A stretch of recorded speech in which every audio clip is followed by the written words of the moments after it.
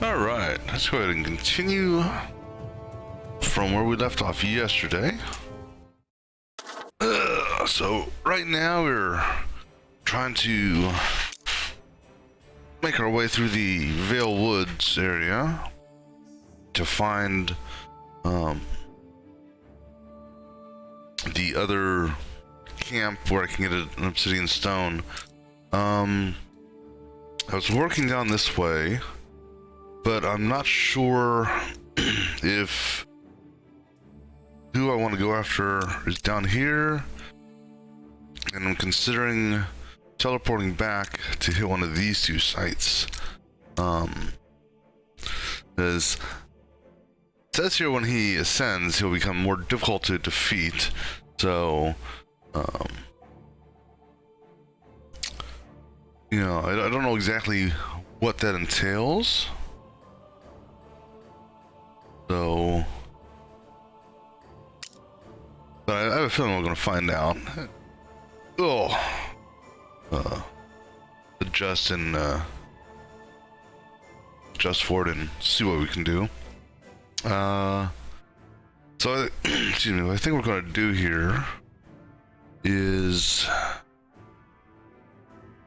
I'm tempted to teleport back to the town, come back up here and hit these two. Because I don't know if I want to hit this one or not, just to clear it out, because that one seems almost a little bit too far south. But before we do that, these two guys leveled up last night, so go ahead and see what I want to do with them. This guy here, I was trying to make my way towards picking these up, so I'm gonna go ahead and just continue the path for them, or for him. And then for the warrior dude, he was making his way up here to the swordsman. So he's gonna open up the tier 3, which should be one of these. So he may get another Blade Fury, which is it's a cool skill. Having two of them though, and I mean, unless you get both of them drawn on the same hand, I like the skill. Unfortunately, this skill here may be a little too powerful at times, because depending on the draw of your hand, you can easily get 160 or 160 points of damage in a single hit. So not sure if this is going to be tweaked at all future or not, but I like it. especially under its when it's mastered, because it actually adds more damage. So let's go ahead and see what we get for this. So we can pick that up again, which is nice. Now this is an opener one. Deal 10 damage. On the next attack, retain vulnerability on target. So this is good if the target has vulnerability already. Devastate, it's a finisher. Deal 12 damage plus 3 damage for every finisher played this battle. This would be good for, I think, mainly for the Horde style, the Horde events. Because you have a tendency of playing more finishers on that. But on a smaller battle, this one may not be as effective just because the time it takes to cycle through your deck to hit this multiple times. But I think I'm actually gonna, even though this is a good attack here, I think I'm actually gonna go with this here, just to try it out. So now here, this gotta keep in mind that currently what you're seeing are base card stats, not modified by my character's strength bonus, because this is a strength card because it has a red border or a red title up here. So we're gonna go with this guy here. And so let's see what it goes to. So right now it was listed as 10, and now so I went up to 16. All right, so let's go ahead and knock this one out here. And if this doesn't do what I want it to, or if what I'm looking for is not here, I will go ahead, use a portal scroll, and then jump and knock out these two. Because what I'm starting to do now is use these portal scrolls more often, as opposed to backtracking. Because previously what I was doing, it didn't, I really didn't take into consideration, because the backtracking cost days. So when I was working in this area here, I did a lot of bouncing around and backtracking, which ate up time. The portal scrolls are nice because right now, as it is, I can use a portal scroll from here, for example. It'll take me back to the town.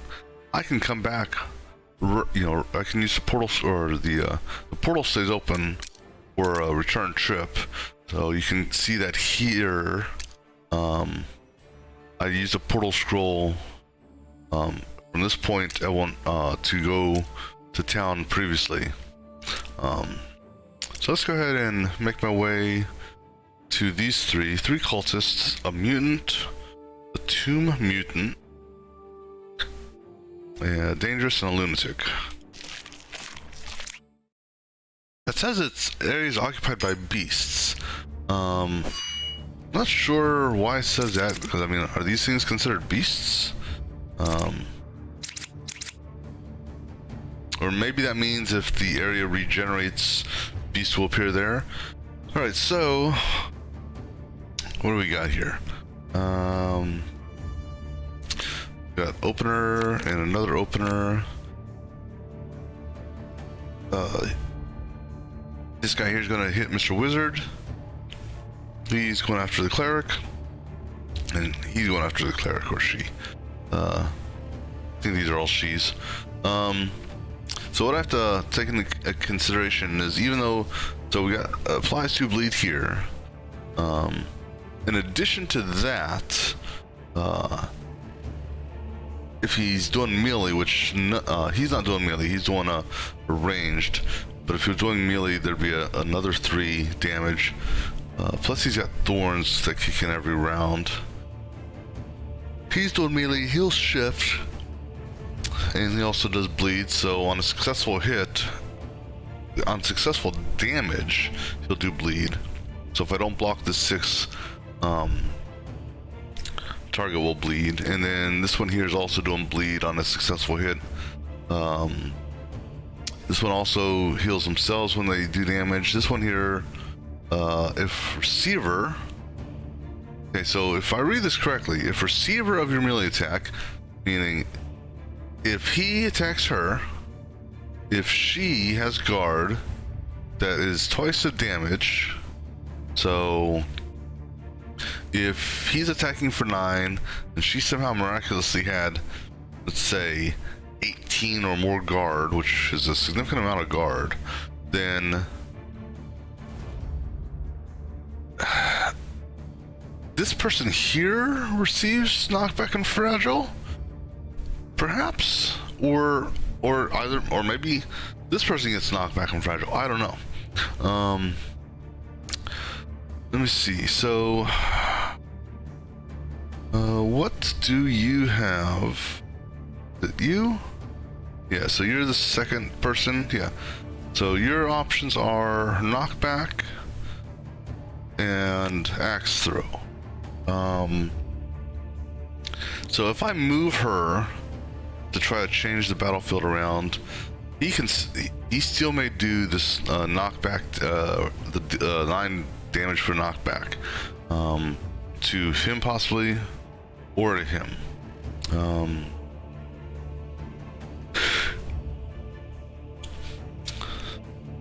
So I want to kind of be careful on that. So let's see here. How do we want to do this? We're gonna, so no one's attacking the guy down here. He's in a bad spot in that he can't hit him, who's the one I'd like to take out first. I can do an opener on him. That's a free attack. Something else will become free. I can then use this to freely move up 1. And perhaps I may even be able to do that for free if it's the one that's chosen as the opener free. At that point, I can then focus on him. Now, if I move up here, they may change what they want to do, because they change their attacks based on, sort of dynamically. So we'll go ahead and do this. And there's no one in his row, so that's good. You have a follow-up for 3, okay.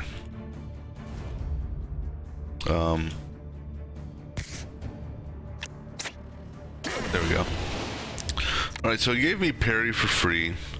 We'll go ahead and put that on there just because when I do this lunge, we don't know what's going to happen here. Alright, so he changed his attack to go after him. He changed his attack to go after him, or she, they, and then this one is still attacking the cleric. Alright, so I'm going to go, so right now he's going to be hit for 10. I've got another parry available. I'm not going to use it just yet. I've got another keen strike here, which may make this parry free, or may make the slash free. Let's see what it does. So I made the parry free, so that's good. I'll use that. So now I'm protected from both of these guys, as long as he doesn't change. And neither one of these two has this overexert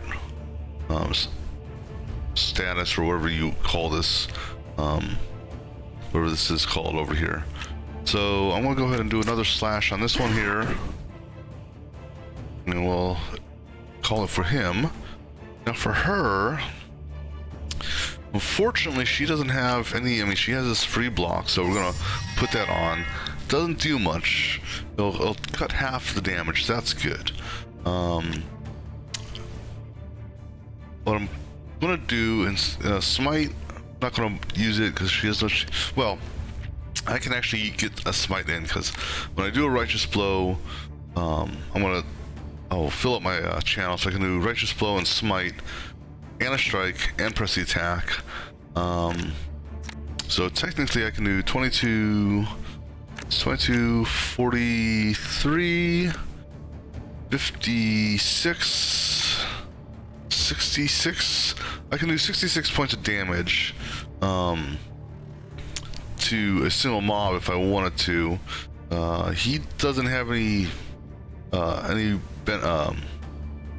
offensive spells, so what we're probably gonna do is split the damage between him or her and her.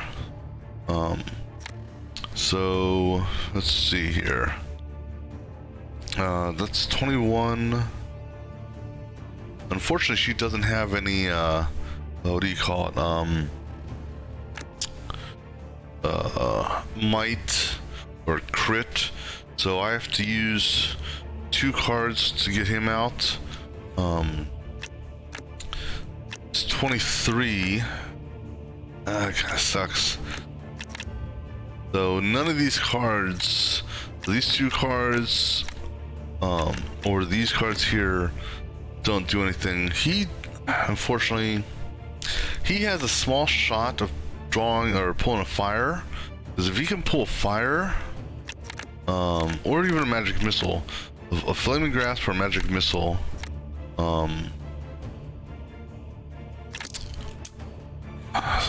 so actually, I think what I'm going to do, I'm going to hit him once. Just, I'll hit him once with a righteous blow. Because that will drop him enough to where a fire could kill him. And then I'm going to focus the rest of my attacks on him. And see how RNG works with Mr. Wizard. Alright, so then I'll smite this guy. Go ahead and do that and that. Alright, so now for him, I'm gonna do this Forked Thought and see what we get. Magic Missile or Fire. Either one is perfectly fine in this case. Because we only need 4 points of damage. So both these cards are going to go get discarded whether or not I pick it or discard it, or ignore it. Because whatever I don't pick is going to go into discard. So let's go ahead and just kill.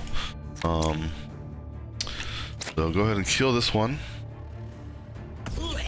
And then what I will do is I'm going to throw Lightning Shatter on this guy here, which is going to give him more vulnerability. So the next attack he'll take more damage. Mr. Wizard is not being attacked at all, so I don't need to waste that. Don't need to bother with the guard. So now let me see here. Something may change here though. So no, it won't. Okay, so if this guy was going first, let's say, and he hit him, he's got shift on the attack, so that shift could either push him this way, or push him back 1, or push him down 1. If it pushed him over here, what it would do then is this guy here would most likely hit him then, because I don't think he would have chased the target.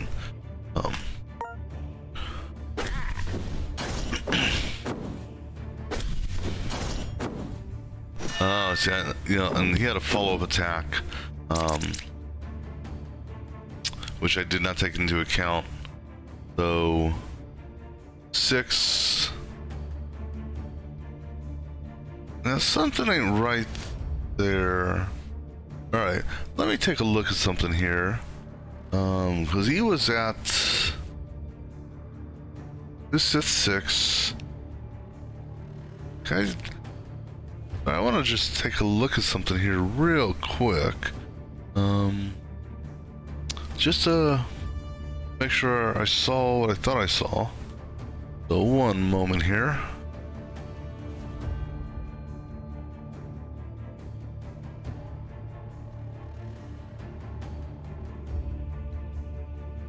So we are 14 guard. All right. So 6 minus 14 is 8.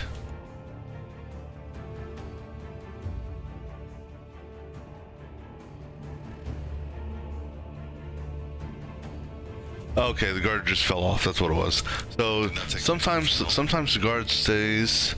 It's weird because unless maybe, because I've seen some rounds like here, or maybe what it is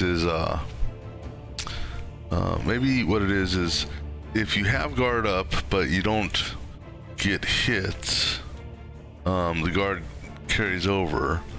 But if you do get hit, maybe the rest of the guard drops at the end of the round. Because I've seen it, you know, seen that happen like he didn't get hit. His initial guard is still there. All right, so that explains why his leftover guard is gone. All right, so she's bleeding now. So every attack or anything she does, whether or not it's a move or anything that uses an AP, will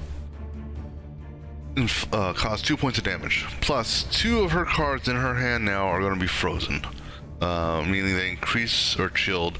They increase in AP cost by 1. We'll see what they are in here in a few minutes. So for him, he can't use this, and I wouldn't use this right now because he's not on the front row. So we've got this. We've got Steel's Edge, which could almost finish him, because actually, no, that could actually kill him flat out. Let me see who's attacking who. So he's going for the back row. He's going for Mr. Wizard. Mr. Wizard has no defense whatsoever. His only real option is this guy here, which in turn would most likely cause this guy to redirect the attack towards him or her. She's got Celestial that she can technically use to hurt him some, or she could throw a shield block up, which would probably be a better idea. Now what I don't know is well, because it says loses 2 hit points. It doesn't say anything about decreasing guard or armor. So even though this would cost 2 hit points to put on, if he's dead, and this one here does its deal 6 damage, this here would at least block that, and so she wouldn't take any additional damage, and it would save him some.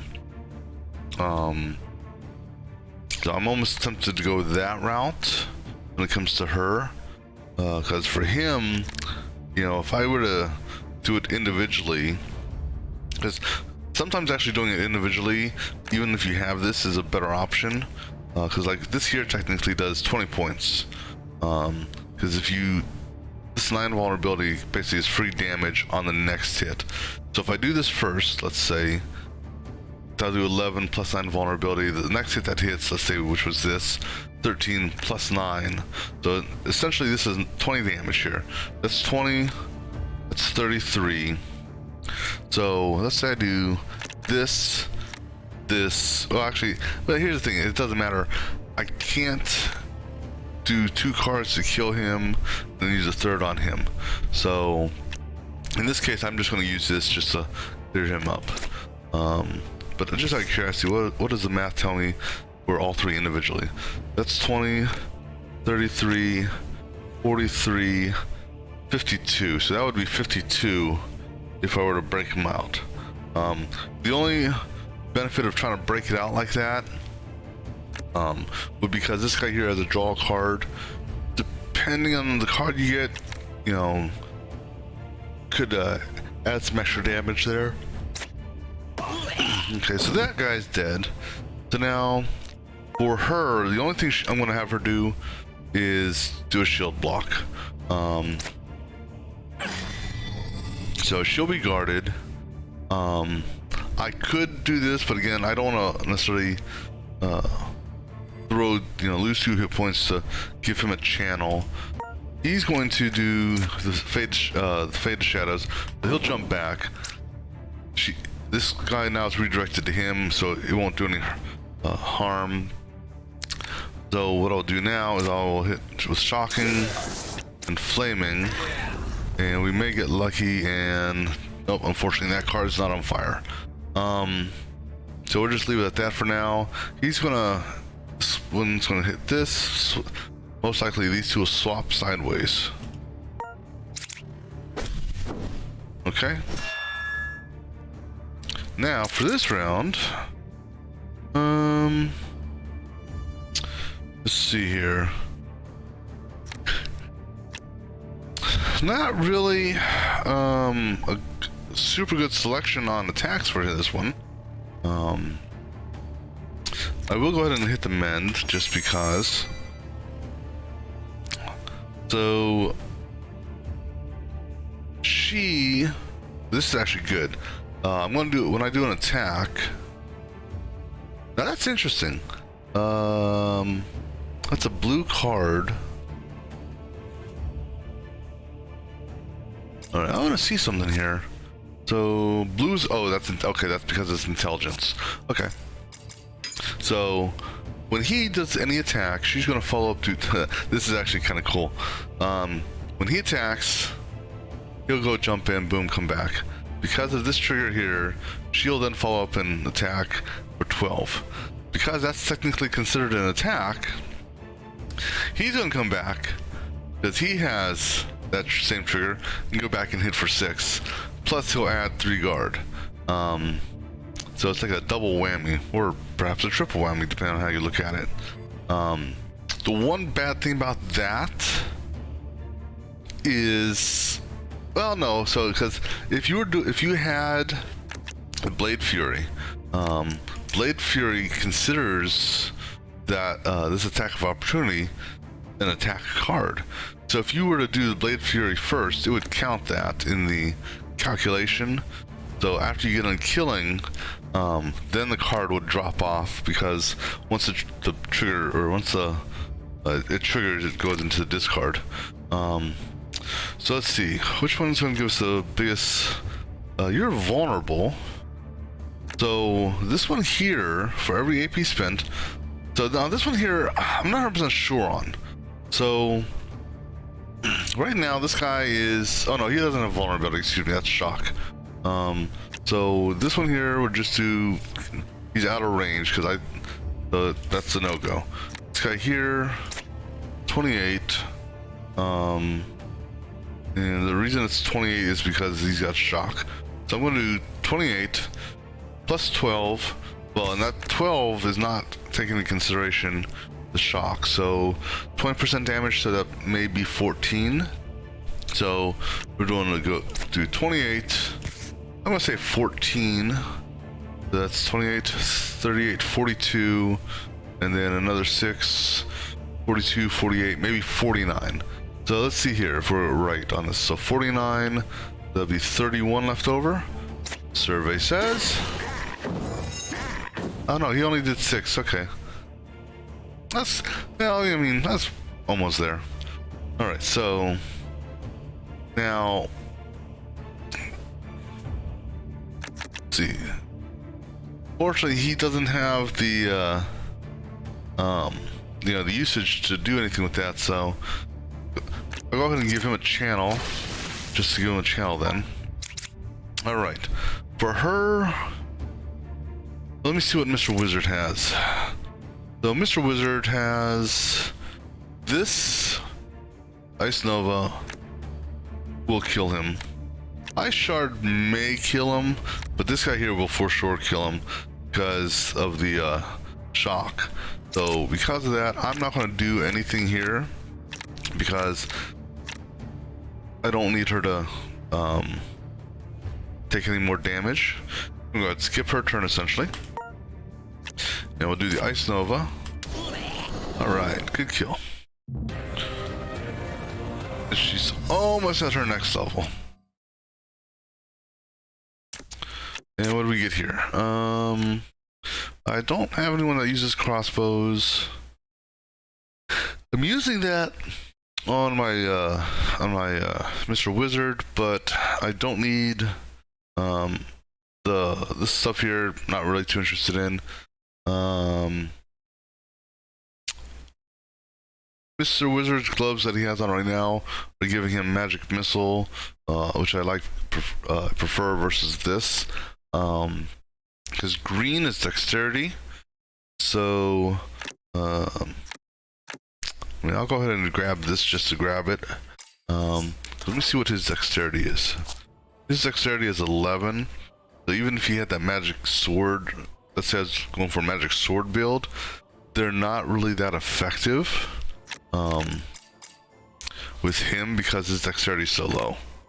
Because he's definitely an intel based user. she's a split strength intel, and he's a strength dex.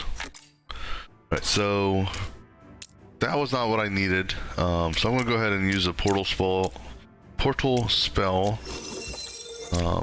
While I'm here in Garrison, because it doesn't take any time.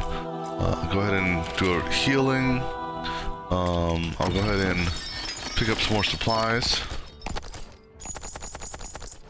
And then I'll swing by her, grab what portal spell she has. I don't think there's anything of interest that any of these people have. Because I'm not really too worried about the greens. No, okay. And for this guy here, let's see what we got here. Grants shield block grants 2 might to so that, let's see. He's the only one that's using a shield. No, he's not. He's doing two-handed. Never mind. I don't think she's using a shield. Let me see. Yeah, she's using a shield.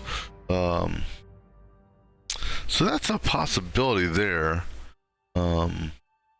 So her shield gives him the card of a free guard and thorns.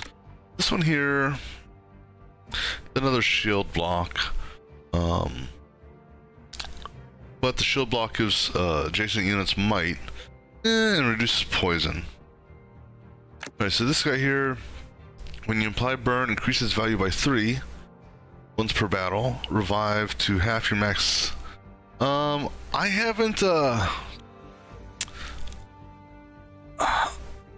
haven't encountered a death yet. Knock on wood.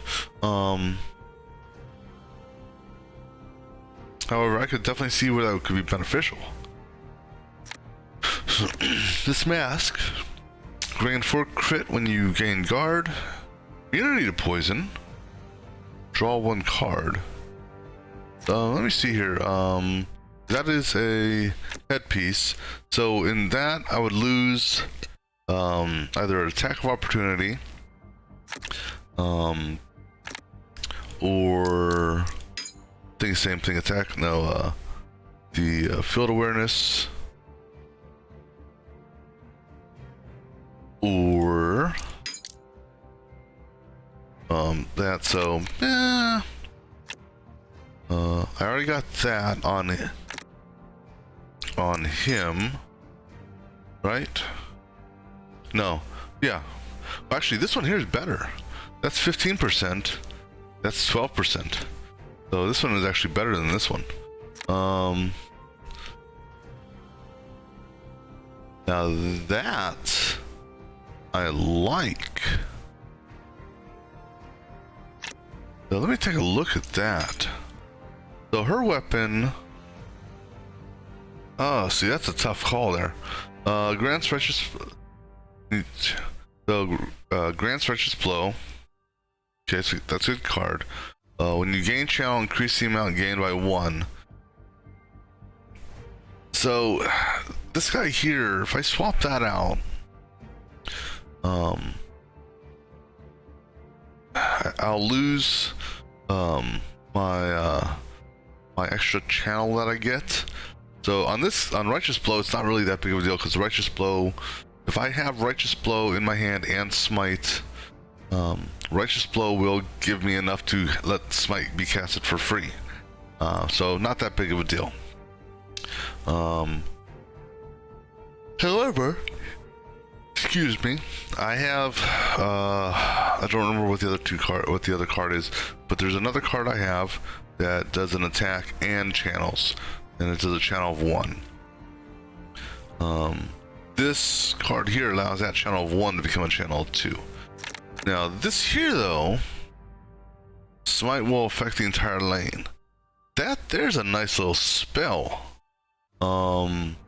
Especially if you can take into consideration, if you get the right card rotation, you get divine form up, and you cast smite that hits an entire lane. It being recasted in theory should hit an entire lane. That one there, that's actually cheap too. I may pick that up just to try it out. See if that's how it works. Strength rolls are lucky, not too worried about that. Grant Seal. I think I'm going to try this just to see how that works. 'Cause I like that. The one bad part about that is I think I only have 2 righteous blows. One from here, and then I actually have 1 card of it. Yeah, we're gonna give this a shot. I'll go ahead and buy that. It's only 970. That's actually not a bad item. All right, so let's go ahead and get that equipped real quick. So we'll go ahead and put this up here. So I didn't lose any stats, so that's a good thing. The only downturn is, like I said, when I cast, when I hit, where's it at? Blessed Strike here. Blessed Strike is only going to generate now 1 channel as opposed to 2 channels. Righteous Blow, it'll still generate its 3, which will then allow Smite to be free. It's going to kind of suck with what was it, Celestial Wrath, because it's going to take longer to generate up the AP to get that. Because previously, so she can have a max channel of 4. A single Righteous Blow would, max my channel out so I could cast this. That's okay. I mean, so we'll try it out, see how it works. All right, so now we're going to take the waypoint up to Vale Woods. All right, so I've already restocked, so let's go up to Vale Woods. All right, now we're gonna go this way. See how these turn out. What I like to do is get another Righteous Blow spell.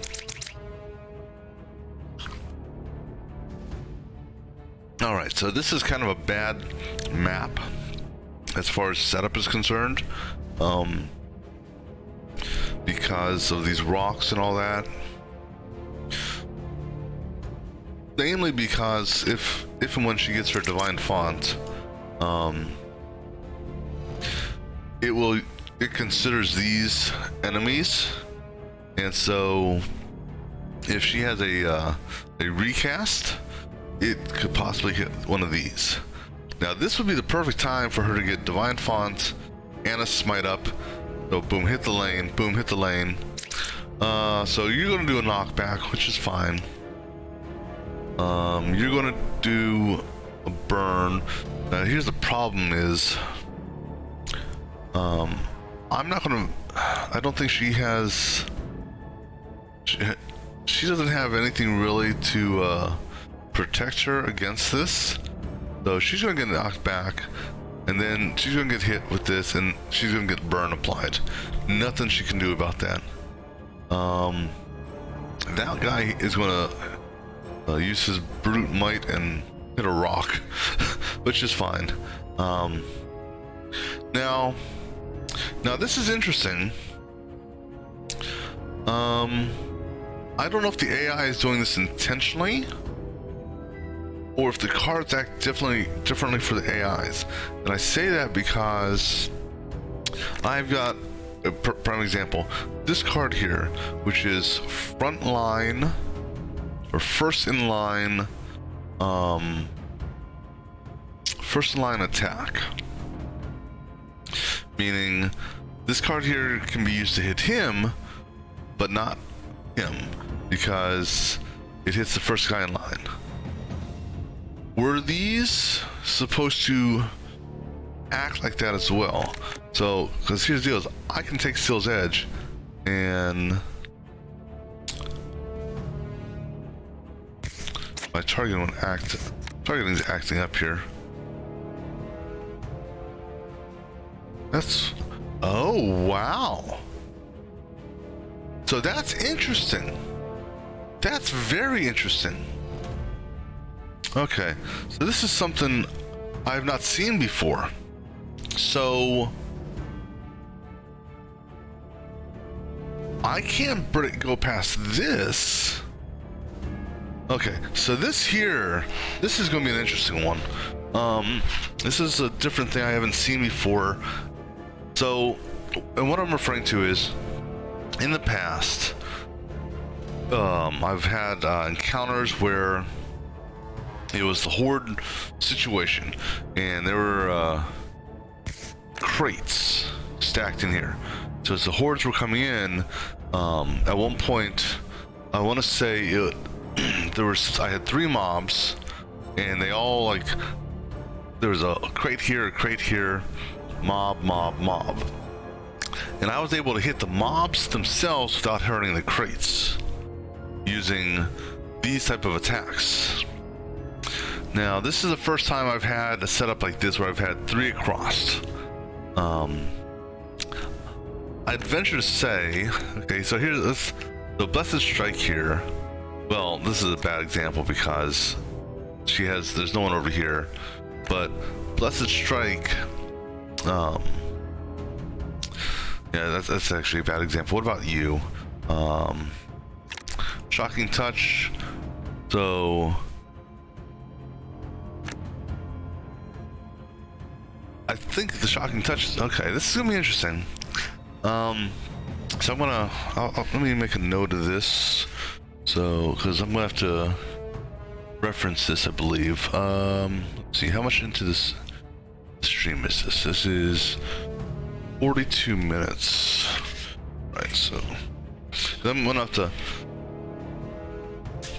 42 minutes. Say 42:30. All right. So what's different here is, because these are here, his attack won't go beyond this. So I'm gonna have to break this rock. So that's what I'm gonna do. I'm gonna break this rock here, and I should be able to do that fairly easily. So I'm gonna go ahead and use this guy here. I'll use 2 of these to break the rock. All right, so the rock is broken now. So now technically that opens up his attack pathway. So now if I do this slash, well, so you can't get past that one there. I should have broken that rock. Okay, so let's go ahead and break that rock. Okay, now this attack here, that's interesting. Maybe the rocks are different. As composed to crates. Could be. So unfortunately, I'm having to use a lot of attacks to break the rocks. But he'll be attackable now. And unfortunately, he's changed his attack from going after the rock to going after him. All right. So I want to verify something here. A destructible element blocks against melee attacks from, I never even clicked, I never tried clicking on a crate before, so I'm gonna do that, because it says there, blocks against melee attacks from the front. Okay, fair enough. No. Oh, so I'm actually quite happy with that. Okay, I'm good with that. So with you, technically, I can do this. I attack you, put up retaliation, step back. That means you'd have to break this rock. Do you have fire, or you don't have ranged? So both you would have to waste your attacks to do that. So that's what we're going to do here. We'll use the rocks towards my advantage then. Oh wait. All right, so now I'm going to take a step back. Okay, so now both these guys need to break this rock. So she's going to be safe for a round. For him, unfortunately, I broke the rocks. Not thinking about the attack path. I should have only broken this rock here. Because he technically could have still attacked him, because the attack path would have gone this way as opposed to this way, which is what I thought it would have done. So they have nowhere to hide. You know, unless he does a jump way over here, which would be, I don't know. So we can do, well, let me see here. Unfortunately, if I do a chill, it's not going to be enough to alter what you're going to do. So I can either do Shocking Touch and Magic Missile, which, even though it's a lower end, may be a better option because the shock will mean this guy takes more damage after that, as opposed to just doing that. I think that's what I'm going to do. I think I'm going to do a shock on you. Magic Missile. And then I'm going to go ahead and energize, which I can use. I'll get a single out of. Alright, so these two will fight the rock. This guy will knock him back. Let's see here. Okay, expected that. He hits rock once. Alright, so now they're smart. These two have hid behind the rocks. I'll give them credit on that. So they are, to a certain extent, protected. I don't have any openers. Let me see what she has. She's got Smite. Now this Smite is supposed to go across the entire field. We'll try it out. I kind of wish I had the other thing, but yeah, we'll use Smite, which should do the entire lane, based on her holding this, that hammer or mace or whatever that is she got. She can also do a secondary. He's doing anger. Now we've got the arcane spear here again. So I'm going to. So what I'm going to do for her is I will be doing a smite and shield block just to give her some protection. Mr. Wizard here, he's got Ice Nova. So for him, I'm probably going to do an Ice Nova and a barrier to protect from the shield. And so actually, yeah, Ice Nova and quick barrier.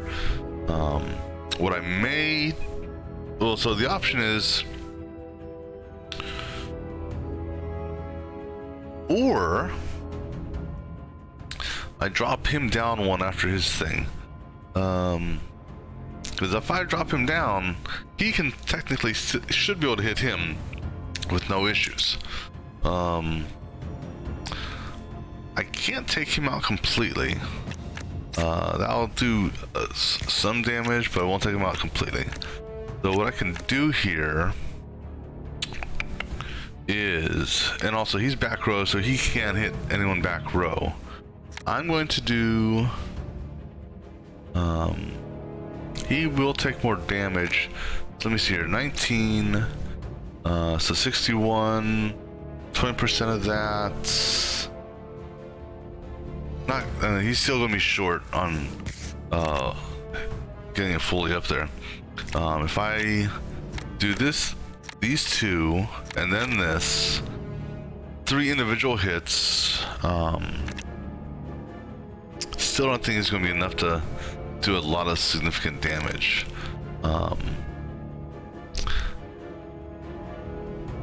He has no defense, so he may be able to jump down here and get protected from this guy, but this attack here is still going to hit him. So I'd rather have him only get hit by one thing than him get hit by 2 things. So we're going to move him down here.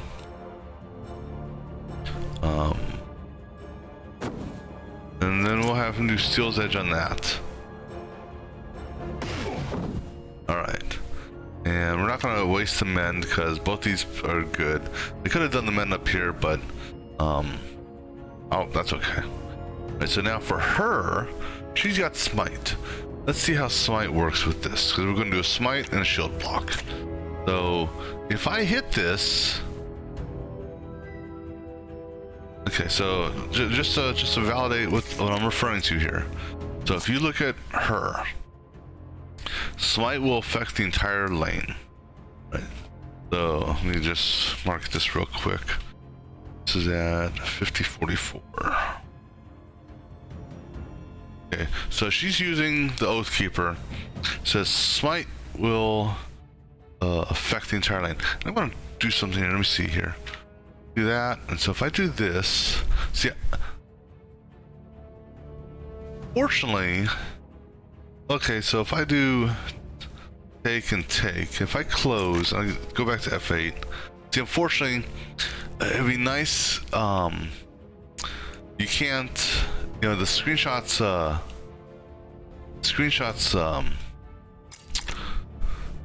me try something here. Let me just do this and do that. Now, if I close, well, if I do screenshot, then I close, and then I go back into it.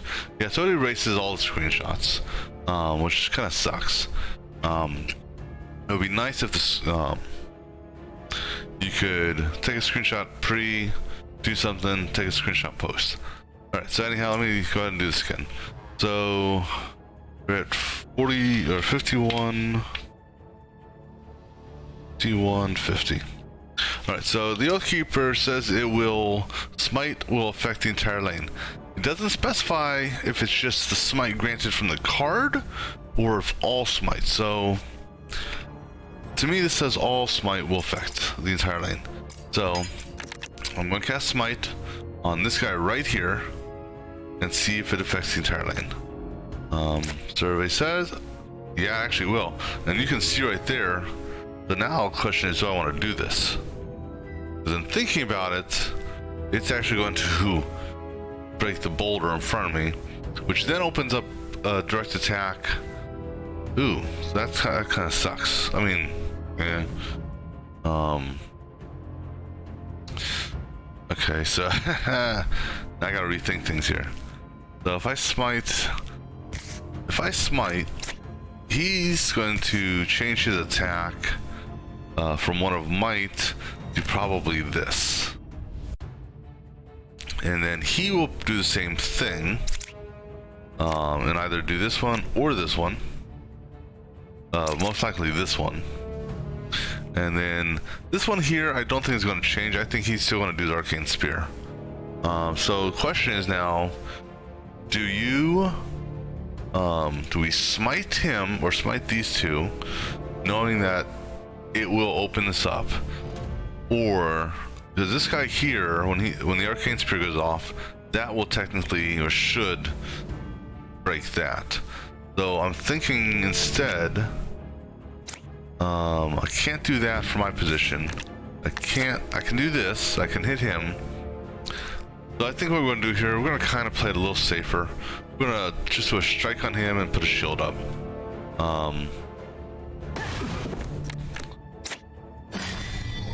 Alright. Because that's kind of, I do agree with how they're how the smite will affect the entire lane. Thankfully, it doesn't affect him. Now, I am kind of curious though.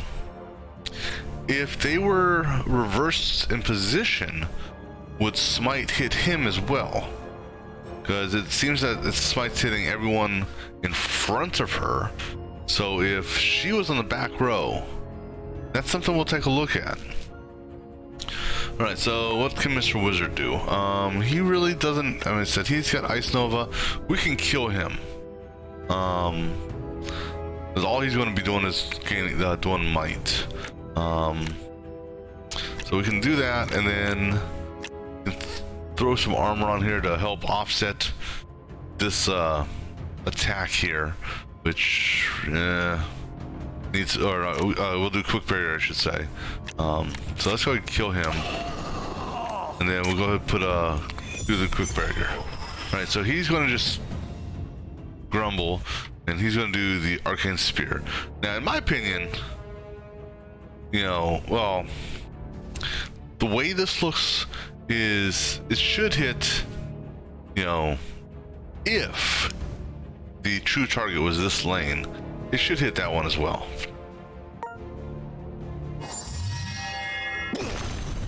Okay, so the rock's gone, so now he's gonna do a cleave attack there. Now, the cleave is supposed to hit the target in adjacent lanes. So up, down. Alright, so let's see how we want to do this. Got my opener. This guy has no vulnerability, so that's and plus he's not front row, so that won't work. This guy here, smart. He's smart. He went and hid behind a rock. Now, what I could do, and if I did this, he'd probably just change. Oh, okay, no, never mind. He's going to attack the rock, so more power to him. That means my entire team can just focus on this one guy. All right, so we'll do the opener then. And we got Swift Strike for free. We pulled another opener, which gave us, can give him a channel for free. So I can't do this because he's not in range. He needs to be like here, I think. So we can go ahead and do this. Let's go ahead and do this. Take the extra crit. We may get, okay, that's actually okay. Because when he does his attack, he'll attack and get guard.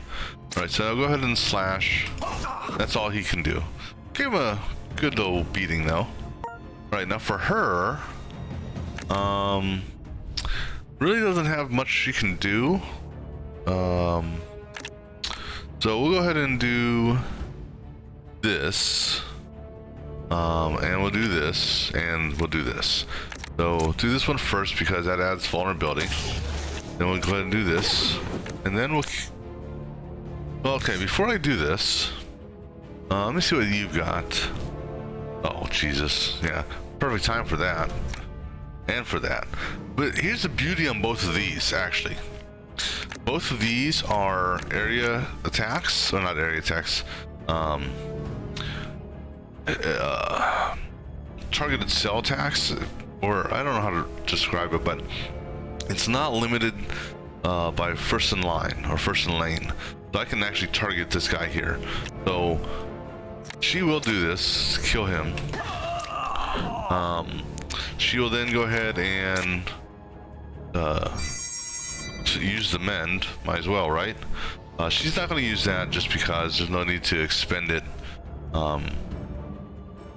So now he's got multi-missile and ice shards, so that's actually good.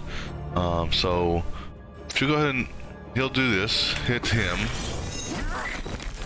Oh yeah, then he throws his extra attack in there. Then we got the mastered multi-magic missile, so we'll go ahead and hit that. So knock him down. That was a good little thing. Okay, so he's gonna hit the rock. Or, you know, now he may move, he may not. He didn't move. Okay, so this should be interesting here. So you can clearly see his target arc. He is targeting that rock. If he actually gets to attack, it's only going to do, if it does it properly, 3 points of damage, because it should do 3 on the rock, 3 on each of my characters for the 12. What sucks here, see, this is what sucks. I've got this. I could kill her right now if it wasn't for that rock.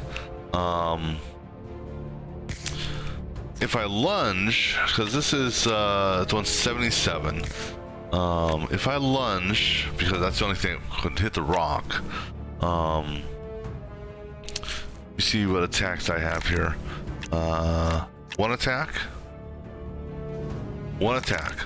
So that'd be 44, 55. I can hit him with 55 points of damage. She's got smite that could finish it off, because with the lane smite. Alright, so we're good. We can kill him. Alright, so go ahead and lunge for this guy. And then we'll Blade Fury for 30? Yeah, oh, yeah, that's right. That's okay. Smite will still do the damage. So Smite. Alright, good fight. Okay. So what do we get here? Like I said, I'm not a fan of that armor up spell. Quick draw, until max HP. That one may have to see what Mr. Wizard has on. Okay, so we got something here. I think we found the right location. Wish I would have come here earlier. All right, so let me see. So that's actually the item you're wearing, because he's got the orange one on, and his is HP and the attack of opportunity. All right, so this one here. What's this one here? The full moon can't use. Yeah.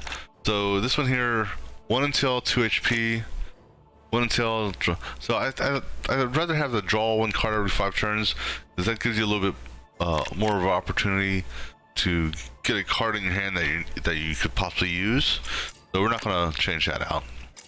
All right. So what do we get? Okay. So we found the tomb.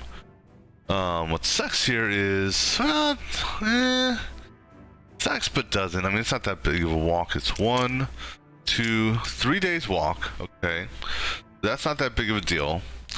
We finished this up. We portal back. So from there, so that'll take us down to 13 days. Then we have to make our way to, I believe it was here or here. So it's going to be 15, 14, 13, 12, 11, 10, 9. So we still have plenty of time to get there without hitting day 0. So okay, I'm good with that. So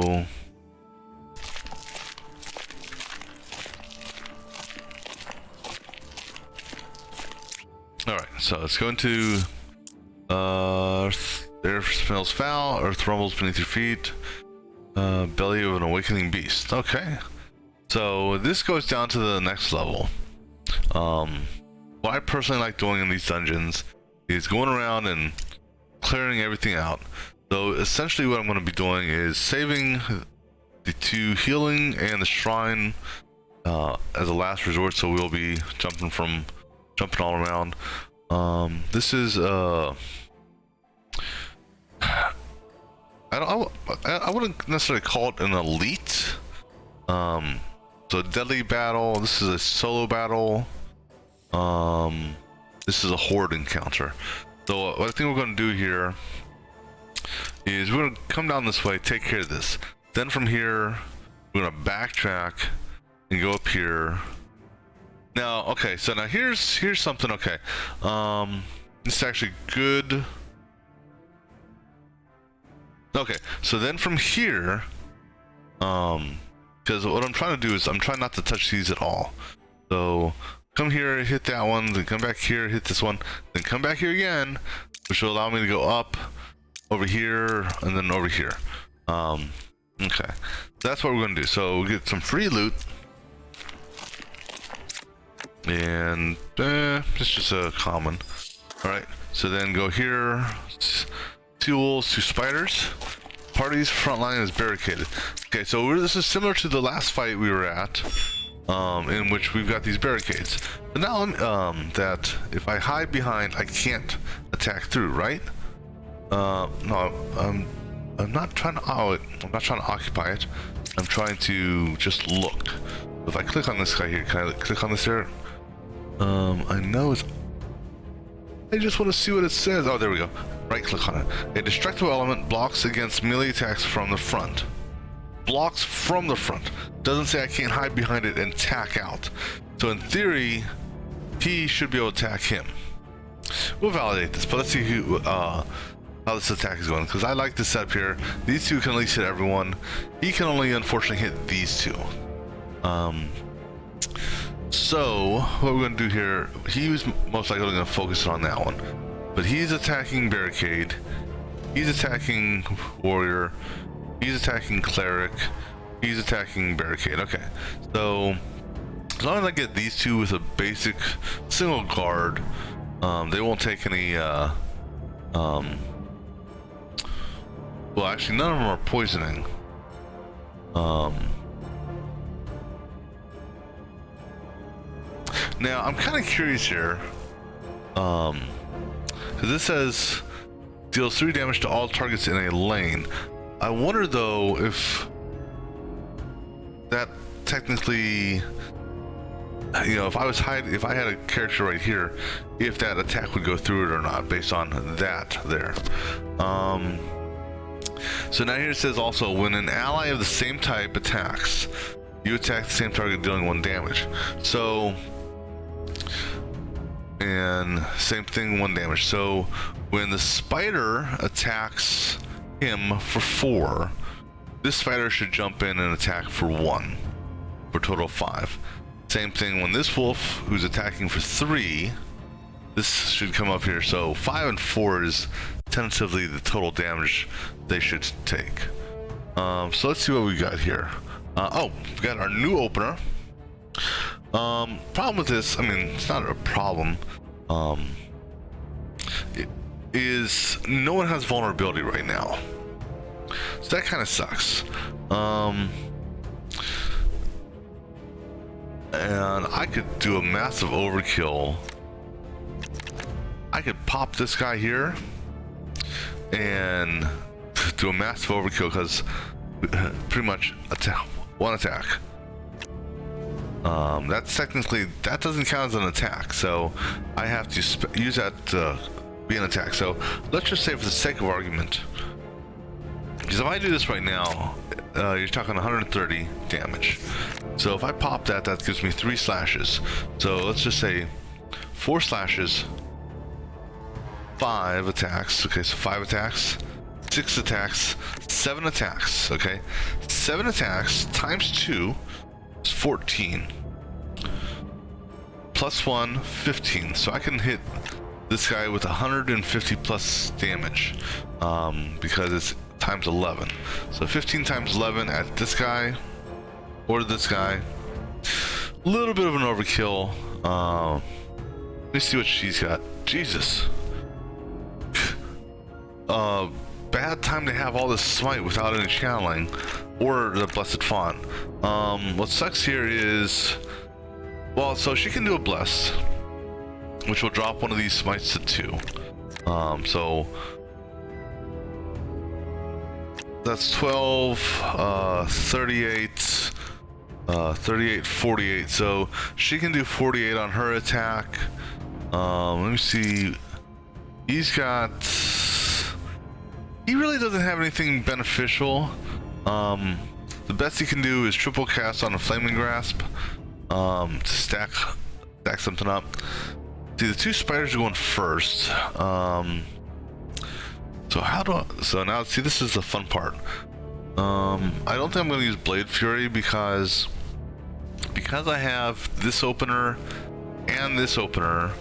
It means that since this is a finisher, it won't decrease. So you've got 1, 2 additional openers won't drop. When you use one opener, it won't free up another opener. So I've got 1, 2, 3, 4 cards that could go free. So basically, I use this, I get a free card, hopefully this, but I don't think it really would matter. Then I use that free card, whatever it may be, turn around, do this guy here, I get another free card, and worst comes to worst, so right there, so 0, do that, use a free card. So there's use of AP number 1, get a free card. So I basically, this is going to go bye-bye. I think the only thing that may be left when I'm done, maybe this. So let's go ahead and do that first. Let's go ahead and attack the spiders, because the spiders are going to attack first. Come on. Okay, so that gave me this free. Good. Alright, so now I'm gonna go ahead and do this opener. So actually, just out of curiosity, okay. So, oh no, this is even better. Alright. So okay, so my AP didn't drop. So let's do some math here. Welcome to Gordian Quest math. 1 attack, 2 attacks, 3 attacks, 4 attacks, 5 attacks, 6 attacks. 6 times 3 is 18. Plus 1, 19. That's a bit of an overkill, but amusing. This is probably the best outcome you could get. The only thing that would make it better is if this parry was actually an attack card. Because in theory, that would do... Okay, so let's just say for sake of argument, that parry was an attack card. 1 attack, 2 attacks, 3 attacks, 4, 5, 6, 7. So 21 plus 1, 22. So 22 at 11 damage is the best that you could do as of now with my guy. There may be things that could tweak that a little bit more as far as an extra card in the hand or whatnot, but that's pretty impressive.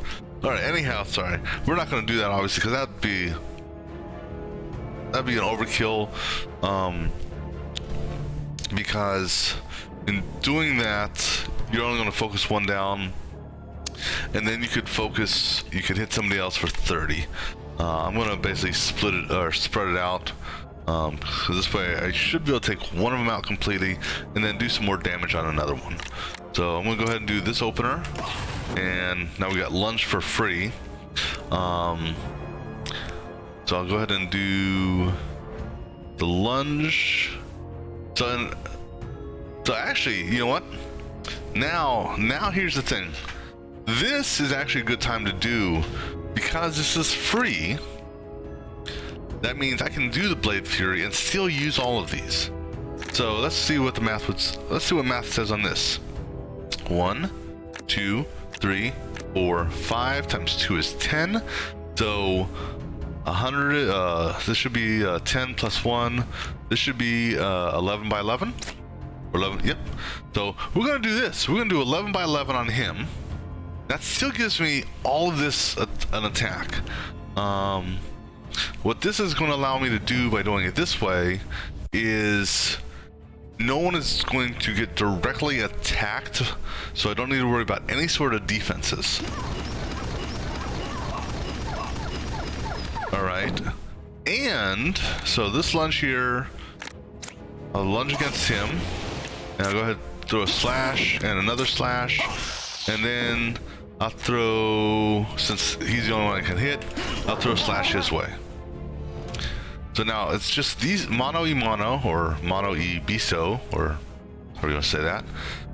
He's still going after the barrier because he's a dog and he's chasing the sticks or something. I don't know. All right, so now let's see what Miss Cleric's going to do. She's got all these smites. Now here's the thing. If I do this smite, interesting. Okay, that is interesting.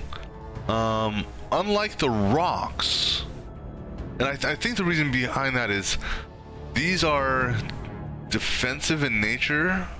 So, and what I mean by that is this guy here, for Flaming Grasp, for example, he can hit that one there with Flaming Grasp, I believe.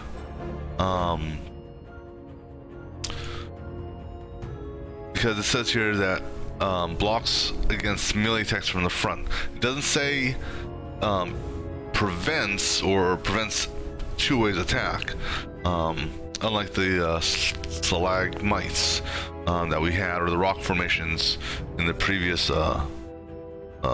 battle. So what we're going to do is I can do this and a smite, because this will give me 1 channel, which will drop that to 2. Plus I can do a press the attack. So that's what we're going to do. We're going to do blessed first. Right, then we'll do a smite. And then we'll do a press. Right, so then let's see if this is true. He's going to hit the board and not do anything. So I can hit him, and basically, because this is, you know, these are protective barriers or barricades. So I'm going to do a triple cast on a Flaming Grasp, which will give me 3 flaming grasps that I can use, which will be enough to kill him. So do this. I will use, it really doesn't matter. So now I got 1 point and 3 of these. So 1, 2, and 3. Okay, so now all that's left is the puppy. Okay, so now he's staying put. He didn't move. Sometimes they do, sometimes they don't. So pretty much that's going to give me something for free. Hopefully, preferably one of these attacks, so I can just do all 4 attacks. And if that's the case, that it'll be close to killing him. So let's see what we get for free. So we got Pommel for free. Oh, plus she jumped in with her attack. Oh, come on. Now this is the fun part here. Targeting something in this cell when using these 2 cards or whatever's in these spots. Fun at times. So yeah. So we should be able to. Nice. Nicely done. Flawless victory. Alright. So we got Grit. Discard a card, get 3 HP. That, you know, was not a bad card. I just don't want to have. I don't want to put on that gear to wear it. All right, so we're not going to go. We're going up here, but we're going to backtrack, because I don't want to cross this. So now I'll go here, okay, and just make sure the path is going the way I want. Come on. Oh wait, I have to go here first, sorry. So this is a choice and consequence thing. So pick an item, or excuse me. So now if I fail this, someone gets hurt, and a couple nodes will change. Now if I'm successful, a couple nodes may change also. Alright, so we're gonna have him. He's got the best chances. Come on, RNG. Come on, RNG. That's good. Woohoo! So now I don't know what's how that affected other nodes. Because I know I've failed this before. Not only did the hero take damage, but a couple of the other nodes also changed. Well, it says 2 nodes did change, so these 2 nodes somehow changed. So enemies, it doesn't say what, so it could be that I got the barricade, or it could be enemies have additional traits. Then this one here, plus higher initiative, enemies have 1 additional mastered skill. Alright. So let's go ahead over to this one here. This will give me some area grants 3 supplies unclear. Not that big of a deal, but okay. Area contains 3 more minions. So I've got 1, 2, 3, 4, 5. See what we got here. Okay, so no barricades or barriers or anything like that. Not the worst starting look setup. But it would have been better if she was up there, just so she can hit both rows, or both lanes. Alright, so we've got 3 spiders. On any single spider attack, the other 2 will join in 4 points of damage, so you gotta take that in consideration. Wolf's by himself, Bat's by himself. Okay, so he's going after Warrior, Mr. Wizard, Warrior, Mr. Wizard, and Warrior, but technically that will also hit Mr. Wizard. So they're about to get pounded. Now, this here, well, to hit all 4, that's a good thing. But on the flip side, it will leave him completely defenseless. So what? Fortunately, she doesn't have a smite up. The smite would be real good in this situation because they're all stacked in on one another. She really actually doesn't have much. I mean, the best thing she could do is move up a lane in hopes that it would change some of their targeting. And then Mr. Wizard, the best thing for him actually would be barrier, just basically flat out defense for him. Not even bother with any damage. So what do we do with him? The other option is he jumps down a lane, possibly, see if that alters any of their targeting. I've got one defense here. I think I'm gonna do this. I think I'm gonna throw some defense up. And have him bounce down a lane. Just to kind of spread things out. No one has guard up, so that's not gonna do anything. So I think it's gonna be, and I have no what do you call it? I have no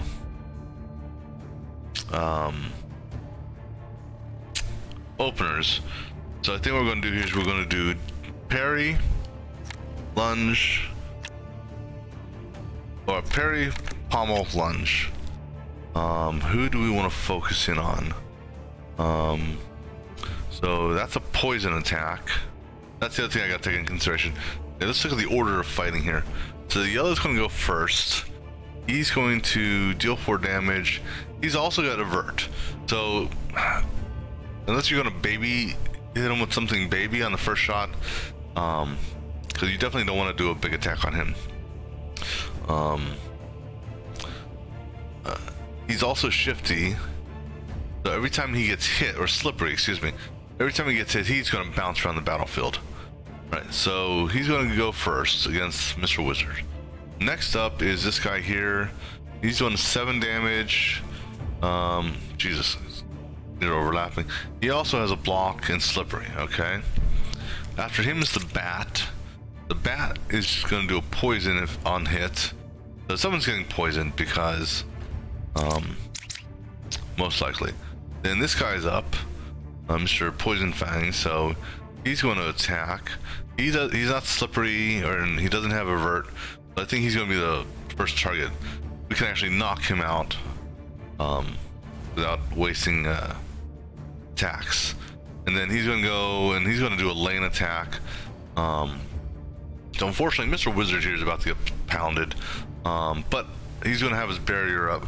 But again, when I do the lunge, because I'm going to do the lunge attack here, some of these may change their targets. So we'll see how this plays out. So first thing I'm going to do, I'm going to just put this up just so I don't forget. We'll throw that on there and do this. All right, let's see if anything changed. So he's still going after him. So for 5, and so technically 5, 6, 7. Now what I don't know is, okay, so you don't have poison, you have burn, but it shouldn't break his armor. Let me see, you're going after the back row, you're still going after him. Okay, now he's shifted targets. He's now doing 7 against him. The wolf still going backline on him. Okay, so he's going to get hit. Okay, so Mr. Wizard here, he's going to do the barrier of 10. So that should protect against the 4 damage from this guy and the wolf's 3 damage. So he should be protected from that 7. Okay. This guy here, unless this guy dies, because I also got that bat to worry about. Alright, well there's nothing more this guy can do, so let's see what happens next. Now what I could do, I can do, because she has no offense.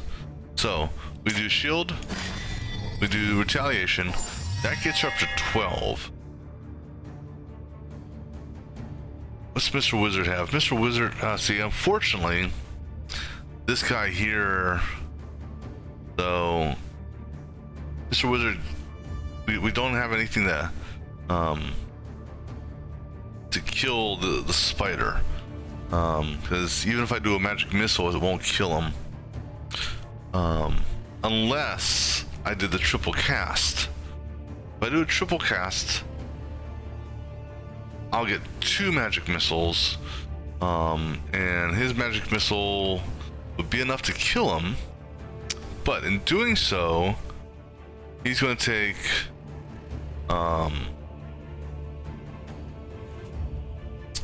he will get hit for 7,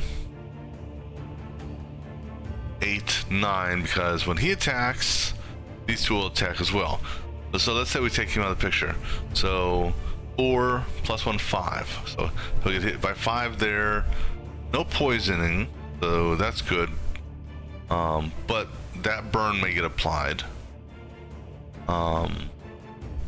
Plus, the other option here, which may change things around. I don't know how it will or not. Man, this I may do. Okay, so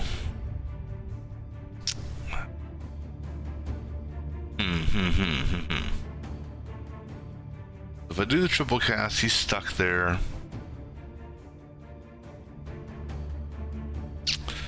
Because for her, I'm thinking I can do a shift here since she has more protection.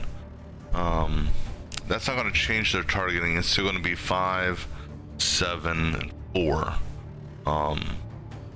which sucks.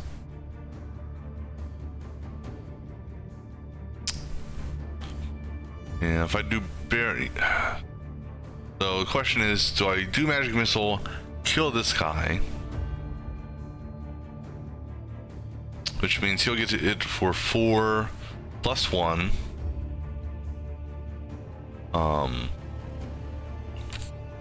He'll get burning added, plus another 3 with poison. I mean, I think that's what we're gonna do. We're gonna have her shift up. That didn't change any targeting, but she can take the damage a little bit more for her, and that's all we can do. You know, there was nothing to avoid that. We can at least do the triple cast, take him out, so it will kind of reduce the damage, because if this one's alive when it attacks, these 2 will jump in, and when this one attacks, he'll jump in as well. So to take that out, it's at least another point. So we're going to go ahead and triple cast the magic missile. Then I can actually so, and the good thing is it's the enhanced magic missile, so it's, or the mastered one. So 1, 2. Unfortunately, this is a waste because both of, well, actually no, it's not. I can you're vulnerable, so might as well hit you because this can be targeted anywhere. All right, so now let's see how this plays out. This is gonna be a little painful.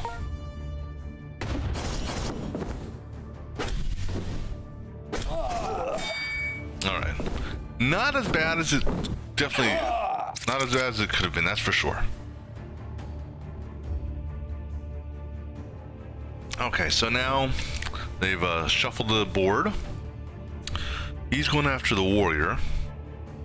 He's doing a land attack, which is fine. He's on a leap attack.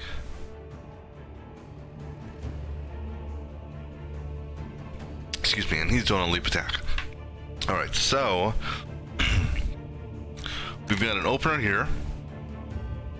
Kind of wish I had a vulnerable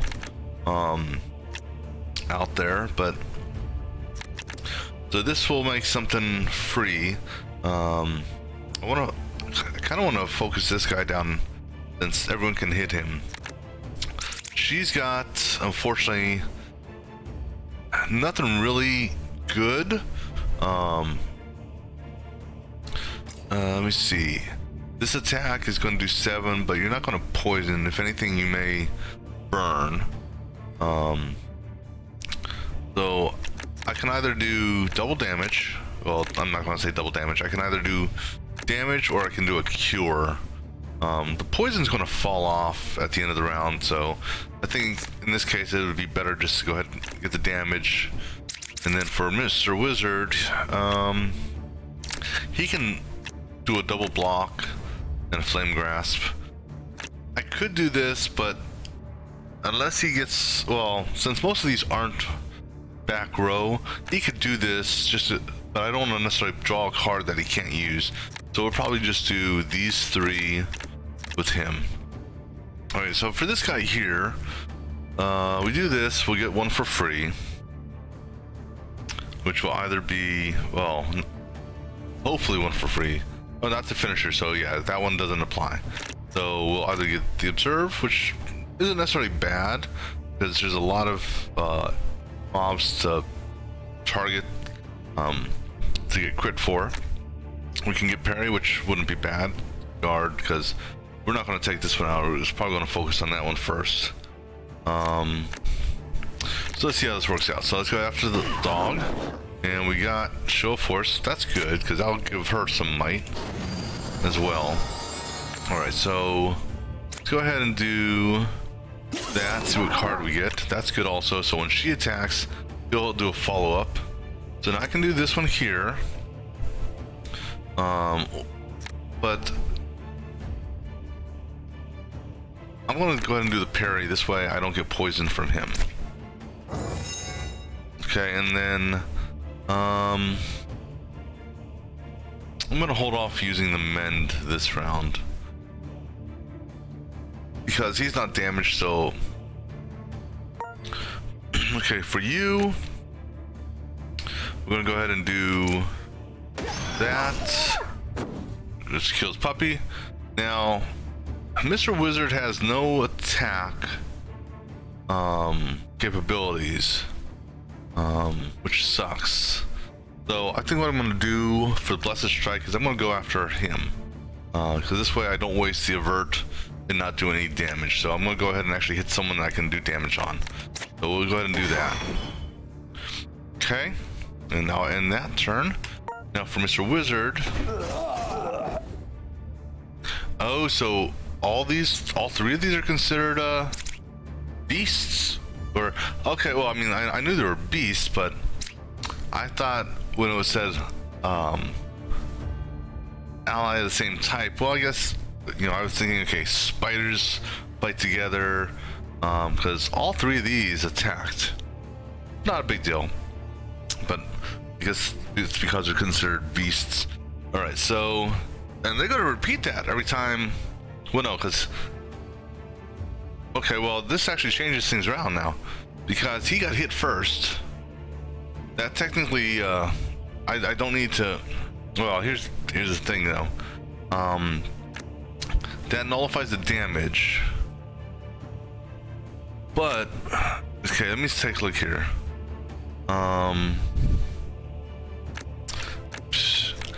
You know, he's got plenty of spell points.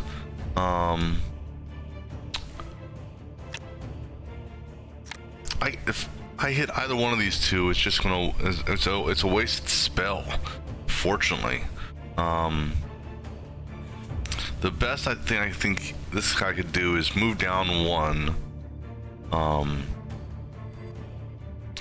just so that this guy here is in range, which may change the targeting also. So that's what I'm gonna do. I'm gonna move down 1, because if I cast this, it's not gonna hurt anyone from here, because both of these 2 have avert on. I'm gonna go ahead and move down 1. Let's see how, did that change targeting at all? It did change targeting. So we're gonna go ahead and do a barrier to protect some. Actually, we're gonna do a double barrier, because he's gonna attack and then these 2 are gonna jump back in. So that'll help a little bit. And actually, you know what? No, I'm not gonna jump to the back, because I could, you know, I don't need to draw a card and waste it.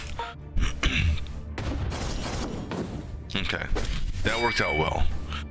Now, okay, so that's interesting. That is interesting here. So, spider attacked, these 2 attacked. However, when the bat attacked, the spiders didn't follow. Okay, and I just want to let me grab that real quick. That is interesting. Let me just make sure I'm not seeing things here. Yeah. Okay. Okay, so that's interesting. All right. All right. So that's okay. Okay. So this is what is it called? It is called. Sorry. I'm gonna do this. Okay, it's called Gang Up. Issue with Gang Up. Because earlier when the wizard was up here, and I don't think I have that. How far back can I go on my? Okay, let me see here. Okay, so when the wizard, when the mage got hit.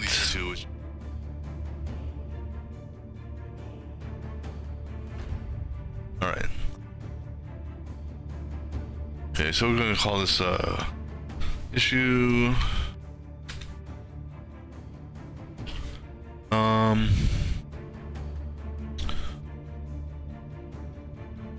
Okay, so sorry, we're gonna take an issue here.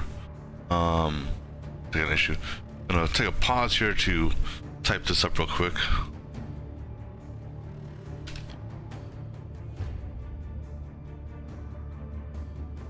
All right, I'm gonna clear this. Okay.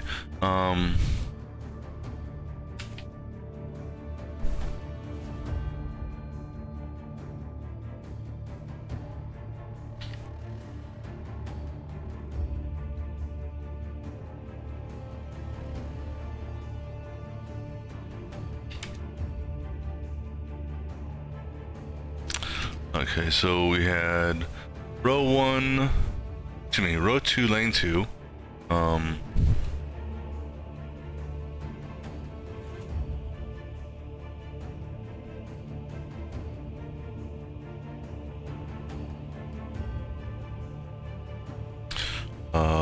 Row 3, lane 2. No, wait. Row 2, lane 1. This is the wizard guy. Row 3, lane 2, cleric. And then row 3, lane 3, warrior. Right? So let me just validate that's how they qualify. Oh, spellbinder. Okay. The spellbinder, cleric, sword hand. Okay, so we'll use their terms. So spellbinder, aka Mr. Wizard. Spellbinder, cleric, and sword hand. Sword hand, okay. Okay, sword hand. Okay. So now,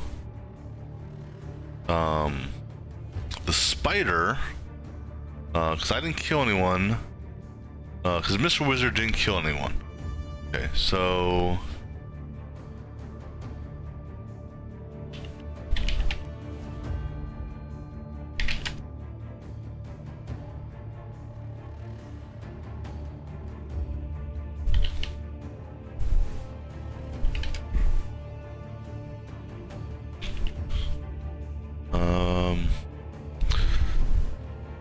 prior to the positioning in the clip, player's side of the battle was as follows.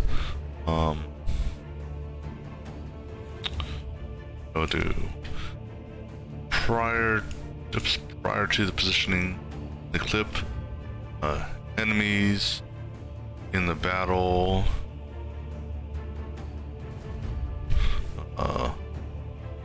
the enemy side.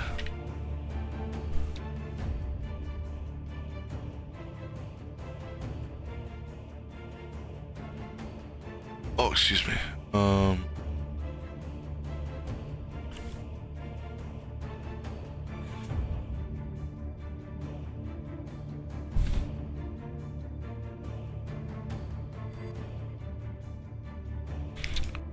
So enemy side the battle was follows.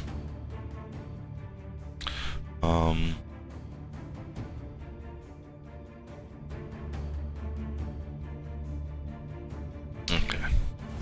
So we have, let me see here what who these guys are. We have Spider Leaper. That's the yellow guy. So in row 1, 2, 3, 4, 5, row 5, lane 1, Spider Leaper. We have for Foul Mutant, Spider Leaper.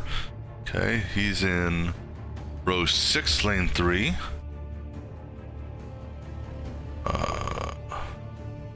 Row 6, lane 3.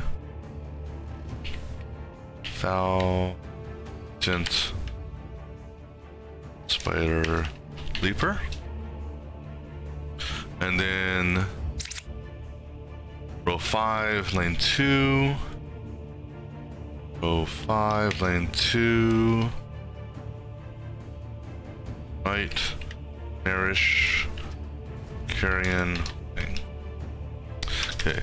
All enemies have a gang up passive or attack.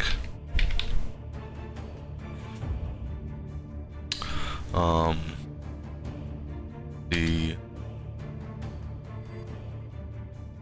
enemy in R5 L1 hit player in R2 L1, which triggered the other enemies in R6 L3 and R5 L2 to also hit player. As expected. As expected. Alright, so then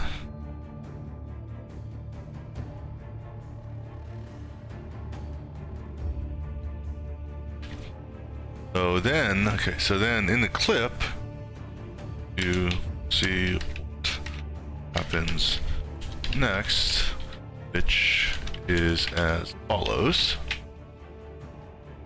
Alright, so in the clip we have, let me watch this clip here now.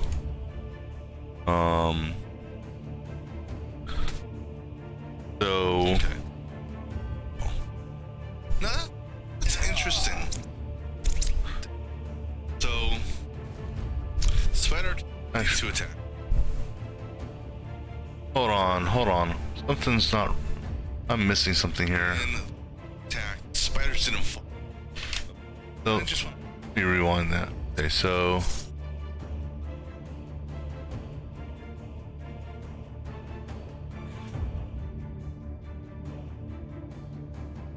let me see here. I'm just trying to validate something here. He moved in. Okay. So let me do the order of initiative also. Okay. It's the order of initiative.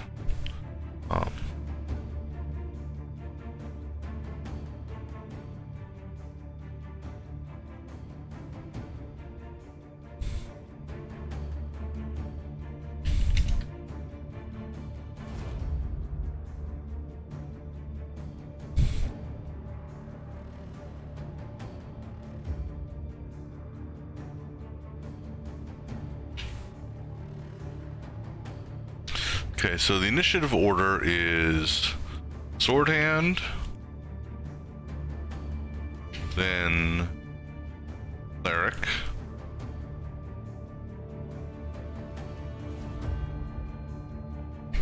Player,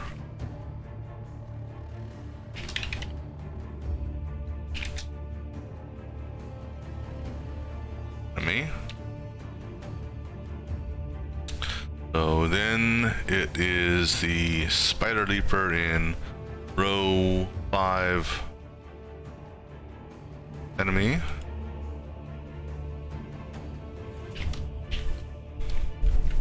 Oops. That's an enemy.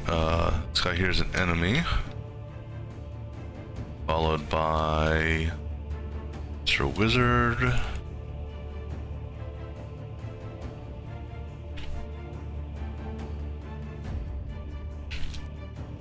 Followed by the spider, which is this guy here.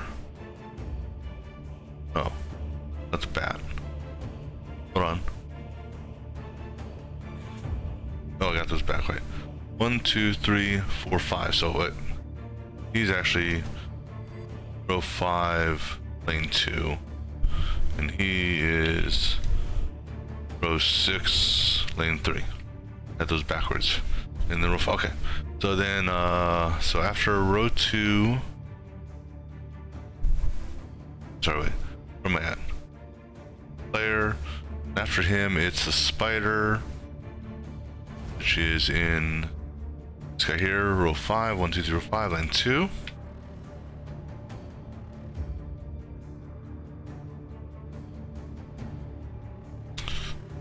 Followed by guy here.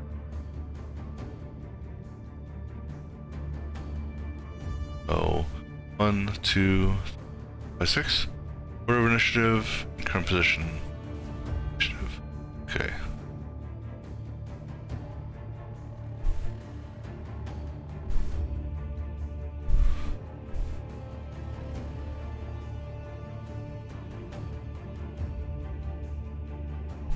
Alright, so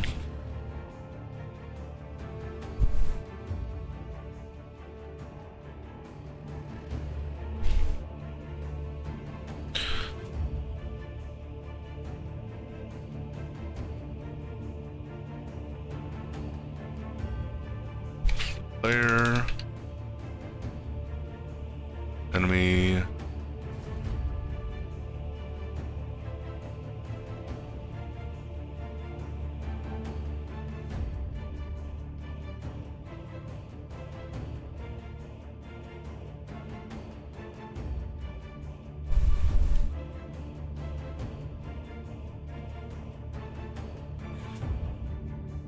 okay, I got turned, sorry, what?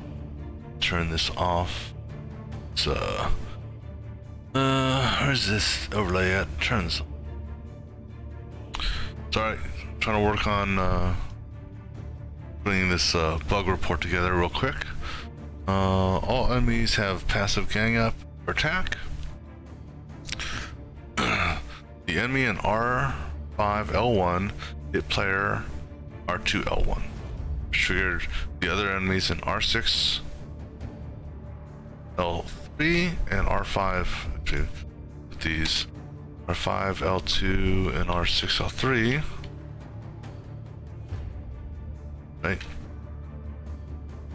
Row 5, lane 2, row 6, lane 3. Also hit player as expected. In position R2 L1. Okay. And flip, you see what happens next. Switches as follows. Enemy in R5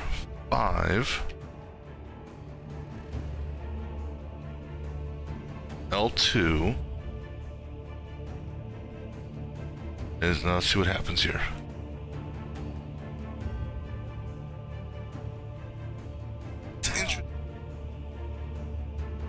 So spider.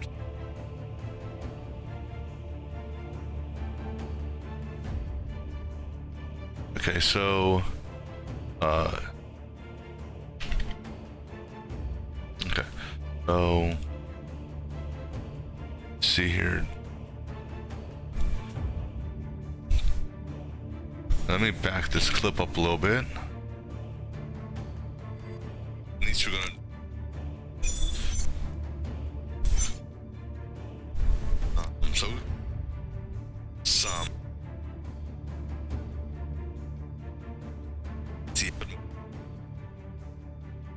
Okay, so See how it all did change targeting. player in Some R2 L1 attack. Then these moves to row 2 L2. Applies double guard. R2 L2. Okay. Row 5. See how Let me expand this clip out. So row 2, excuse me, row 5, lane 2 attacks that'll help a little bit. You know what? player I don't need in R2 L2 okay. and enemies in Interesting. Here. So R Spider 1, 2, 3, 4, 5, row 5, lane 1, and row 6, lane 3 also attack player in R2 L2. Okay. Then some attack. enemy in R2, no, row 6, And actually, lane 3 attacks player so that's interesting. Oh, I'm going through all this. Hold on. Did he have guard up? It just dawned on me, because if he had guard, well, no, they should still have attacked. Spiders Yeah, because they should still. Okay, I'm just double checking here. grabbed it. When an ally from the same race attacks, you attack. See how Doesn't say anything about guard, did you? so it doesn't say if you break guard, Some because attack. he had the double barrier. So okay, so I'm good. I'm still on track here. You know what? No, I'm not gonna. R3 attacks so R6 L3 attacks player in Okay. That worked. attacks player in Okay, so that's row 3, that is so row 3, lane 3, Spider and then Spiders. however Okay.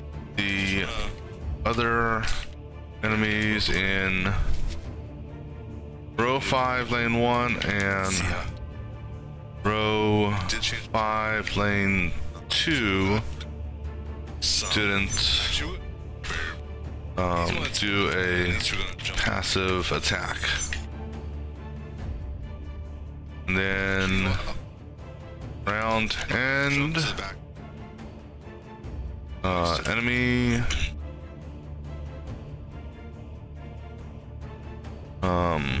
enemy movement. Interesting.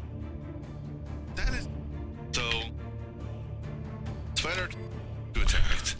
R6 lane 3 swaps Spiders.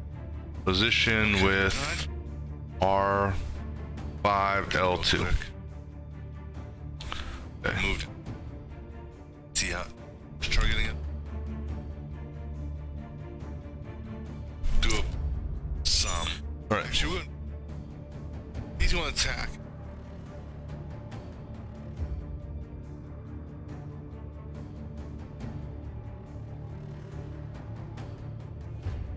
Oh, I don't need a draw.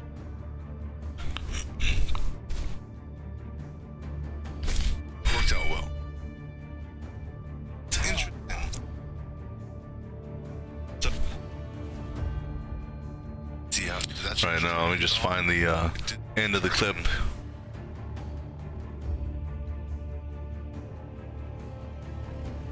See how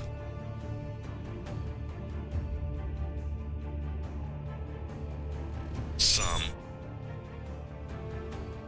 attack, and these two are gonna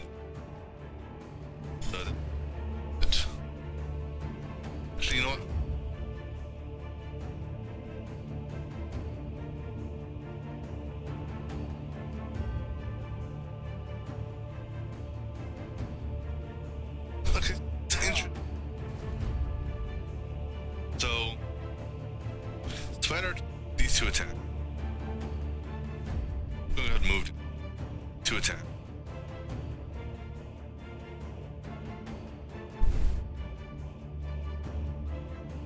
Spiders.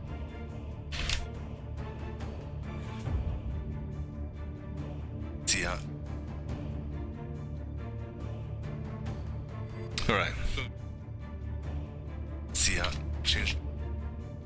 Did change. Alright.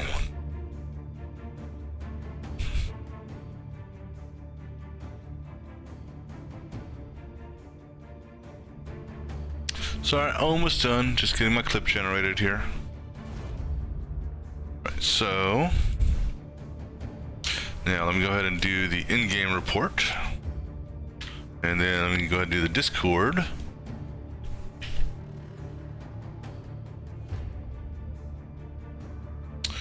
Alright, and for Discord, bug reports.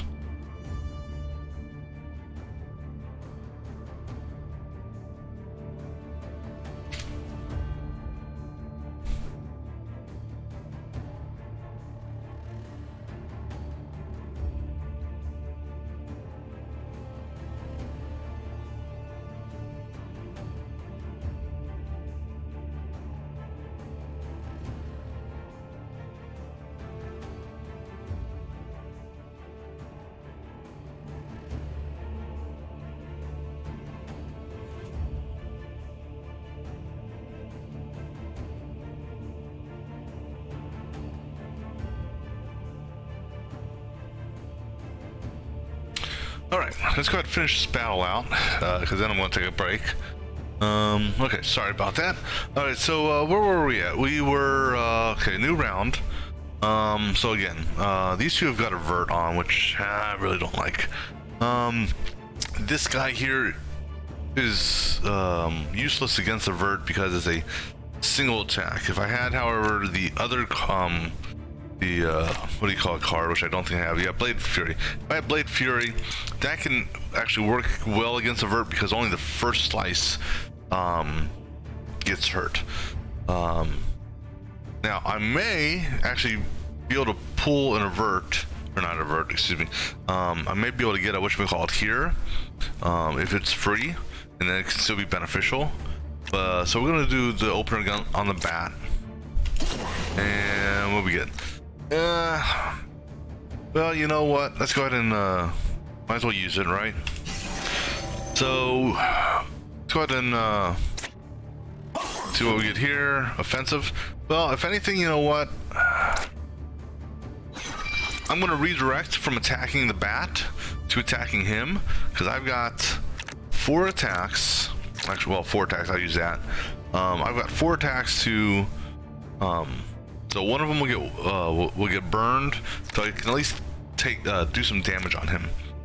So we'll do 1, 2, 1, 2. Oh, what? I just wasted an attack there. See, he's slippery, and I wasn't paying attention. Okay, oh, that's okay. I'll go ahead and use this last one on him. All right, that's okay though. His avert's broken for the time being, so this is when he's going to attack him, and these two should also attack him. We'll see what happens. We'll see. All right, so that's all he can do. For her, we got Tempest, which is no one's in the same row, so Tempest isn't as effective as it could be. However, I will use it. Now, now here's the thing, okay? If you do this properly, if I do press the attack, it's possible that this guy will shift down. Which means then Tempest could technically hit both of them. In doing so, that would break his avert. Mr. Wizard has some magic missiles he can use to slowly start chopping away at him as well. So we're going to try that first. We're going to do press the attack on him to see if we can get him to shift down here. We also have a strike that we can use to try to get him in position as well. So we'll do that first. They just, you bugger. you flip-flopped positions. So I can either, well, good thing here is Tempest is what do you call it? I can directly target someone. So instead of wasting strike on him, because his magic missiles can avoid you know, the avert guy and hit the other him, I'm going to basically take her strike, hit him, because who knows, he may shift over here, or he may just get knocked off the battlefield and die. All right, so we'll go ahead and do Tempest on let's see here real quick. 14 cleave. Yeah, so we're going to do Tempest here, and well, so that's good. You know, we got him down a little bit. Now he's got he's going to do his.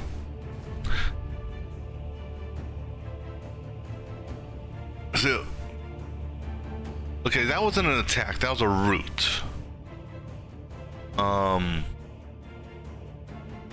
Okay, so that's why, because it only says the ally of the same type attacks. So a root was a debuff. Wait, hold on. What did he just do? What did he just do? Yeah, he did a web. That's a debuff. Which I guess I had a block of. Okay, I don't even know how that happened, but okay. All right, so let me see here. What are we doing? Oh yeah, so we're gonna go ahead, magic missile, shocking touch first, then magic missile, so we can do more damage, and then we'll do a barrier because you're going after him. Yeah, so I'm just I just sorry, I gotta take a look at something here, just to make sure I didn't miss. Let's take a look. So yeah, both of them were attacks. Okay, so what I was doing, I just want to make sure that the bat who attacked the warrior was actually doing an attack, which it was an attack. It wasn't a debuff, and therefore the spiders should have jumped in. Okay, so I just wanted to double check on that. Sorry. All right, so what am I doing here? Oh yeah, so I'm gonna do shocking against you. Come on.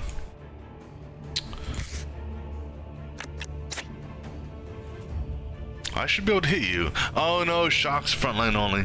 Sorry, that's my bad. Alright, so I guess we'll do some magic missile you. Oh, that was a triple missile. Oh, I wasn't even paying attention to that. Alright, anyhow, we're gonna go ahead and do a barrier now. So when you attack, you'll get hit for 7. You'll get burned, and then he should attack for 1. So 41 minus 3, so you should drop down to 38. 38 with burn, right? Yep, 38 with burn. That I expect. All right, so now this is a great time to get this. He's front row. He's got well, technically they both have a vert up, but he can only hit this one here. He'll do 70. Technically it'll be 60 because, or 66, because the first strike will be averted, but the other 6 won't. So we're going to go ahead and just do that. Get that out of the way. I like that. So after the hits are done, then he does his technically he got hit 7 times, so he bounced around the battlefield 7 times. I gotta say that is kind of amusing. But oh, sorry, that was funny. All right, okay. So now we don't want to waste smite on him. We can do it this way though. We can hit, because he's got a vert up right now. So what's Mr. Wizard have? Mr. Wizard, he's got flame, and the good thing is Mr. Wizard can hit everywhere on the field. So Mr. Wizard can hit him with 7 and kill him. So we're good on that. She can hit him for 9, break the avert, but the smite's not going to be enough to kill him.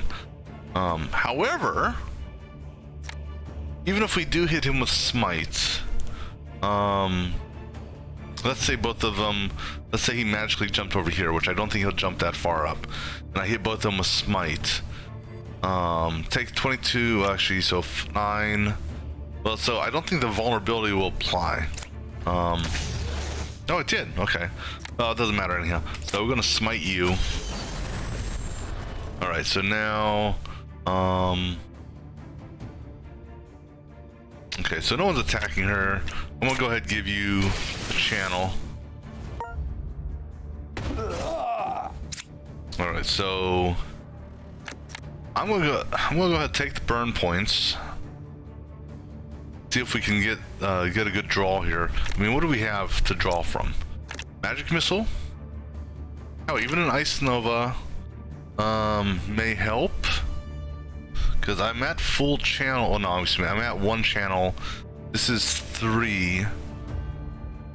Now here's the thing, what I don't know is, I can't recall, is if this is the modified, if this is base or modified. Easy way to find out.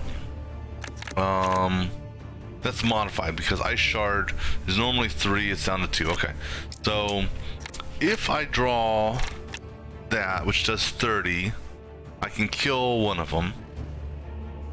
I got multi-missile up, so if I get magic missile, I could kill both of them, because fire will kill one. So we're gonna take the burn, and I got a lucky draw. Alright, so we're gonna do fire on you. You die. Do magic missile on you. You die. Ooh, that was a challenging little fight. Alright. She leveled up, which is good. Alright, and what do we get out of this? New sword. I have that, I think, already on him. Jump slash, let me see. I haven't used any spears yet. I don't think anyone is proficient to use a spear. Move for rodeo. Increase target's vulnerability by 20. Or Ice Shard. I'll go with this one. Oh, excuse me. Let me go ahead and see what is her positioning right now. I was on my way. Where was I? I think I was working up. I was going to go to. No, not there. Where was I working my way up to? Is it down here? I could work my way down there. You know, gotta have to go through that, which, so that's the only other divine. Or I could work my way towards a mastery. I've got 1 mastery available here I can hit, or a mastery I can go through here. Is there anything immediately that would be good for mastery on her? Because right now, where is it at? Attack of opportunities. So everything above this is a physical card in the hand. So we could do another smite.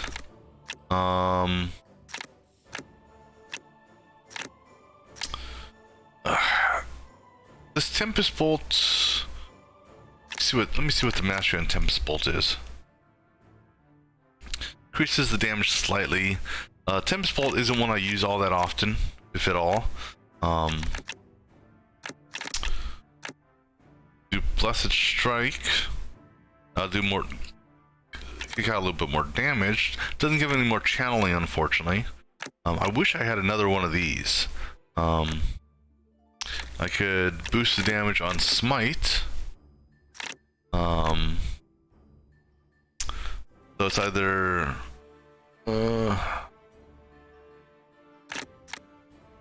Smite or Blessed Strike, because that's already at.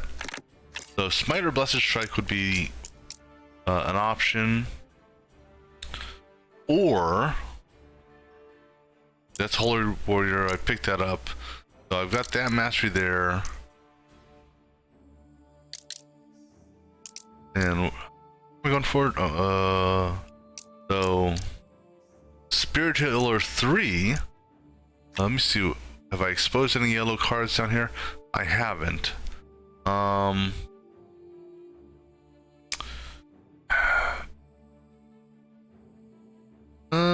mean, we may get a good heal down here. I don't know. Well, here's the deal. Either way, regardless if I go this way and down or straight down, I'd have to hit that spot. So let's go ahead and see what we get. Answered Faith. Reveal 3 random temporary or epic heal cards. Keep 1. Channeled. That's a lot of channeling. And even at full, so I'd have to be full channeled plus full AP to use this. Draw a card from your expended pile. That could be good. I can't even do that. Not right now. I need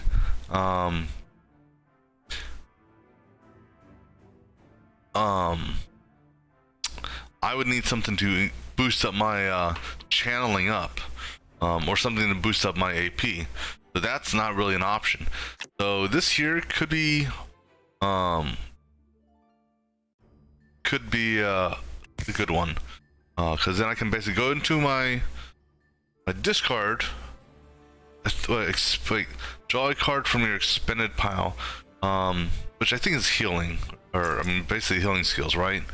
Because you have your discard and then you've got your expended or exhausted, I don't know, but this is pretty much the only one I could really benefit from or use right now. I'll go ahead and do that. I'm good with the skills I have, so I don't need to change any. Oh, and I got a new one for the grid. So let's see here. That's the vine, so the best place to put that. Oops. Right here I think is a good place.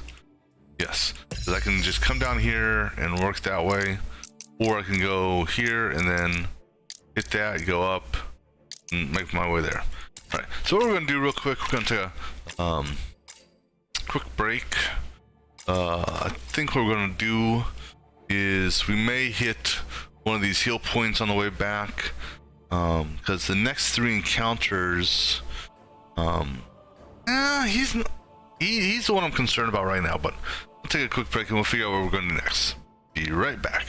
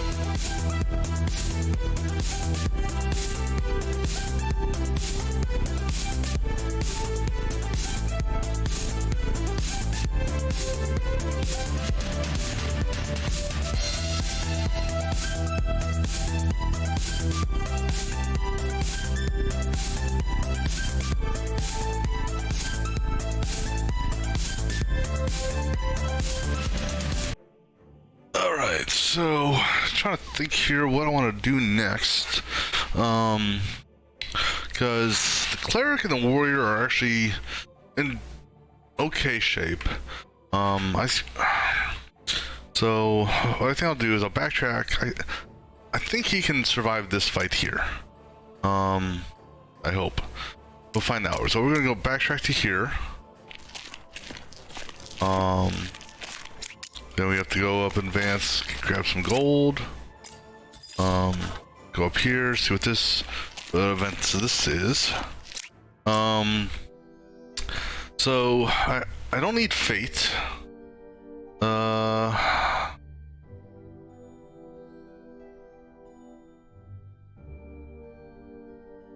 So I can gain an item.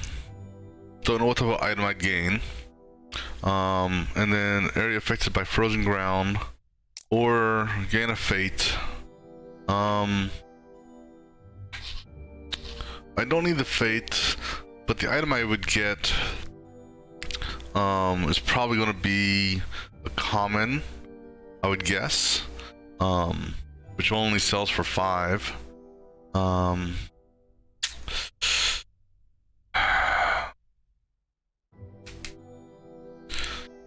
I'm trying to think here, because the frozen ground means I'm gonna have to dance around the battlefield, which would make a fight more challenging. But, you know, I'm just gonna go ahead and do this. You know,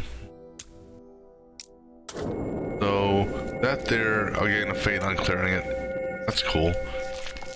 Okay, what do we got here? Skeletons mill around, unaware of presence. Okay, so see, we're gonna try to. We're gonna try to drop the chandelier on him. All right, now, come on, RNG.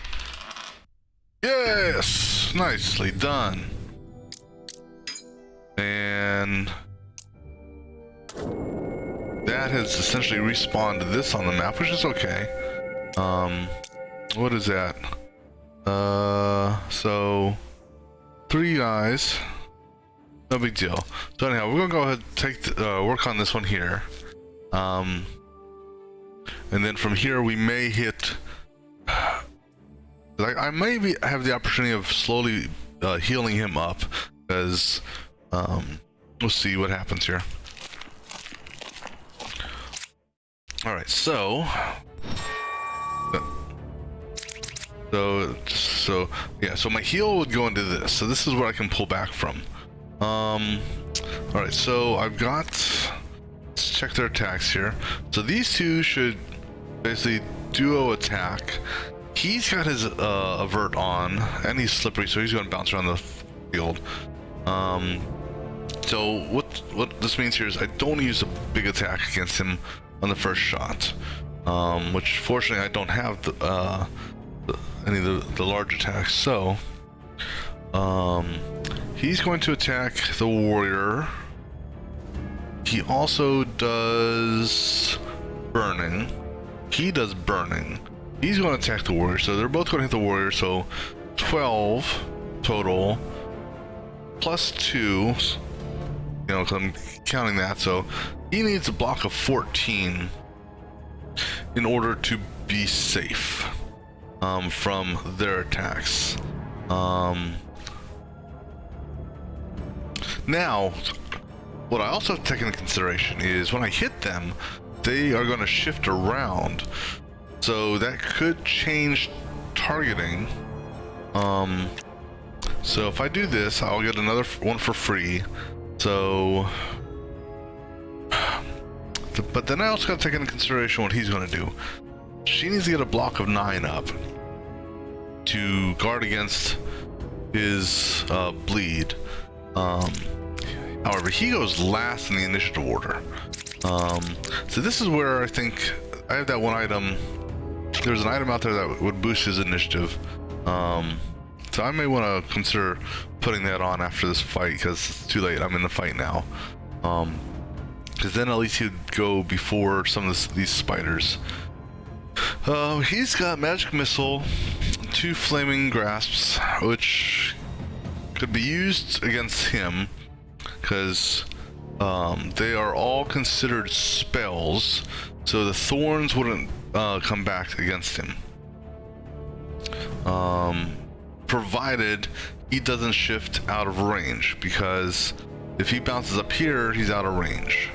I think I'm gonna have these two focus on him, just because he's got the highest amount of damage or health. Plus, he does both a poison and a burn on damage. So we're gonna go ahead and do the opener on him. See what we get for free. Okay, sorry. So slash is free. Okay, so let me go ahead and pop this guy here. All right. So now see, another option I have here is I can have him move using dash, and it will give me what do you call it? Technically I can dash all the way up here, get him out of combat, but that's not going to prevent either one of these two from then changing their target to him. So I'd rather him take the brunt versus him. So with that, go ahead and do the free attacks on the werewolf guy, just to kind of hurt him some. So now I can either, well, you know, too late now. I could have done this prior to doing those attacks. It would have given me what would it have given me? Because the area, it would have done 2, 4, 6, 7, 8, 9. I could have got 9 more points of damage on one of those attacks. So he's not vulnerable. So this one would be the better option because it's going to do more damage. Problem is, this is lane only, as is this. So neither one of these will work.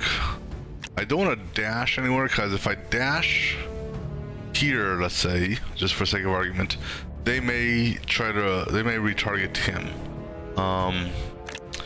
So if anything, I guess I'll go ahead and do this, and so next round he'll have some extra crit. He's gonna get hurt some, but now for her, smite may be an option because it should hit both of them, and I can at least damage him, but break his avert.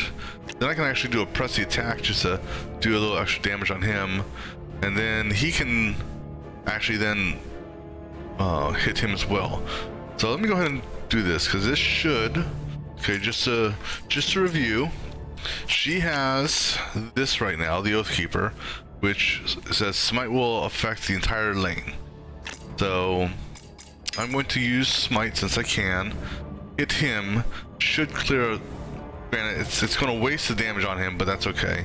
But it should hit both of them, and according to the targeting, it will. So I can either do it that way, or actually what may be better is do this first on him, because that does less damage. So this way the full brunt of the smite can hit both of them. So let me go ahead and do that. Plus this will get this cycled into the what do you call it? Into the rotation, possibly some more. So we'll do press the attack. That's good. They actually stayed in the same lane. His avert is gone. So now we're going to do smite. Hit both of them. They jumped around. Targeting wise, okay, so that's one thing I was kind of afraid of. He's now targeting him for damage. Each one is now being targeted individually. Yeah, nothing I could do on that. Well, the good news is now, though, since he went first, I don't have to worry about block. As sad as that to say. So I can either... Well, he's going to put up another avert, so I almost want to focus in on him, but on the same token, let me see what he has for cards. So there's a 50% chance that the card, because I don't know if gang up can be affected by burn because it's a passive. So if it can be affected, then there's a 50% chance that the card that he's going to use in his next attack will be burned. For this one here, there's a better chance that burn will do greater damage. So I think what I'm going to do, instead of hitting him, I'm going to focus on this guy here, since one, he's not going to jump around yet, and two, I have a greater chance of getting burn on him, so he'll take extra damage when he attacks this guy. Unfortunately, that means I'm going to take 2 more points of damage because of this card being on fire. Right now we're gonna flame you and flame you again. So when he attacks him, he's gonna do what do you call it? 6 points of damage to himself. Alright, so let's go ahead and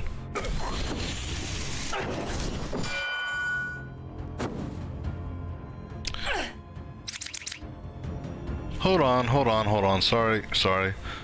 That was something odd. Let me see here. I'm gonna tax him.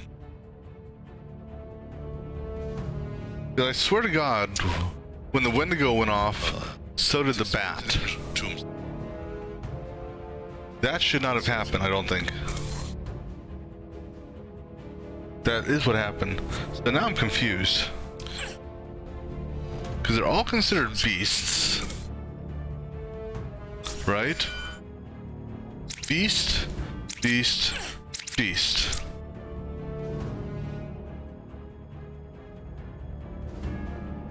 Tax him.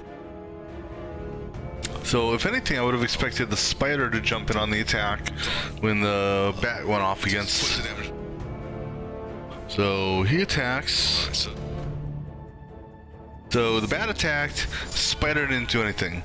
But when the Wendigo attacked, the okay. Hold on. So when the spider attacked earlier, the bat joined in. Cool, I'm tracking. But when the bat did his attack, the spider didn't attack. But when the Wendigo attacked, the bat attacked. Okay, so that's another odd instance of that. So let me take a pause here. Sorry. Let me do an addendum to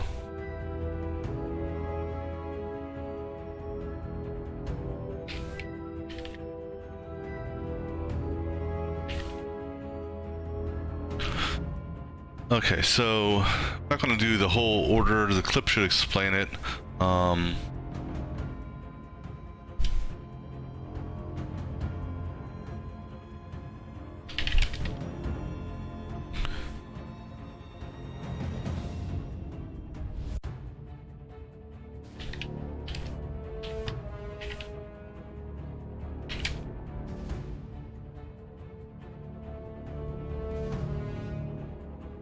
Okay, so when a spider attacks,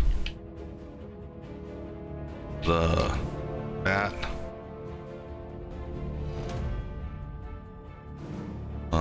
the gang up passive on the bat activates to follow to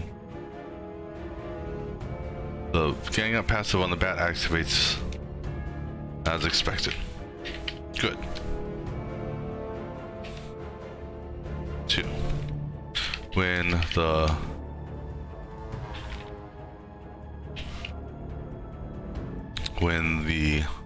bat attacks, the gang up passive on the spider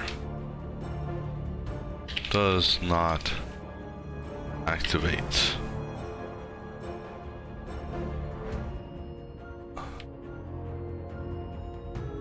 back.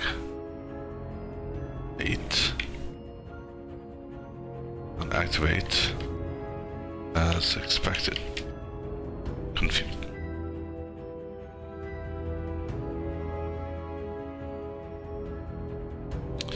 Three. When the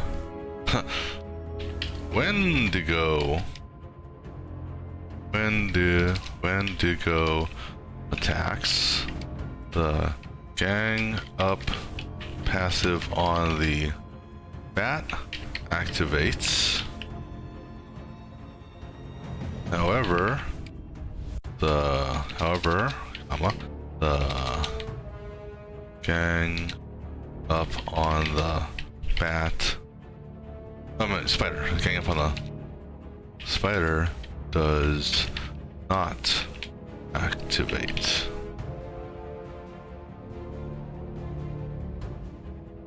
Okay.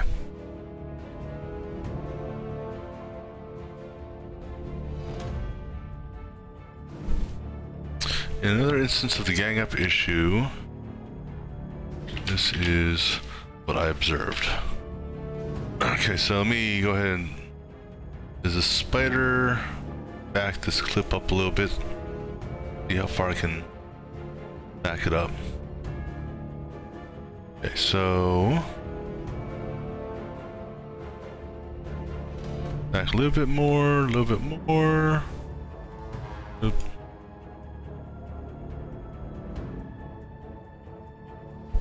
Alright, so here we go. Nope. Let me back that up.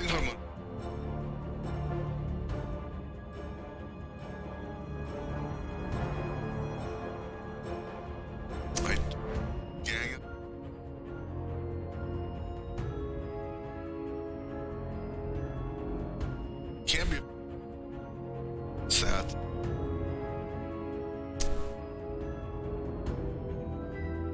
Said. Okay. Getting personally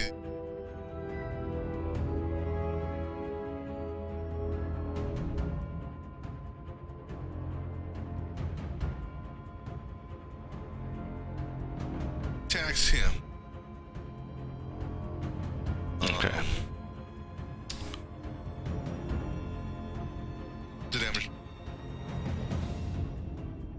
Alright, so let's go ahead and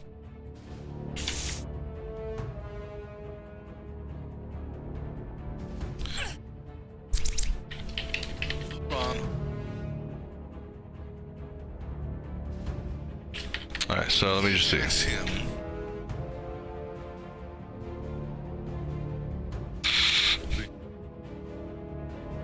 It's him.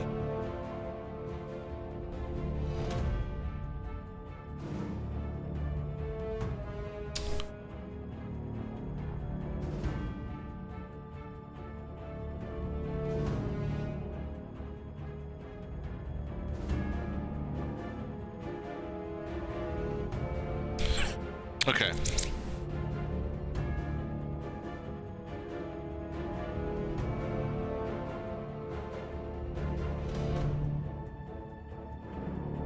Attacks him.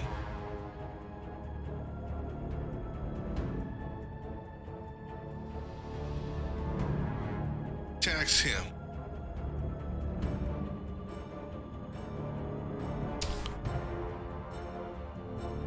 Points it. So let's go.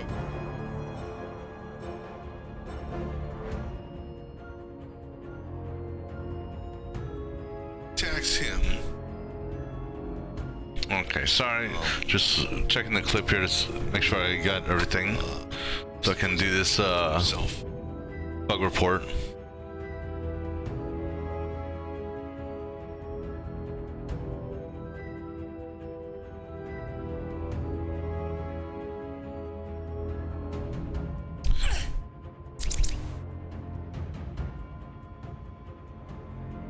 Hold on. Sorry. Alright. Right. Get this new clip in here. And then we will press forward with the slaughter. Okay.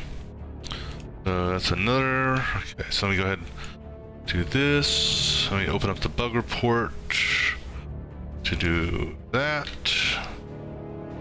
Okay.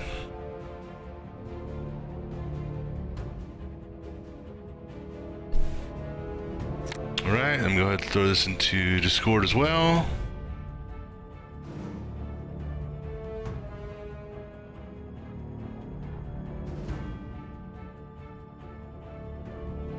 Alright, so, sorry about that. Let's go ahead and press forward with the killing here, or hopefully. Alright, so where are we at here? So we're back at the beginning here. So, this here could be beneficial at this time, because the avert will only knock out the first instance, and we can take him out.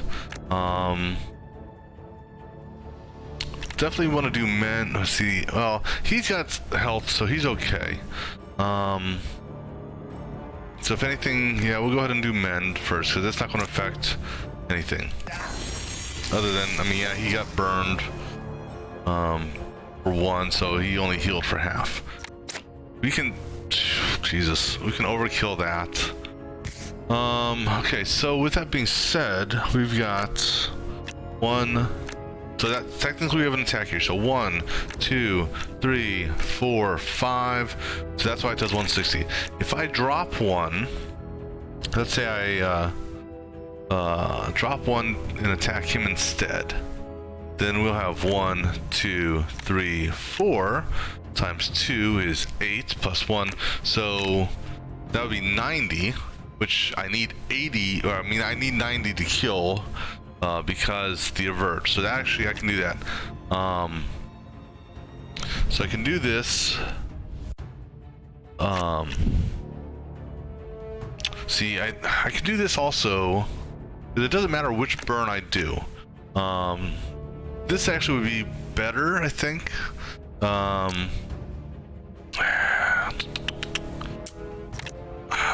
You know, I'm not gonna do Swift Strike. I'll do Pommel against him, make him a little bit more vulnerable. Then I'll do, like I said, 1, 2, 3, 4 times 2 is 8 plus 1, so that will kill him. We'll do Pommel against him for 20 essentially, or yeah, 20. Well, okay, so it's actually 29 technically, because I've already got crits. So my crit of 9 plus 11 will do 20, plus he'll take 9 more damage on the next hit. So we're going to do that first and hurt him bad. This here, oh, you son of a gun! Because my trigger went off, I lost my attack card here. That's okay. I can still hurt him to the point where either she or he, hopefully, cross my fingers, can take him out. So we'll still do that. And then he's going to jump around the battlefield. I didn't take that into consideration, that I would lose that card because it was a passive. All right, now she's on fire. So these 2 cards are burning. Plus she's bleeding.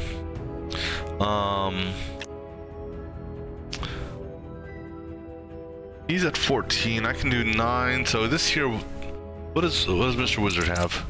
Mr. Wizard has single magic missile, which will burn him.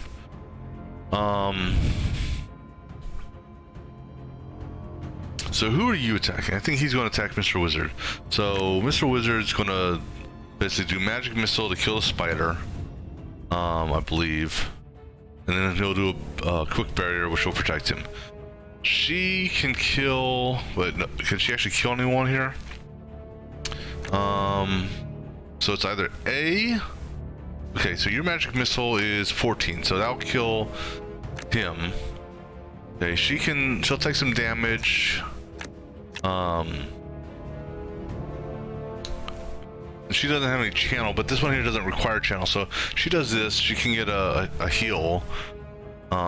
She's gonna bleed though, so these are gonna cost her 3 damage, unfortunately, but I think after this fight, we're gonna go and hit a healing shrine.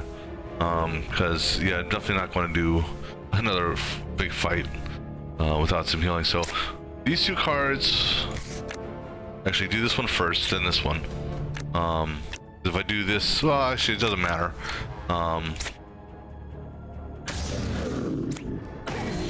Okay, I got a free heal.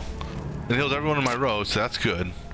Well, but oh no, it doesn't. I could heal anyone in my row. I could do this heal, and technically I would get 1 healing point out of it because it's going to burn me. So we'll go ahead and do that. I'll take, you know, I'll go up 1 point, and plus it healed him as well. So, all right. So now for Mr. Wizard, oh, I forgot that he was going to get attacked too because I didn't. That's okay. I need to get his initiative up. That's all. That's what this tells me. All right. So magic missile against him. He's going to take some more damage. I can't magic missile. Well, okay. Yeah, I can. I can move up 1. Okay. Magic missile. Kill him. And you're still. Oh, you're going after the barrier. Okay. So you're going after the barrier. Then I'll let you go after the barrier, and I won't have to do anything more. I don't know why you went after the barrier, but you know, no one ever said bats were smart. All right, then we're just going to go ahead outright kill him. All right, cool down, and now that could come in handy. You know, for AP, that I think I'll put on somebody. All right, so what we're gonna do? Let's go ahead and put that on her. No, you know what? Do we put on her or do we put on him? I'm gonna put it on her. That's consumables. Well, I actually have 2 of them. Okay, so I'll put 1 on each of you. How about that? How about that? And I can go ahead and put. I didn't realize I had a. Go ahead and throw that on here now. All right, let me take a look at your gear. So let me see here. Because is there anything? So this one here is max charges. So that's the thing, is I don't want to lose max charges. So gain 3 guard, plus 1 card every 4th turn. This is intelligence, hit points, intelligence. So this one here gives me an additional hit point plus more initiative. So I would lose forced armor. I'm not worried about that too much. I lose the guard on start.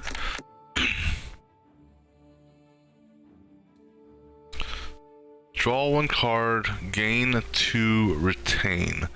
Now that means so I can keep a card in his hand for 2 turns. So 1 hit point. So do I lose? Draw 1 card every 4th turn.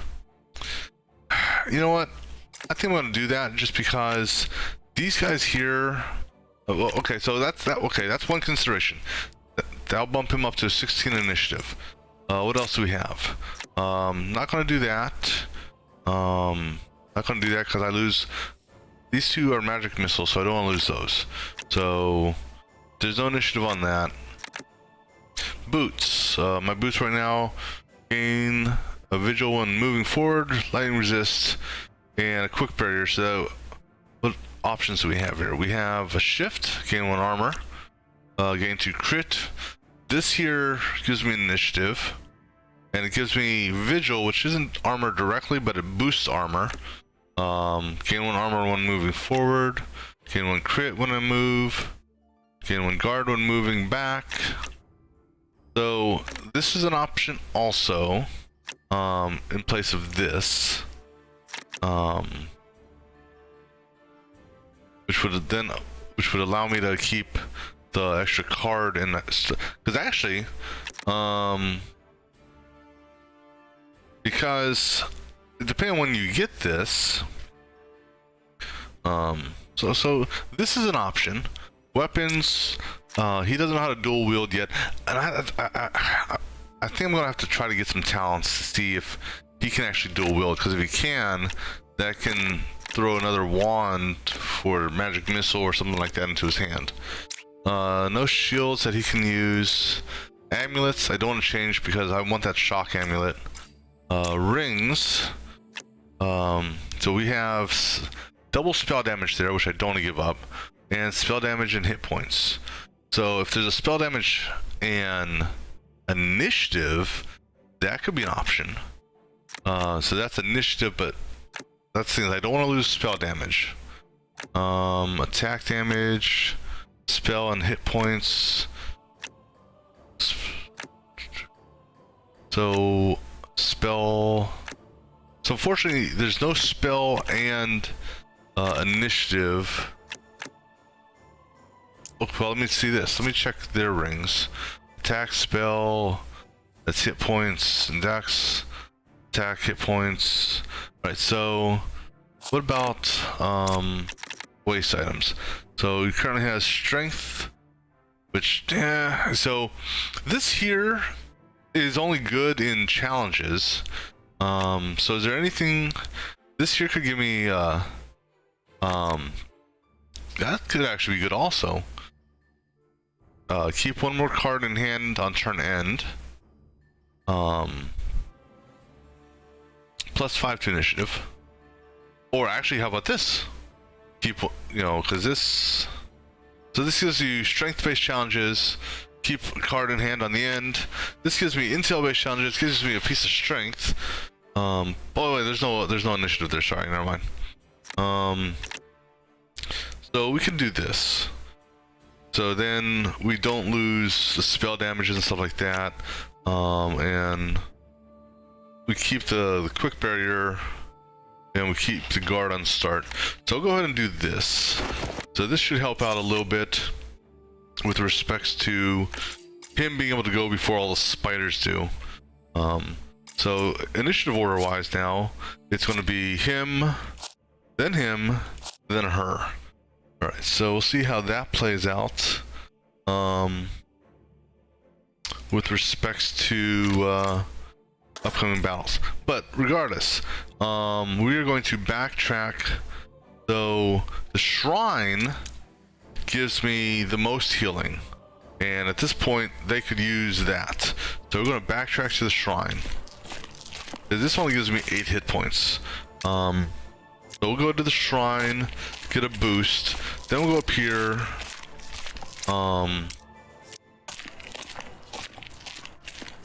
Take on that horde event. Yes, I will pray to this shrine. Okay, we are almost full health, but we are back into a more comfortable position as far as health is concerned. All right, let's go have some fun with this horde encounter. All right, so figures avert, and all right, so we got this one free. Let's go ahead and pop that. All right, so don't need. I'm not gonna burn the mend, even though she's technically not at full health. Save it in case they both get injured. So this is kind of a crappy start for him. But let me see what they're going to do here. So in theory, if what I've seen is true so far, what's going to happen is, well, that's a debuff. So that's not an attack, so he shouldn't do anything at all then. Because that only happens when they do an attack, to my knowledge. So one of two things is going to happen here. When he does the debuff on him, the bat's going to stay put, or the bat's going to attack. Now, when it comes time for this guy to attack, He's attacking the barrier. Okay.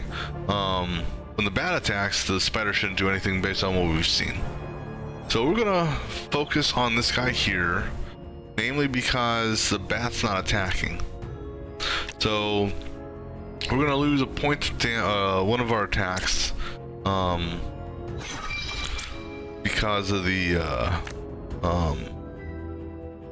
because he's got the avert up. I'm gonna go ahead and do this here just to see if we can get another attack. That actually is not bad. What sucks with this though is this is one attack.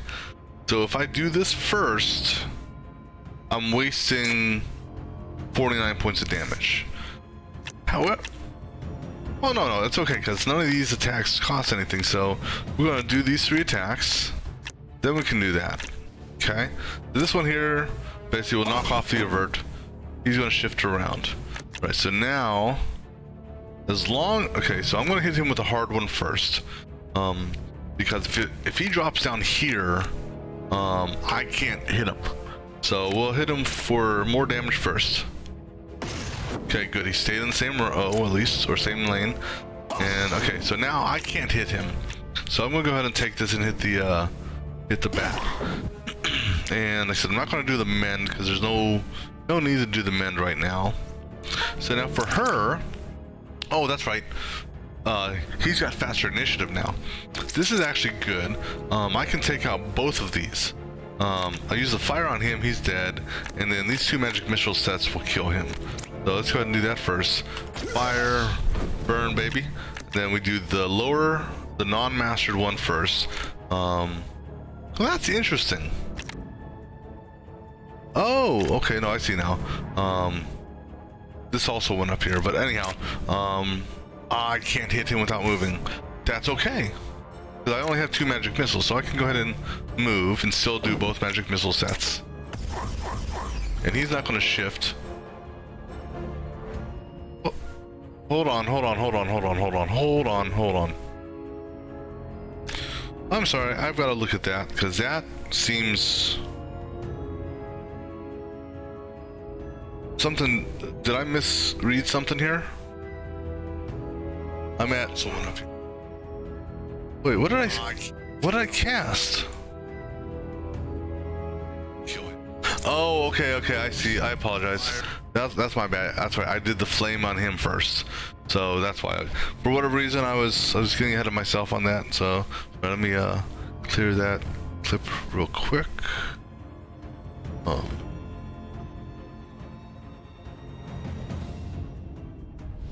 right. So let me go ahead and get rid of this. All right.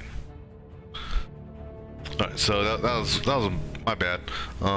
She can't hit him, but retain up to 1 card? I'll retain. Magic missile, thank you. Cool.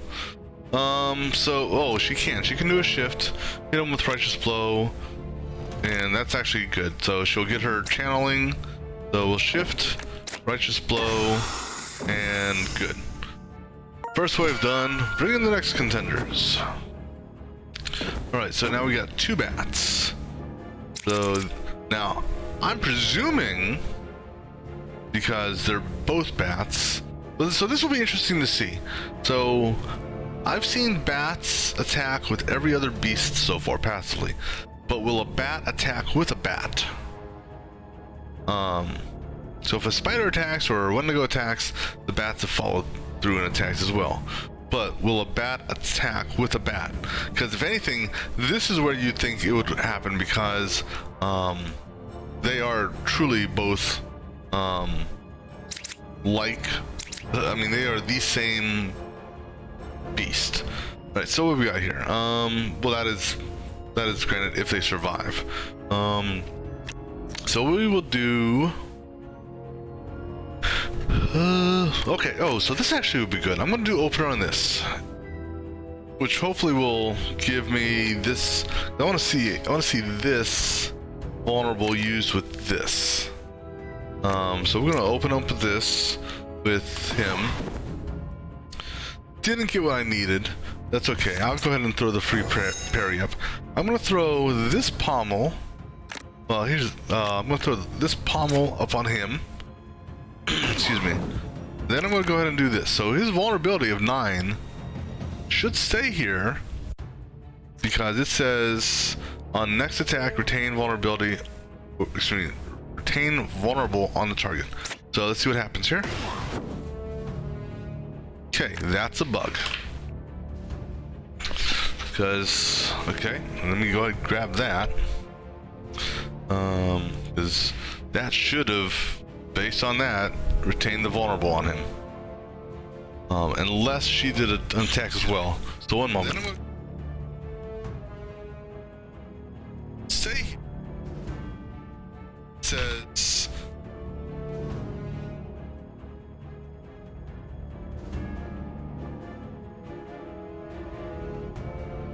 All right. Well, it could be a bug. Okay. Let me go ahead and grab. So, give me a minute here as we put this together. So, this is an issue with. Go ahead and rewind this. This is an issue with. Go ahead and stay.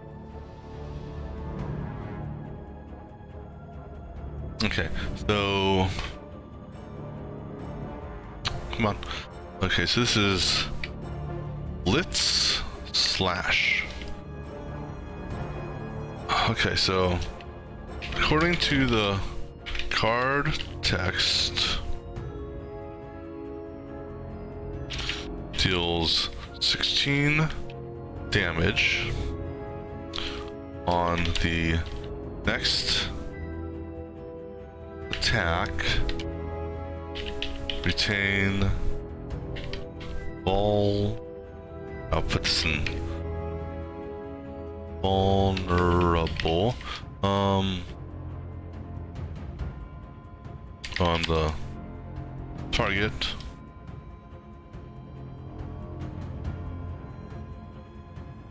opener. Okay, so depending on how you read this, retain.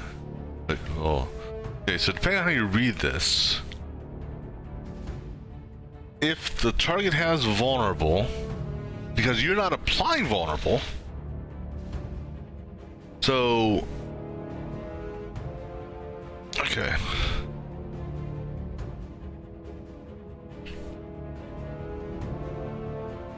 This makes it sound as if this makes it sound in that if an enemy had vulnerable on it,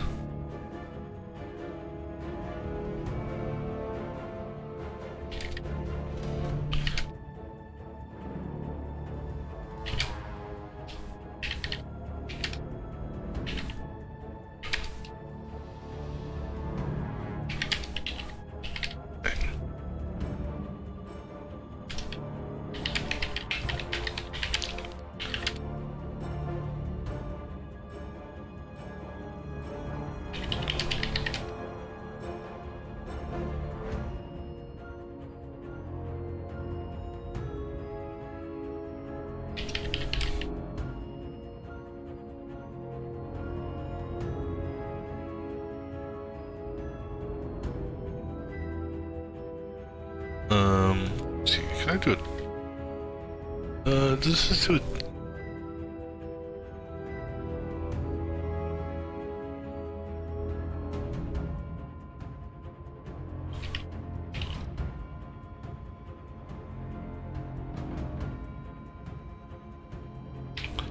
And do it that way.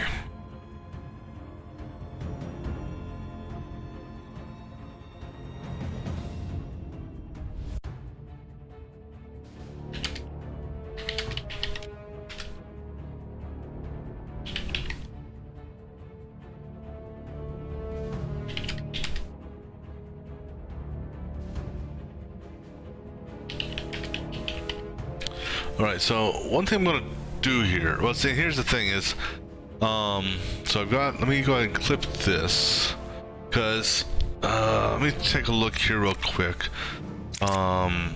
He doesn't have anything to apply vulnerable. She doesn't have anything to apply vulnerable, because I was gonna say what I could try to do is apply vulnerable, and then hit to see if the vulnerable stays. But to me, this seems like it's supposed to, if vulnerable's on the mob when they're hit, it should remain after the hit. That's the way it sounds. We have 9. Say it says attack.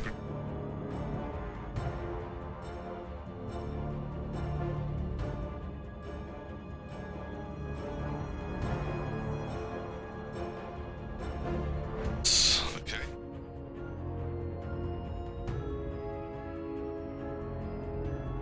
Okay.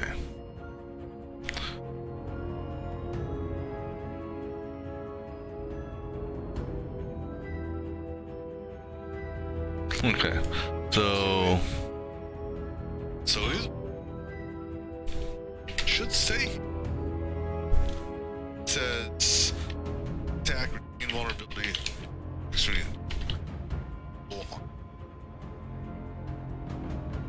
Alright, so let me get this clip built real quick. Yeah, I think these guys they're gonna start like, oh man, I wish this guy would stop playing the game. Here, we'll pay you to stop playing. Stop showing us all these things. Alright, so we go ahead and put this into the in-game.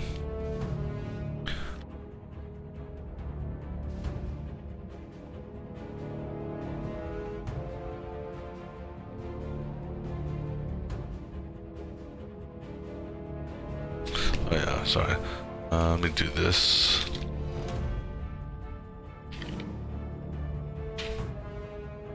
And let me do that over here as well. Don't want them to think I'm yelling at them.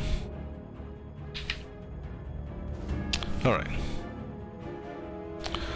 So...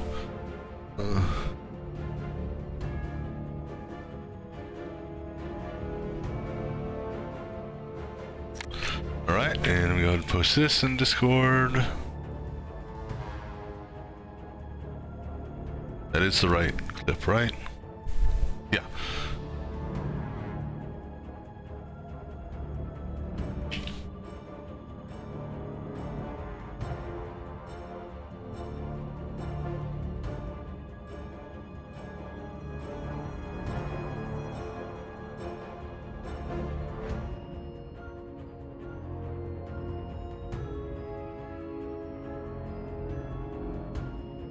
All right.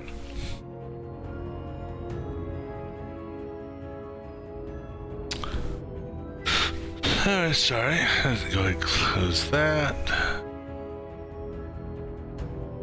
Just check this here. Alright, good. Alright, so let's go ahead and continue forward. So I don't really need to, but I'm gonna go ahead and throw another okay, I shouldn't need to, but I'm gonna go ahead and just throw another parry on here. Why not? Alright, so now we got multi-magic missiles, so we can take this guy out. Let me think here. If I do triple cast, magic missiles. So let's see. If I do triple cast, which costs one. Oh yeah. So, or we don't worry about it, and she's going to kill him. And actually, I think that's what I'll do. I'll do press the attack with her on this guy here. This way, it can get cycled into the attack scheme. So we're just going to do normal triple cast on this. This will kill him. Okay. And then I'm gonna end it there. I'll retain this because you never know what you'll get. I'll go ahead and do press the attack on him. Like I said, that'll kill him, and then start getting those into the mix. So we may get lucky and get a couple of those. Kind of sucks. I'd like to, well, no, it doesn't suck. I mean, I've got the channel built up. Right, next contenders. Bat and Spider. So Spider's only hittable by these two, and Bat's hittable by everyone. So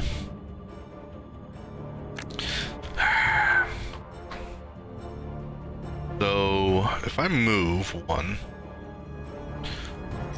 so what are we at target wise? So if I move one, so that means there's a 1, 2, 3, 4. So 4 times 3 is 12, 13. But now what I got to take into consideration, no, because if he goes first, yeah, so if I move one, we'll have 1, 2, 3, 4, wait, if I move one, we still have 5, right? What are we at? Damn it, I lost track. 13, so 12, 12, 4? 1, 2, 3, 4. Yeah, so 4, so 8, 8, 9, so that's still overkill. Let's see what everyone else has. He's got magic missile again, and multi-missile. And what do you have? Okay, so both are gonna die. So it doesn't matter which route I go. So I can do a full overkill. And then this guy here, he'll do his magic missile. Then she can follow up with either this or one of these. Yeah, so yeah, we'll go ahead and just go ahead and obliterate the bat. Over obliterate the bat. She had to get her 2 cents in. And the other thing is when she attacks, he'll go in for a hit as well. Which is funny that she attacks even though he was... I mean, you couldn't be any more deader than him. Yes, she jumps in and attacks, which is kind of funny. Would have been fun, you know, odd as if he jumped in and did another attack, but yeah. Alright, so now we'll go ahead and we'll magic missile him. I'm not going to do the triple cast. I'll retain that for the next fight. Okay, I'll just keep on retaining that. Okay, so you can retain only 1 card. Okay. There could be a bug here, and someone brought it up also. If I have no cards in my hand for him when the turn ends, what's going to happen? I don't know. So now for you... Oh, okay, so there's a discipline. I could draw a card from here if I had one. So you're at 10. I'll go ahead and do this. Because this way I can get a healing card. And I'll save my channel. So go ahead and kill him with that. And then... Oh, come on. Heal an ally in your row for 3. Well, he doesn't need healing. So I guess I'll heal myself then. Alright. Bring in the next... Oh, we got 3 on this one. 4? Oh, 4. Okay, hello. It's not... That could, you know, that could have been a worse shuffle. 2 of them could have gone up here. Okay, so what do we got here? Well, I don't have that whatchamacallit, so we'll go ahead and use that as a start. But let's see what's going on here. You're going after the barrier because, you know, bats like to hit inanimate objects. You know, I guess it doesn't want to fly into it, so it wants to get rid of it. He's going after Mr. Wizard. He's going after the cleric, and okay, she's going after the barrier. Okay, no, no issues. All right. So with that being said, these are the only 2 that are actually gonna do any damage, and they're so we'll focus on them. So let's see here. I got this here. That there will do 57. Unfortunately, I don't know. So I can either kill him outright, or free attack, draw a card. This card that I draw could be an opener. You know what?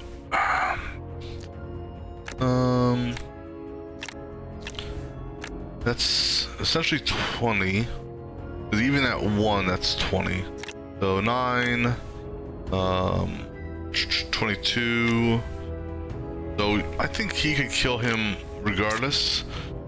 So we'll go ahead and throw the parry up.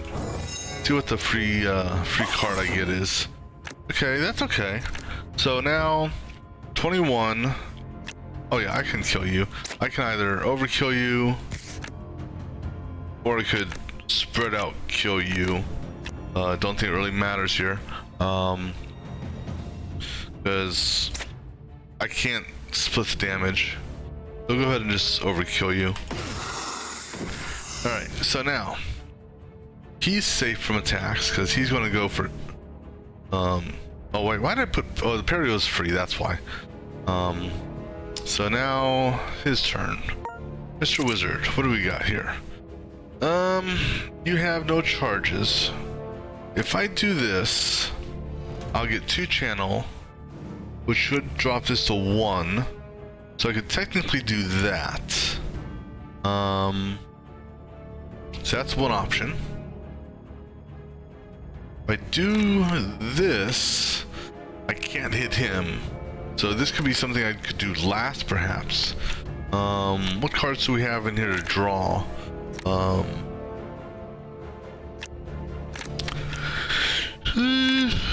I mean, there's a chance you could draw this, which would do, that's 25, 4 more points of damage.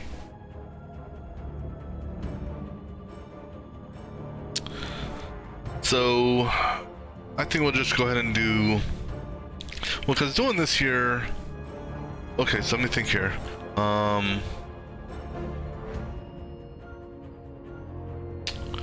Gain 2 charge, that means this drops down 2 points to 1. So getting the might and then doing this will actually do extra damage. So yeah, let's do that. I mean, like I said, I could do this and draw the other ice shard. This is free, so let's go ahead and do that. See if we get lucky. Doesn't matter. So I'll just grab that. All right, so we'll go ahead and do the mana charge. So I'm still at 3. Okay, now we'll do this. So instead of doing 25, I now do 33. So that's fine. All right, so what do I want to retain? I can't retain this passive. I suppose I could retain this. And now for her, it's cool that she's got this, but it would be nicer if everyone was in the same row. So I think what we're going to do is we'll do a smite, this, and this. However, we will do this first. Okay.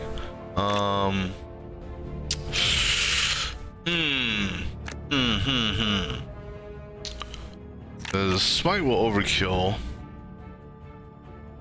I was hoping to do perhaps a I forgot he was going to attack.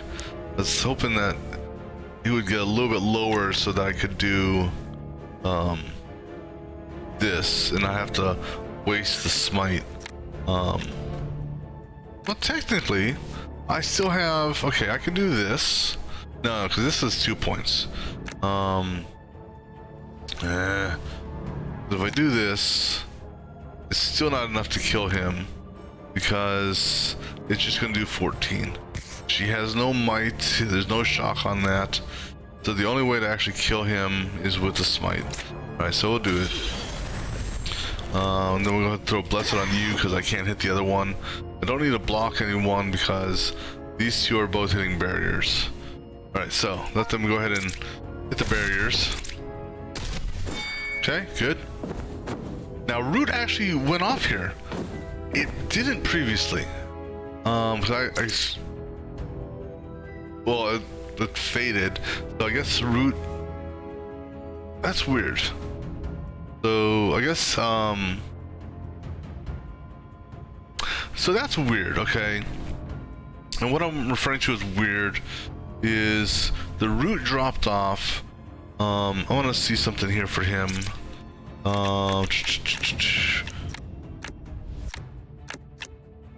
Sales movement. Any card with movement tags does not stack. So you would presume you apply root.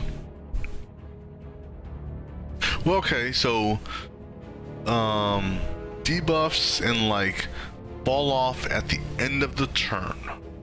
So he casted, actually let me me take a look at that. Now that I think about it, see if it's here on the clip or not.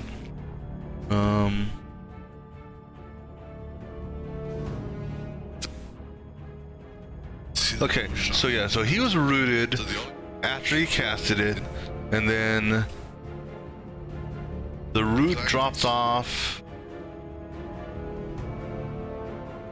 Okay, so the root dropped off. I guess that's interesting. Okay, so what happens is I'm just looking at the okay, so I guess the way it is the debuffs don't go away at the end of the turn. They go away at the beginning of the next round is what it looks like.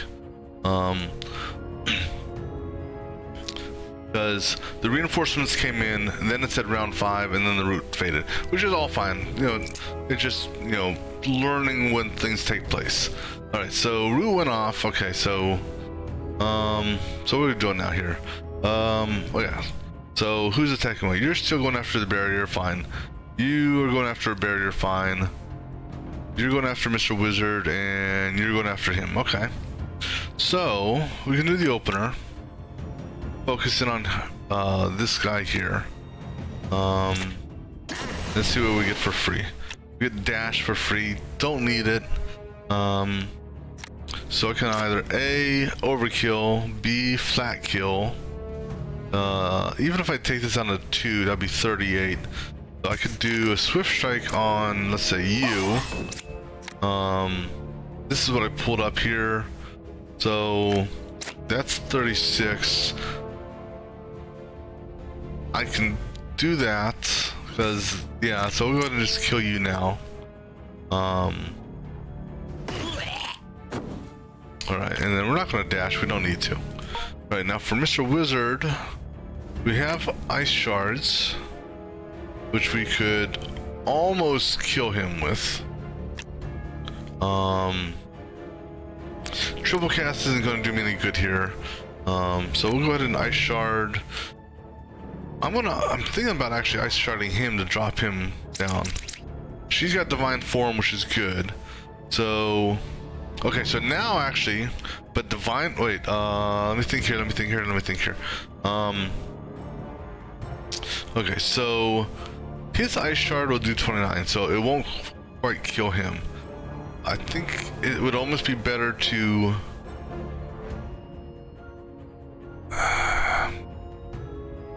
hurt him, because smite, well, okay, this is a tough call. So well, hold on, he's got might, so ice shard will kill him completely. That means then she can do smite on this guy up here because she can't reach this one here. Smite will trigger a second time and either A, kill this guy, or B, damage this guy. Okay, I think that will work. So I shard him. Okay, because her smite couldn't kill him outright. I don't need a barrier because, again, these guys are hitting the barricades. So we'll leave it alone. We'll carry triple cast over. Alright, so then she's going to smite. Oh, okay. Actually, she got an extra card this hand. This is actually perfect. This here, oh, but this is single line only. This would be nice if the bat was in this, if one of the bats was here.